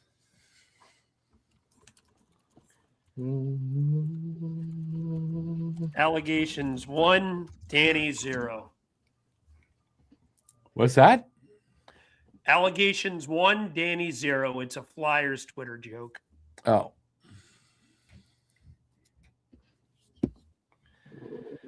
Well, time for this delusional thought that you can still make the playoffs.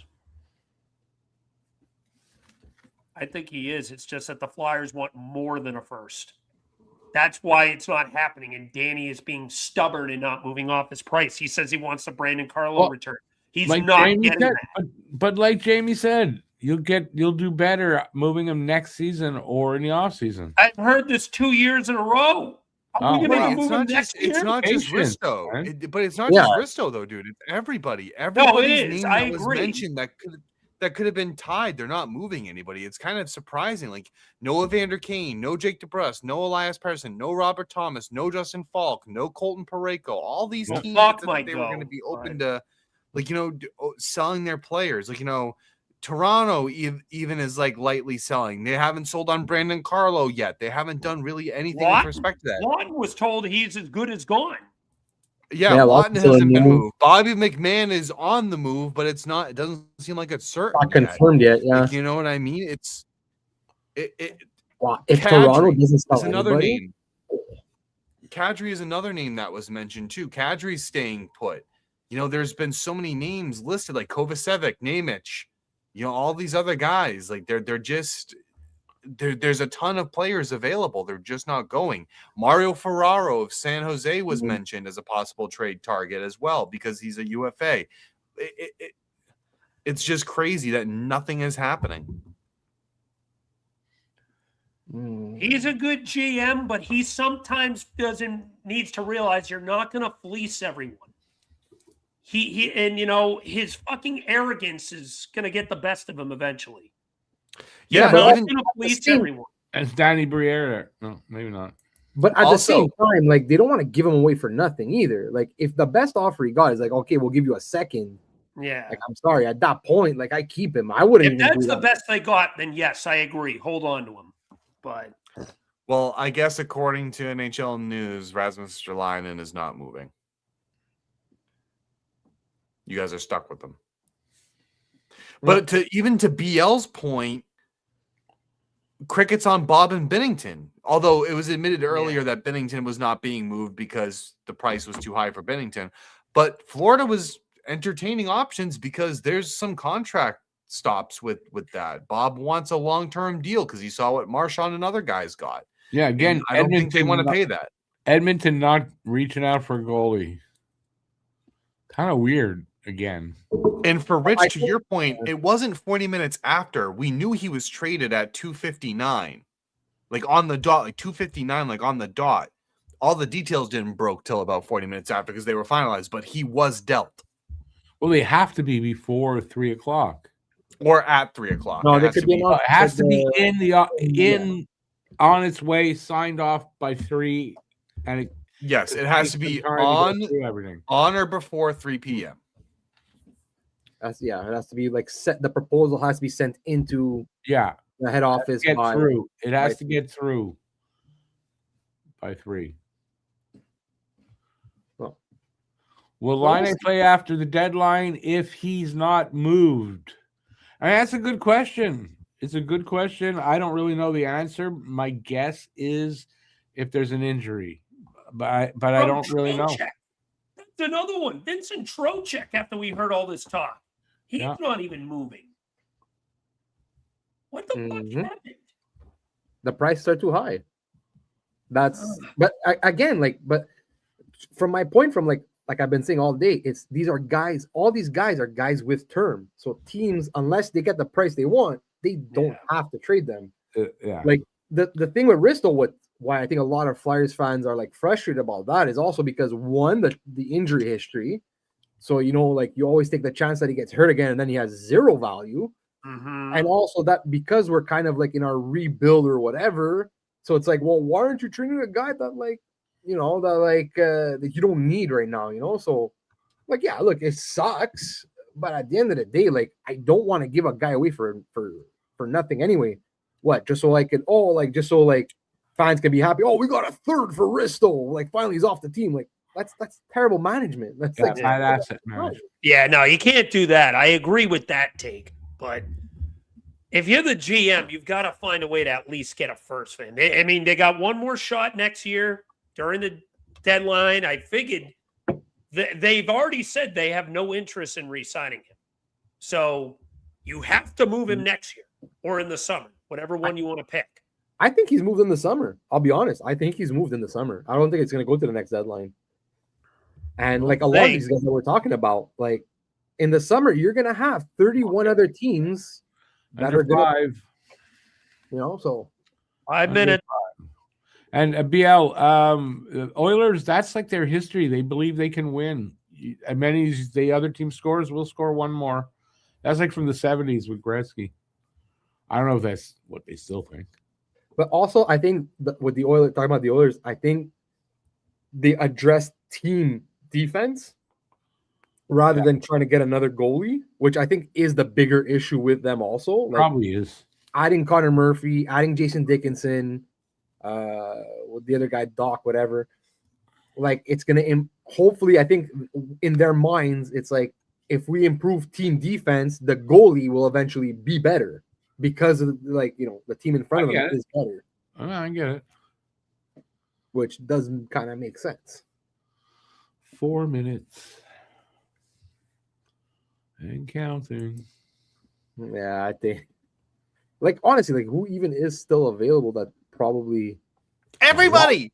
Everybody! Is a UFA. There isn't anyone who isn't. That's the problem. Just 5 deals so far today. The guy I would expect, but. Yeah. This is the biggest bag of suck. The biggest bag of suck. Kevin Kurz just said the Flyers are done for the day, so they won't make any other trade either. One down. 31. Grunstrom? I'm surprised. Okay. Oh my god. But I like Grunstrom, so I hope they keep him. You know, I don't mind Grunstrom, but he's kind of been quiet the last like month plus. Like he came off to that hot start, and we thought he'd be like the next Hathaway type guy, and then he got that 7th goal and he went missing. This is the lamest piece of shit trade deadline I think we have ever had. No new breaking news, guys. Anyone out there listening, how do you feel about this? Like, do you feel confident, like in your team as it is? Like, whether you're Montreal, Philadelphia, San Jose, whatever fan of a team that you are, like, did you really expect your team to stand pat the way they did? I sort of did, but I'm disappointed that they didn't shore up the defense a little bit. But I sort of thought they might stand pat. From what I was reading, it was a possibility. I just didn't think that. I thought Laine would go. I definitely didn't have Mason Lowry being my RD2 going into potential playoffs. So that's good. We're doing great. I am phenomenal. You know what? I am such a happy Bruins fan. I could go clack sacks at Warrior Ice Arena right now with the boys. Nice. Guru says maybe because of this deadline, it'd be bigger moves this summer. I mean, yeah. I would hope so. Rich said he expected Bruins to do nothing today. Who's Skinner? What's Jamie got to say? Yeah. Oh. Jamie's just echoing that Risto is he won't be moved. Yeah. And again, I expected the Bruins to at least make a play for a second RD. Well, they might have. I'm sorry, an RD2. But you don't know that they did it. I expected some improvement in the forward group. Something. I didn't expect Boston to do nothing. In the sense where not even try to get assets for some players that you don't think are going to be here long term. Like, I fully expect Trocheck, Lawton, Boston. You know, there's Binnington. Like, there's a lot of guys that I expected to get moved. Didn't really get moved. Yeah. Well, ladies and gentlemen, last minute of play in the third period. Mm-hmm. Yeah. By the way, Carolina was working on a move for a bottom six forward over an hour ago. Nothing has happened since. What do you mean? They got Nick Delurier.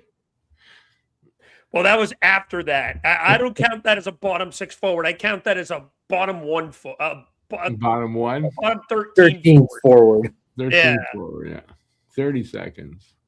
To Alex, it's all back in the W. Like he wants them back in the WHL or some stupid shit. Sounds like wow. Per What an DeMarco, utter sounds like nothing of disappointment. consequence coming for the Bruins. Maybe a minor deal. What happened? Coming when? Per DeMarco, sounds like nothing of consequence coming for the Bruins. Maybe a minor deal. Oh, Cam's going to snap. Coming when, though? Okay, that's it. That's it. We're at 3.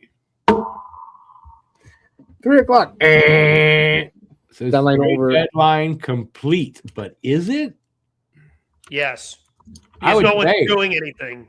Yeah, I would say that. How can there be anything like waiting? Nothing was At coming this through point, at all. no shit. Jesus. Well, we'll give it, we'll give it 15 Yeah, minutes. See if anything comes through. And then decide if we'll end this or not. But if nothing comes through for 15, 20 minutes, yeah. It's crazy. What a crazy deadline. I almost can't believe that nothing happened here. Yep. Wow. All right. Well, what do we talk about then? While we wait. How awful. Winners and losers. Winners and losers. Losers. Everybody who didn't make a trade. Which is everybody. Everybody. Nobody Who wins lost? trade deadline. Life. Nobody. Yeah, honestly. What like, the fuck? No. Where's my burrito? Where's my burrito? I didn't get a burrito. I feel like I'm fucking Homer Simpson at the fucking cart going, where's my burrito? Who's going to No bring trades. you a burrito? Nothing. Nobody. You know what Are I we got? even They gonna gave get me a last half-eaten minute taco. trade? Who's they? Sounds like the Red Wings are acquiring Falk, though. Yeah, just hit the horn. I don't even want to hit Maybe it. there will be some.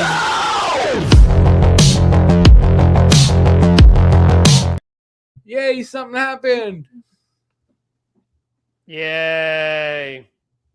Yay. To acquire Falk. Okay, what? You freaking hit What's- the button.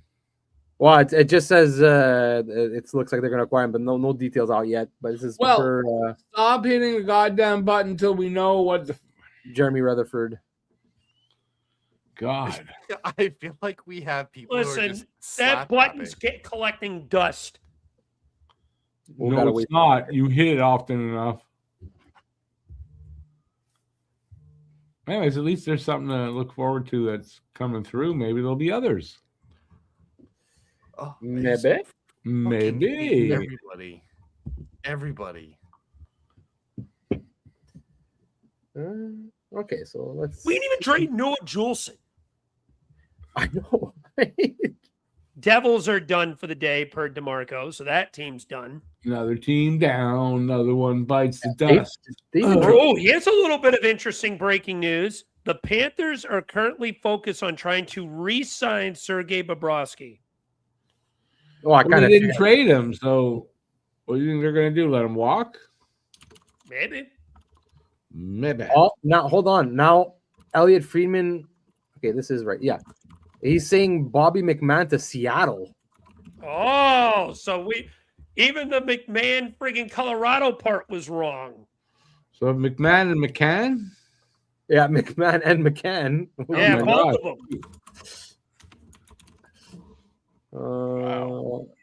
McMahon, McCann, and Boldy. That's like a law firm. That would be a line.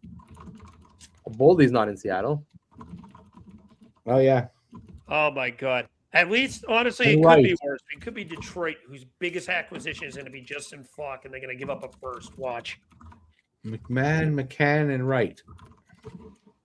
Lawyers, Esquire.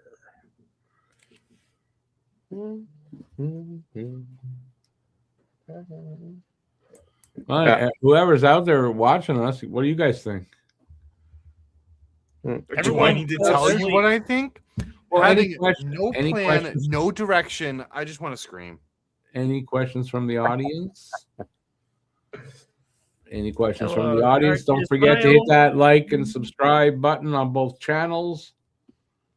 Although it's too late, most people are. Bum ass trade deadline. Bum ass trade deadline. Nothing exciting. Losers. Losers. I like last year's better. Very disappointing. Yeah, more happened. This is very sleepy. I took the day off from work for this. Yep. I took a day off. Honestly, best call we could have. This is truly a trade deadline. Yeah. That's probably 5 hours. Happen.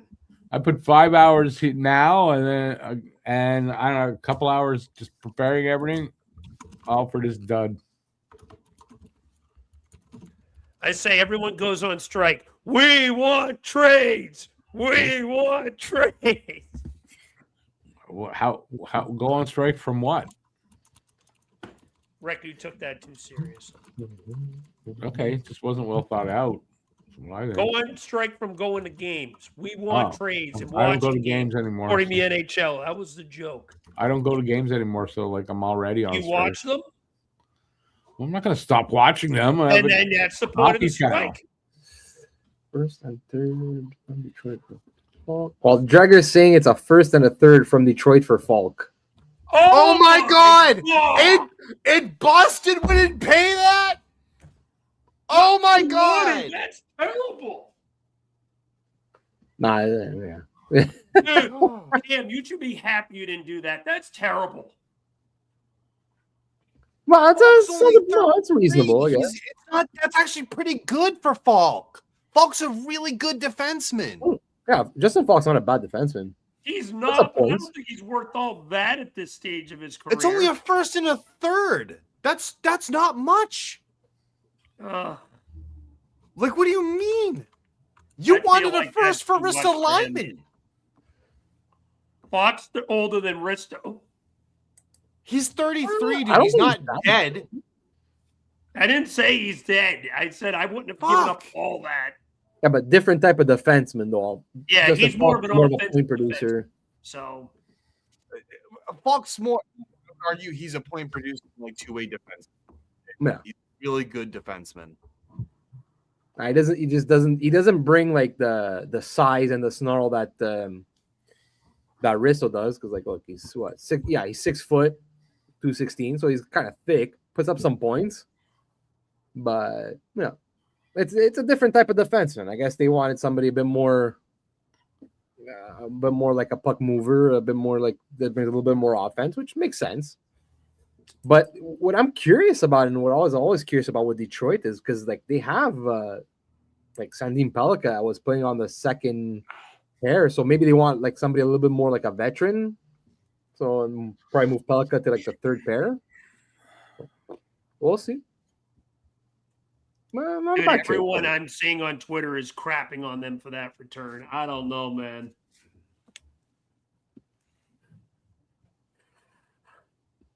Yeah. I'm curious to know if. We got another one. Hold on a minute. We got another one that just leaked in. No!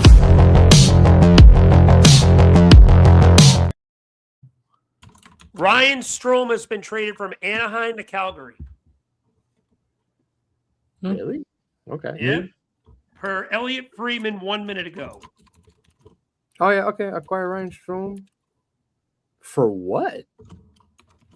Do not know. But he will be going to Calgary. And McMahon, it looks like it's a second and a fourth. That's a good deal. That's not bad. I think that's fair on both sides for that one. I think Toronto was looking for a first, but whatever. That's not a bad deal. Something than nothing, I guess, especially with you can't re-sign them. Let's see. Oh, Justin Hall is also going to St. Louis from Detroit in that package. I guess to make the money work. Just now, Yeah, Makes sense. shit signing anyway. yeah. Detroit likes shit defensemen, don't they? I don't know what their obsession is with them, but yeah.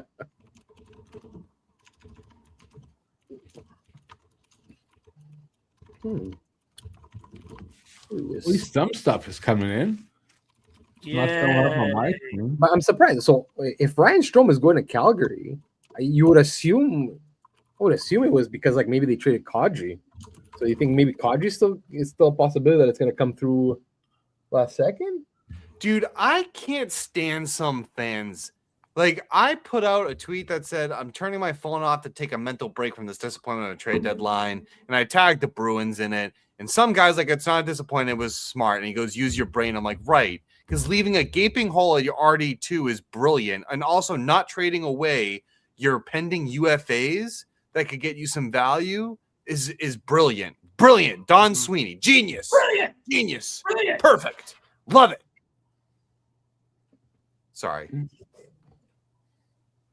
I'm over it. It's like the fucking what commercial was that where they even say brilliant all the time? All right, I'm heading off, guys, because if I have to do this for one more minute and deal with my depression, I'm gonna go crazy. Have a good night, guys, or good day. What is it? Whatever. I don't even know. I'm so confused. I'm bamboozled. I find myself in bewilderment. Bewilderment.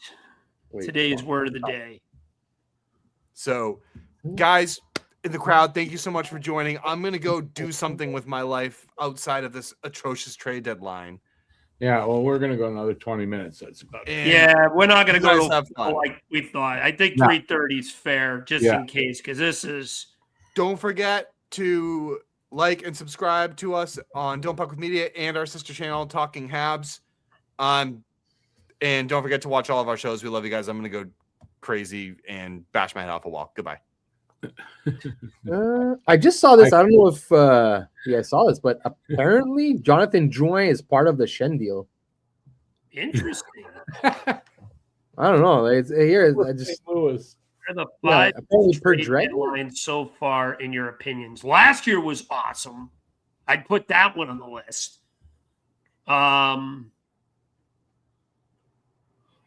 2023 was pretty good, even though 2022, 23, yeah, 23 was pretty good, even though Chuck Fletcher dropped the fucking ball on it. Or was it 21, 22? The year Fletcher got fired, was that 22 or 23? 23.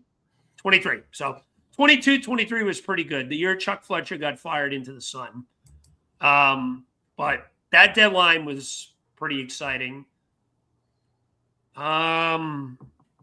Shit, what do you think? I don't remember them like that, so forget that. I haven't seen. Oh, why? Ducks traded Ryan Strome for a mere 7th round pick. That's it. Yeah. But they've been trying to get out of that contract for a while. Wow. That's why then. Trying to see where that joint thing came from, but he must have said it on TSN. Boop.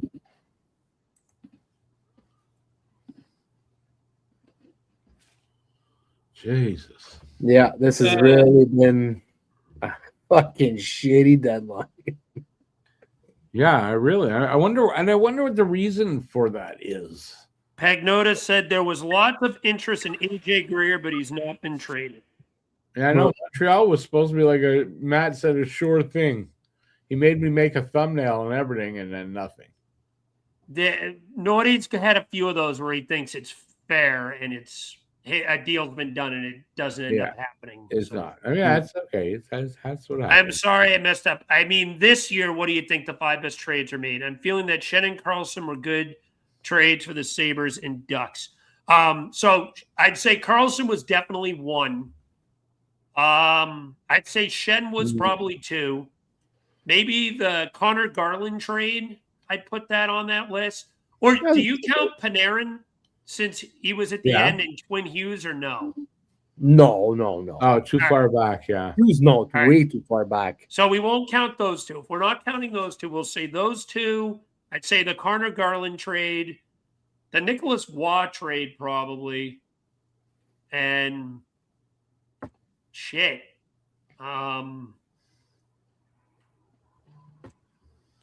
Myers. Or maybe the Falk trade right at the end. Yeah. Isn't really much. Good trade for St. Louis, I guess. There wasn't any of these blockbuster trades this year for. Yeah, officially, Vincent Trocheck did not get traded. Officially.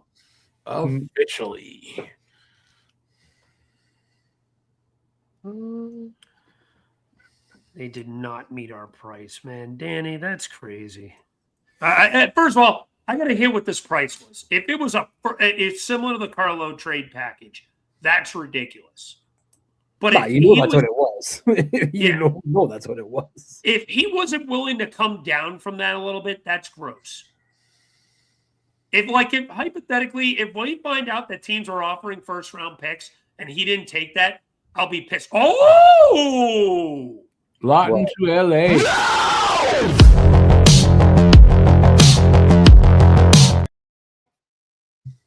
Good for you, Scotty Lawton. Go push for a cup.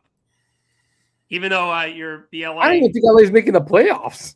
Yeah, that's why I kind of hesitated that. Although I don't know. Yeah. I need to know what this Risto asking price was. Yeah. Hold on.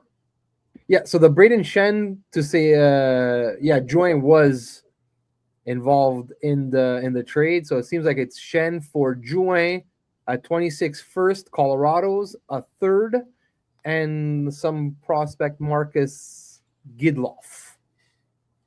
But yeah, I'm surprised that they moved Juin in that trade also. Not surprised. He didn't do much there. It wasn't terrible. And again, you're just moving one winger for another. Surprised St. Louis wanted him. That's why I'm surprised. I'm thinking maybe it was to make the money work. Would that be it? Probably. It's probably what it was. So I wonder what the return package for Lawton is. See, everything that happened of semi-significance seems like it happened right at the buzzer this year. We had 3 or 4 at the buzzer. Strome, Falk, Lawton, and what was the other one? I feel like I missed one. The trades at the end? Yeah. Bobby McMahon. Oh, yeah, technically. Yeah, because it changed up. That's about it.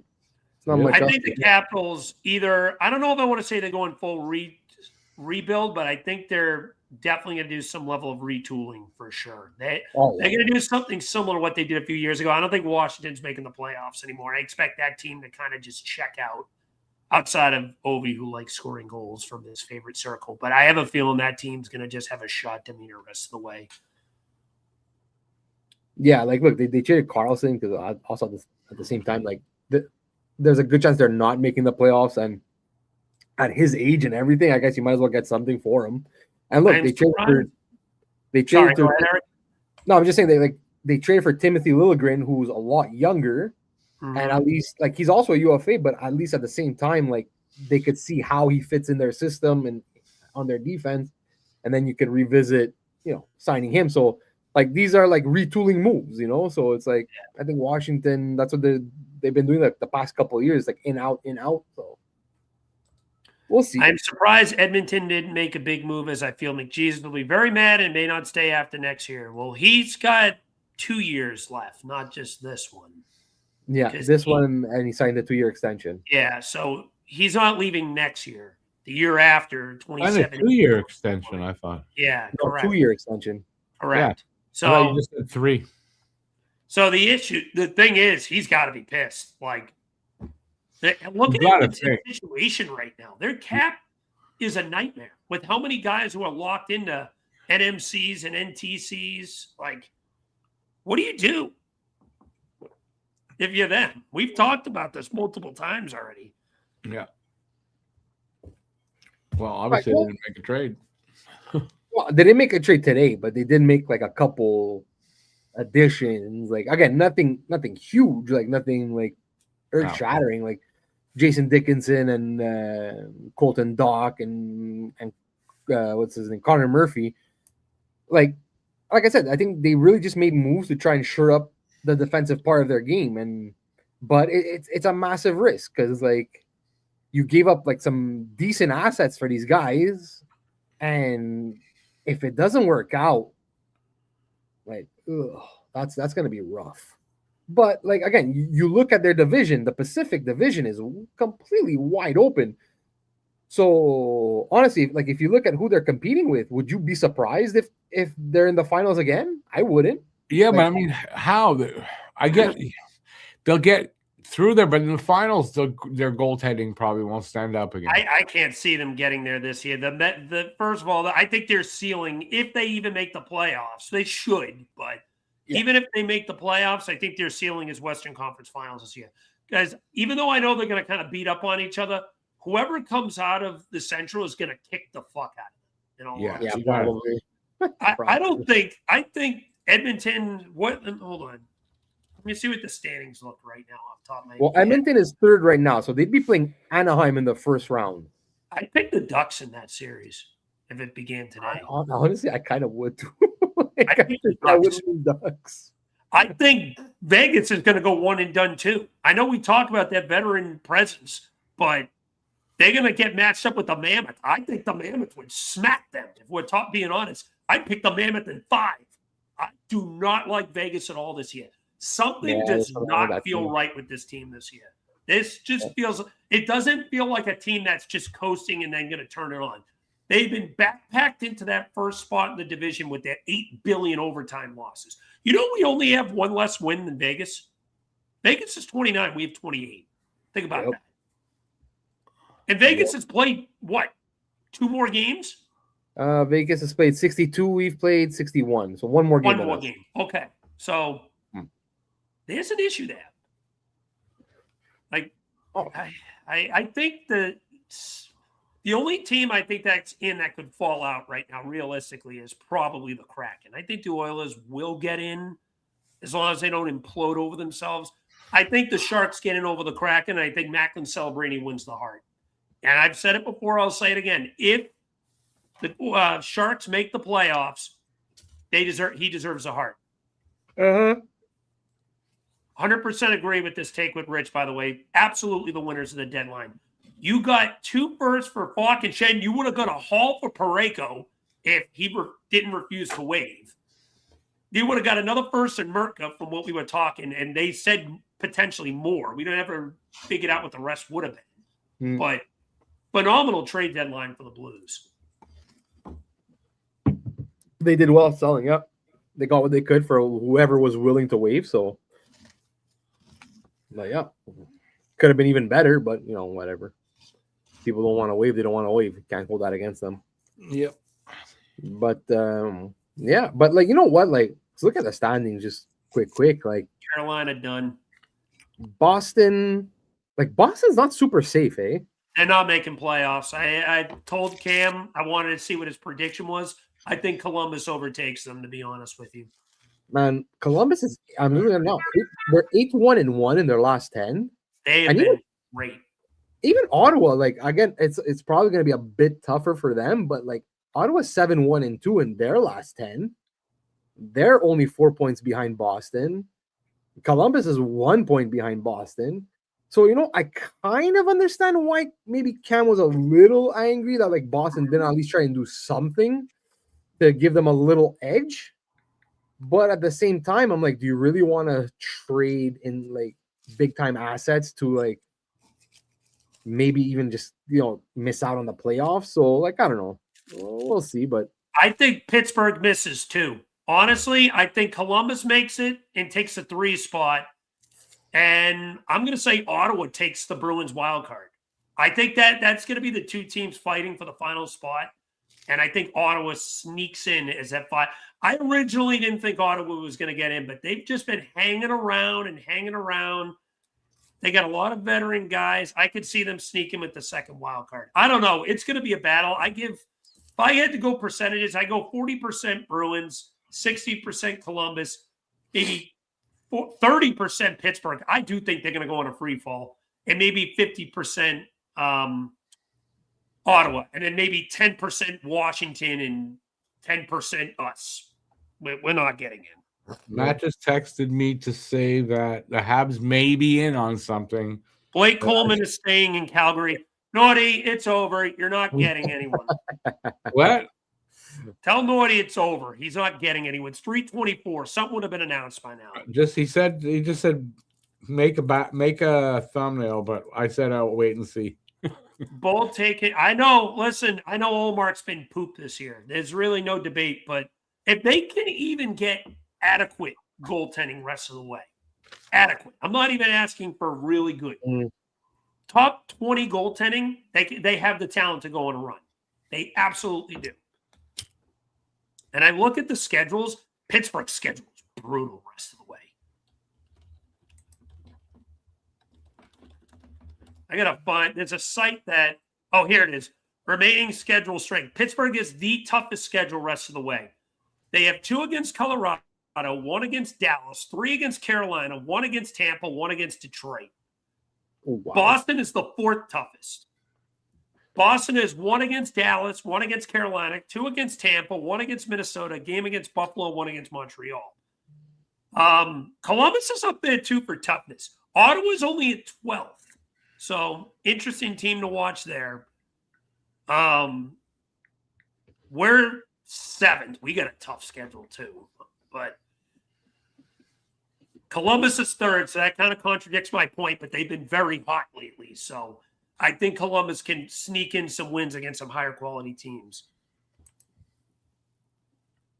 Oh, wait a minute. The Capitals have another deal in the queue. There is another trade coming through. So there is a queue. But that means there is a queue. Yeah, David Kempf to Washington. Seems like, To Washington. The Habs may have one, according to Matt. The Habs may have one also in the queue. All right, if that came through, then okay, I'm willing to give Naughty the benefit of the doubt. I'm not going to say the player unless it happens. East or Western Conference? Western Conference. Okay. It's Kadri. Yeah, probably. No, fuck. Yeah, Sharks are done for today, apparently. New Jersey's done. Carolina's done. A lot of teams out already. Boston may have a minor new. There can't be too much in that queue, that's for sure. But sometimes it's crazy. I remember other deadlines where it's like it's 6 o'clock and then all of a sudden something comes out. It's like, how though? I guess just confirm the trade, by the way. They have to do their due diligence to make sure everything's proper. Yeah, it's like, yeah. Especially if a guy waves a no move, they must have to confirm with him. Apparently, it's a 6th round pick for David Kampf. Yep. Mein Kampf got a 6th round pick. Oh, they had to replace Nick Dowd, so I guess he's the Nick Dowd replacement. Some good moves there by Washington. You know what? It's like, let's get a high price for like our 4th liner, and let's bring in another one at a low cost. It's like, some shrewd moves there by Washington. So Calgary on 2. Yeah, I don't expect anything of a significance to actually come in. Vancouver. Oh, yeah. Okay. Oops. Oh, Lucas Reichel to Boston. Hey, there you go, Cam. Reichel to Boston. Finally for a 6th. Reichel. Whatever. He's actually a guy I wanted the Flyers to maybe take like a chance on as a reclamation project, but it's looking like he's not really. Lucas Reichel with a whole 5 points this year. Yeah. This is his third team of the season, by the way. Bees guy McMahon went to Seattle. Risto didn't go anywhere. And Phil, we have not made a trade yet. Laine still a Hab. Still time. Yeah, I was wrong on McMahon. That kept changing. And Lucas Reichel to Boston for a 6th-round pick. Yeah, the 6th.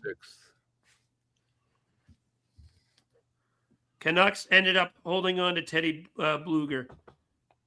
And here's a little tidbit. The Islanders have announced the club has extended forward Jean-Gabriel Pageau to a 3-year contract extension. Jean-Gabriel Pageau. Why? Yeah. Don't how many know years? the money on it yet. How many years? 3. But I have not seen the how money. Old is Pageau? He's old. 33. It's not that bad. Wow. Depending on the money, you know. He's been in Isles rumors forever. He's like their version of Risto. Yeah. Yeah, that's why I'm kind of surprised. Like they were trying to move him for a while, and now they resign him. So that's why kind of. So the big trade was Braden Shen going to the Isles today. Well, yeah, I guess. Yeah, unless you want to count John Carlson as a today trade that was. Yeah, but that was yesterday. I'm not counting. No, it wasn't. It was 1:22 this morning. I'm not counting that. I don't care if it's 1:22 a.m. It was 10:22 p.m. on the West Coast. Oh, and he went west. That's true. That's true. Yeah, 3 years, $4.85 million for Pageau. Yeah, okay. That's all right. I'm not gonna crap on that. He's on about a 45-point pace. That's actually decent. Come on, Habs. Laine gone. Laine gone. Like, just curious, like with everything that's happened like the past 3 days, I'll take into account like everything that like from the past couple of days also do you think there's anyone that really in your opinion like kind of like made themselves really that much better? Buffalo maybe. Well, I'd say no. I can't even say them. I think they shored up some holes they have, so I don't know. Maybe they did. Maybe Buffalo. St. Louis, but no. St. Louis obviously got worse, but they're trying to. Yeah, they did what they wanted, at least in that sense. Honestly, because like, look, Minnesota. Would you consider Dallas? Minnesota. You know what? Minnesota. Minnesota made a few moves. You added Petrie, you added Brink, you added Foligno. Maybe Minnesota. Yeah, but then again, Dallas did like add kind of like those exact same pieces. Like there were no blockbusters, though. If that's what you mean, there were no like blockbuster moves at all. My point remains the same, Bees guy. I give them next year. If this team hasn't improved and they didn't do anything significant in the summer, that's when I'm going to start pulling out the pitchforks. They've emphasized summer of 26 since 23. So this is their chance. Summer of 26, they better make a splash. Nothing happens, and they're still stagnant next year. I'm calling for their heads. So we'll say that. Not doing anything yet because I love Danny Briere in years 1 and 2. Do not like Danny Briere at 3 so far because the Dvorak contract is still pathetic. That's another thing we need to bring up. Dvorak, you could have fucking traded him for a haul today. We don't need to bring it up though. They honestly, he could have went to Colorado for the Nick Roy for that package. It would have been even better. Dvorak is better than him. Yeah, exactly. Like, I don't know. Like Shen went for a 1 and a 3. I think Roy also went for like a 1 and a 3 or whatever it was. Like, he's better than both those guys right now. As Jackie Spiegel just came out and said, as some have mentioned, the Flyers did not get their asking price for defenseman Rasmus Ristolainen. The main component of the trade they wanted was a first-round pick. They did not get it. Okay. Now there's an argument to be had. Yeah, if that's the case, like I said, if then I agree not first, moving it. Then I agree. Yeah, then if that's the case. What could move the needle for you? No one is available in free agency, and Danny won't make trades. He's made trades. And that I don't agree with. It's going to be the same team. If it's the same team, that's on him. But this is Danny's job as a GM. They found a way to pry Trevor Zegras for pennies on the dollar last year. And he's going to be a 65, 70-point guy this season probably. So I give him all the opportunity to prove himself. Let's see what happens. Yeah, I'm not going to – I'm not going to make any predictions on Danny or any big statements on Danny until the offseason, because now this is he didn't move Risto, but if what Jackie Spiegel is saying that there wasn't even a first on the table, then I'm sorry, I don't trade him. It makes no sense. You revisit it in the summer when there's going to be 31 teams. Yes, they will. I can't wait till Porter Martone is here next year. Yes, they will. He'll be here probably at the end of the season and playing a few games late. Yeah, depending on how far his team goes there. That'll be the big ad for this team next year. You're adding your other blue chip winger in Porter Martone. So you have Martone and Michkov. Now, here's the thing. Martone, Michkov, and Konechny are all primary right wingers. Who's the one that moves to the left? Unless if you're going to try to talk me into Porter Martone getting 3 RW minutes. I heard Martone likes to play on his off wing also, so he would move to the left and Michkov on the right. He's a guy you could talk me into playing on the left. Because you could talk me into more than Michkov. I agree with that statement. That would be Jake and G. Jake and G, when they were both playing on wing, we're both playing their off wings, and we're just playing well and just had that chemistry. So I could see Michkov and Martone being that Jake G 2.0, both guys on their off wings, just creating together. So we'll see. I'm curious, but Danny definitely has to address the center position this summer. That's gonna be a major factor this year. Johnny Kelta said Bees won the deadline. Who are you? Now I want to know who Bees guy is. Who is this? Is this Joe? But I think Johnny Kelter is that guy that they were talking about earlier that said that they should. Johnny Kelter's my buddy. That's Rich Kelter's brother. I want Bees guy. Okay, I thought he was talking about you. Is that Drew Daly? That's Drew Daly. I'm gonna laugh. I'll find out after. All right. Do we have any other trades to pop in? I don't see anything. Doesn't look like it. It's cold in here, by the way, if you wonder why I'm wearing this. Third rounder for Scott Lawton. Wow. Think about that. We got a first in Grabankin for him. The Kings only had to give up a third for the same exact player, just 1 year older. I would see that you got to give Danny props for. Yeah, again, and Danny did the exact same thing with Scott Lawton that he did with Risto. 2 years ago, Scott Lawton was available, and no one wanted to pay the price. Nobody. And still a few trades in the queue. Incarcerated Bob just said that was 5 minutes ago. Let's see what else pops in. No, but just back to my point. And he waited, and look what he got for Lawton last year. Yeah. So look, the big issue I think a lot of Flyers fans has is because of Risto's injury history. And again, it's a chance. It's a chance you take, but if you couldn't even have gotten a first, then I understand why he didn't do it. What could Tippett have gotten? This is wild. I don't. Tippett could get you a much better package than Risto, because Tippett plays a style of game of both size with combined speed and skill.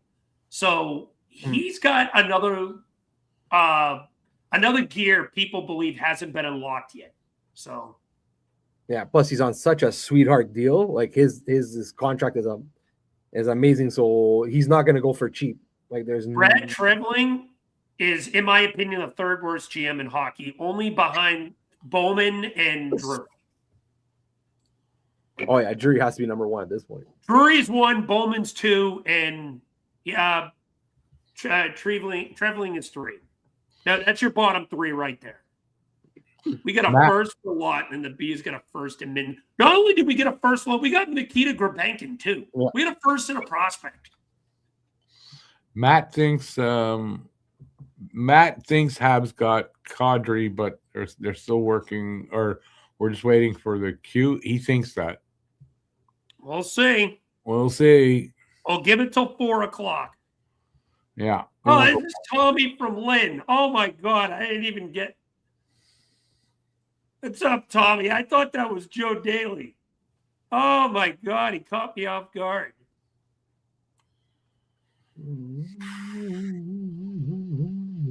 If the Habs got Kadri, I wonder what they would give up. It's Laine. Apparently, it's Laine. Laine is going to go the other way. Yeah, I would have to make the money work. Yeah. Yeah.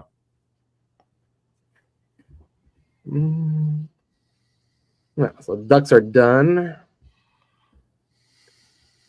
I still haven't seen anything saying that Montreal is done. So yeah, it's very possible. Yeah, it's true. What do you think this guy? Phil wanted Delorier. What? Phil, he's one of my guys. Yeah, he wanted Delorier. He's been telling me this for a while. We've been going back and forth about that for a while. Well, if you would have trade Jack Eye, you would have been better. Harbor Jack Eye.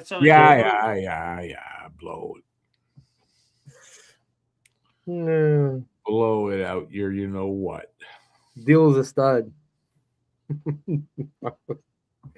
At least he did it. At least Briere got rid of D'Lo. Oh man, but now we'll see who they're gonna call up for Brink. Yeah, I'm assuming maybe Alex Bump gets a call. I think it might be Bump. There's talks that it might be Alex Bump. And I just wanted to say, just quick on your check, because I was seeing on Twitter, and they're like, some people were like, yeah, but he's not even that good. They're keeping him in the AHL.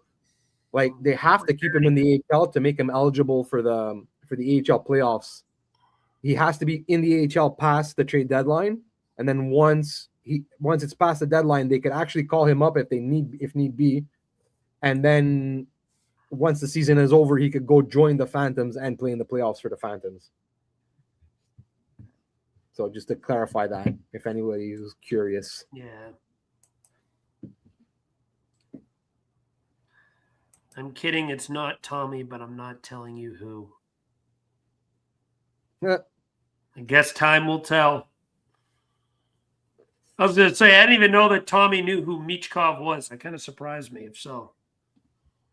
Let's see. Any of the... Well,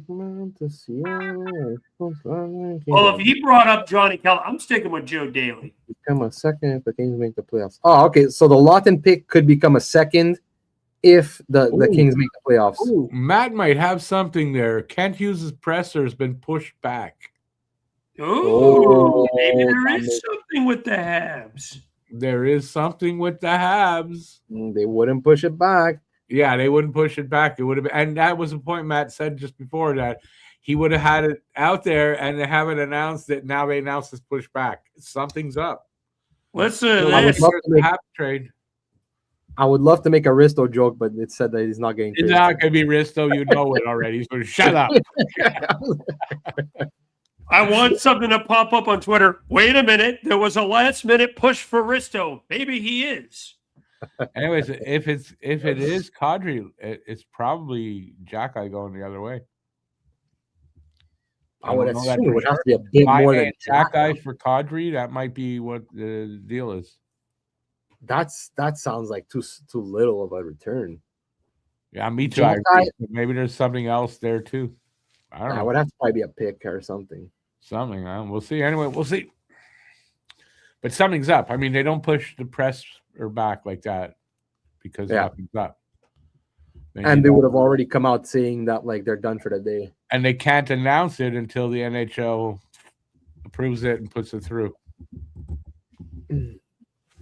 He can't come out and talk about it until it's official. Exactly. Yeah.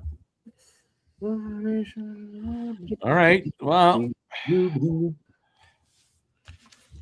be something to talk about tonight on the show. We got the game tonight at 9. So I got 3 hours of hockey after this. Well, I got a few hours in between, but well, you guys playing tonight on a Friday, huh? It's a long day, boys. Well, what time do you guys play at? 9 till about 11:30, 12, depending. Oh, you're in Anaheim. Okay. Yeah, we're in Anaheim. So it took right until the buzzer for a few trades to happen this year. It's always like that, though. If there's nothing, but there's always trades at the buzzer, like at the end. We're always waiting in the queue with something. It's just weird. Why are they waiting in the queue? I guess they were really last minute. Like really right at the end, they got it in time. Like that's it. And I'm not sure, but I think if they contact the office and say we're almost there, we got it almost done, I think they might give them a little bit of time. I'm not sure about that, but I think I heard that before. Anyway, listen. We'll see what my team did. Hopefully, whatever they did, it's going to help us get to the playoffs. And I'd like to see 2 rounds. I'm not expecting them to make the cup, but I'd like to see them win a round and maybe a second one, too. Depends who you face in the first round. It depends who we just picked up, too, and gave out. Because if the playoffs began today, you got a date with Tampa, and I think we're fucked. If that happens, we're fucked. Which, in a way, when you think about it, they would want to do something to sort of get us out of that matchup. You need to get Detroit or Buffalo. Yeah. You get that one of them, you can talk me into it. You get in Tampa, you're going to get your ass kicked. Yeah. Well, and again, Buffalo might not. Well, Danny's Detroit. Yeah, it's not going to be an easy road. I'll watch it later. They had to have done something because right now. If they're planning to make the playoffs and do something in the playoffs, they needed some help there. Look at the teams they're going to have to face. So yeah.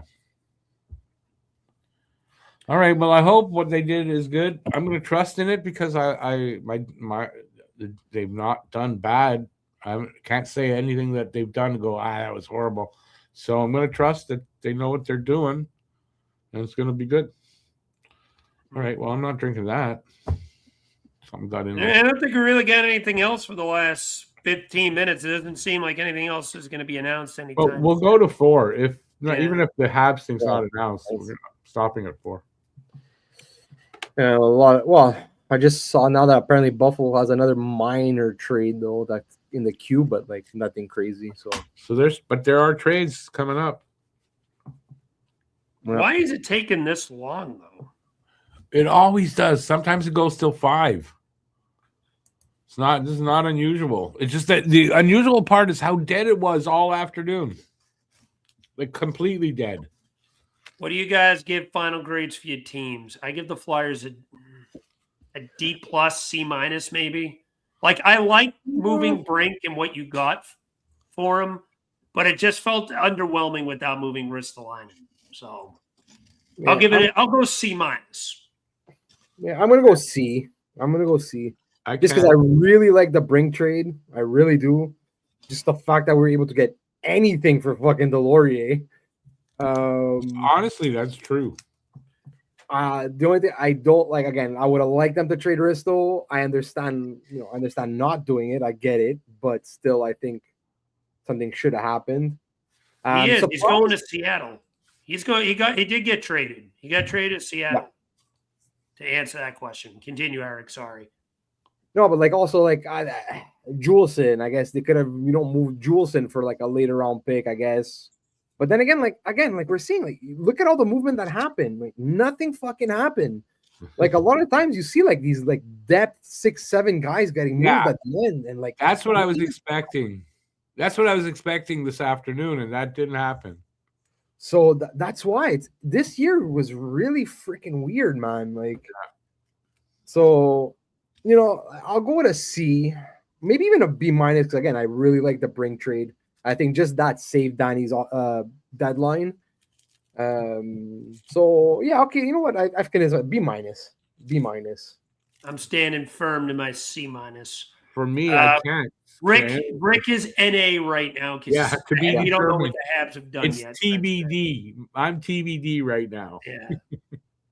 You give the Bs a C. Why do you give the Bs a C out of curiosity? Because they didn't really do anything.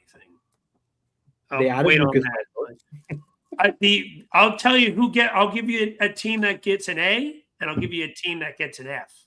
Team that I'm giving an A to is the St. Louis Blues. I 100% agree with Rich. They are without a doubt the winners of this year's trade deadline. They hit a home run in those moves. If I had to pick who I give an F to, I don't know if I give anybody an F. I said an F thinking I could think of someone, but you know what? I don't know if anyone gets an F right now, at least. Yeah, no. It's hard to give somebody like a failing grade just because. You know what? Maybe Vancouver. They didn't really do much. They got traded Garland, but yeah, they traded Garland, but again, like they didn't have UFAs to sell. Really, it's all guys with term. But they needed to move guys out, and they didn't do it at all. Well, they traded Myers. They true. No, that's true. Myers is gone. Garland is gone. So they did something. I'm surprised that no one.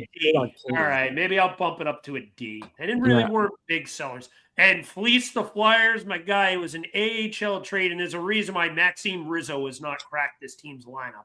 Yeah, no, he was in ECHL at one point. I think he was still. I'm not even sure. Grendon's unfortunate. I liked Grendon a little bit. He was a nice journeyman 7th-round pick, but that's pretty much saying here's 13 cents for a used slinky. Who cares? Justin Fox to Detroit. That came in a while back, no? Yeah, that did. I think they're just finalizing what the exact return was. Yeah, that's what it was. Yeah, it was. Did Pittsburgh do anything? I don't think Pittsburgh did anything. They did not, but I think standing pat was good for them. I'm trying. I thought they might add a little something, but no, nothing major at all. You think? You know what? I might give the Isles an F because I think that is such an overpayment for Braden Shen at this stage. I think St. Louis hit a home run in that deal. Why are you giving up all of that for Braden Shen, who is on pace for 37 points this year? We may be waiting for nothing. Someone's reporting, very excited to see Kent Hughes says his press conference was delayed because he was getting a haircut. But I think that could be a joke. He's bald. Saying me and Kent Hughes got the same mindset on trade deadline day. He's bald. That's all right. He's going to use some stuff to grow one ingrown hair. He didn't get a haircut, so. He got a hair transplant. Apparently, TSN not closing the books on the Habs just yet. That's 2 minutes ago. I'm just trying to think who else. I can't find anything else. You know what? For a deadline, I'm not saying this team's bad, but for a deadline, kind of disappointed at what Colorado did. The overpayment for Nicholas Waugh. Maybe I'd give them an F. That was, and that's all they really did. Yeah. Did they? Is it? Yeah, I think that is all they did because they didn't end up getting McMahon. Yeah, it was kind of like how much of an upgrade is like Roy over like Drury, like Jack Drury? Like how much of a really upgrade is that? Like, yeah, it's not. What does Zeus say? That definitely daily now. I just gave it away. Jack Drury. Let me see. How many? Yeah, Jack Drury has 21 points in 60 games, and Nicolas Roy has 20 points in whatever amount of games he played. I forgot to check, but yeah, like how much of an upgrade is that? Like, are you serious? All right, well, let's see. Oh, you know what? I'll give you one. Carolina. All they did was add D'Lo. Yeah, true. That should be a team that's upset right now where they are, and with how open the East is, and your only addition is Nicholas Delorier. That's bad. Yeah. You know what? That's my F. Even though Colorado overpaid, at least they tried adding someone. It's a bad deal, but you made a move. Carolina sat on their hands as probably at worst the second best team in the conference and the top 5 team in the league. You got to do something to keep these teams in the arms race. Yeah, but Carolina's all. The only thing with Carolina is I find they don't like paying high prices, and I don't think there was anybody really available that was worth a crazy price. Like in my mind for Carolina, that's the only thing that. Why? Like again, I think they should have done something, but I wouldn't have overpaid for whatever was available for them. I don't know. That's the only thing I see with them. But again, like you were saying with, well, like we were talking about just before with the Avs, I think you've convinced me. I think they're the one I kind of maybe give an F to, just because I'm like the price they paid for Nick Roy. Like, I don't know. I find that really fucking weird. Yeah, I don't know. Yeah, I think that was the overpay of the deadline. I'm trying to think other teams I want to give some props to. I mean, like I said, Blues are the big winners. Mm.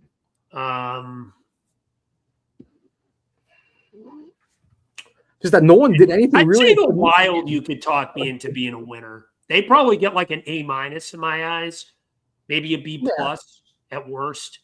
They made some nice ads and they didn't really overpay. Well, like Anaheim for me, like I like the Carlson ad for them. I really like that ad for I'm them. with that. I think Anaheim gets a big thumbs up. But that's all they did, though. That's the thing. But that's still significant enough where it carries you. Oh yeah, 100%. Yeah, because other than that, like what did they? Well, they re-signed Ryan Bailey. I don't know if that counts. I'd say that counts, and that's a good deal for Pales. He's been good. That dude deserves whatever he got. He's been a class act from day one. And you remember that when we played Anaheim, when all the scrums were happening, I don't know. I think Rabankin was going to go after Ryan Paling. Yeah. And I don't remember who it was that held him back. I think it was Tippett. Yeah. Tippett said, no, we don't beat him up. He's our guy. He gets a pass. You don't bother him. He gets a pass. Yeah, he's one of us. You can chill with him. He's a good dude. That tells you all you need to know about the type of teammate Ryan Paling is in a good way. All right, well, that's probably about it. Like Tanner Pearson is the one, the Buffalo that I was talking about before. Tanner Pearson to Buffalo for a 7th. Yeah, but Tanner Pearson's like cooked. Fucking I'm hitting.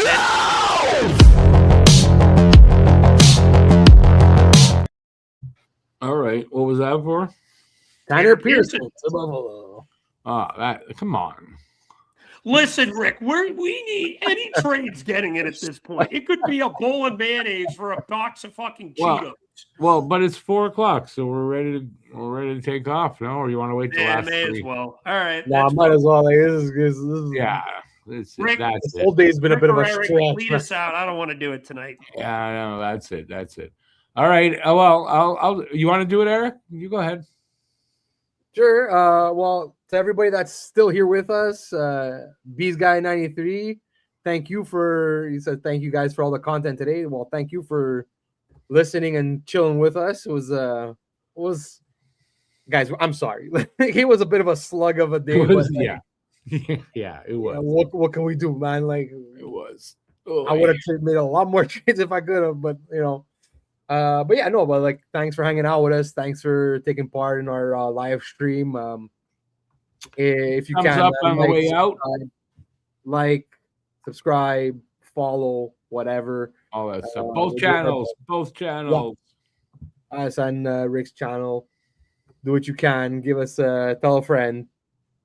Anyway, So yeah, for all of us that are here left, me, Alex, and Rick, guys, thanks a lot. Have a nice evening and enjoy the rest of the day. Let's see. And go Habs, go. Let's hope we get something good. Ciao, everybody.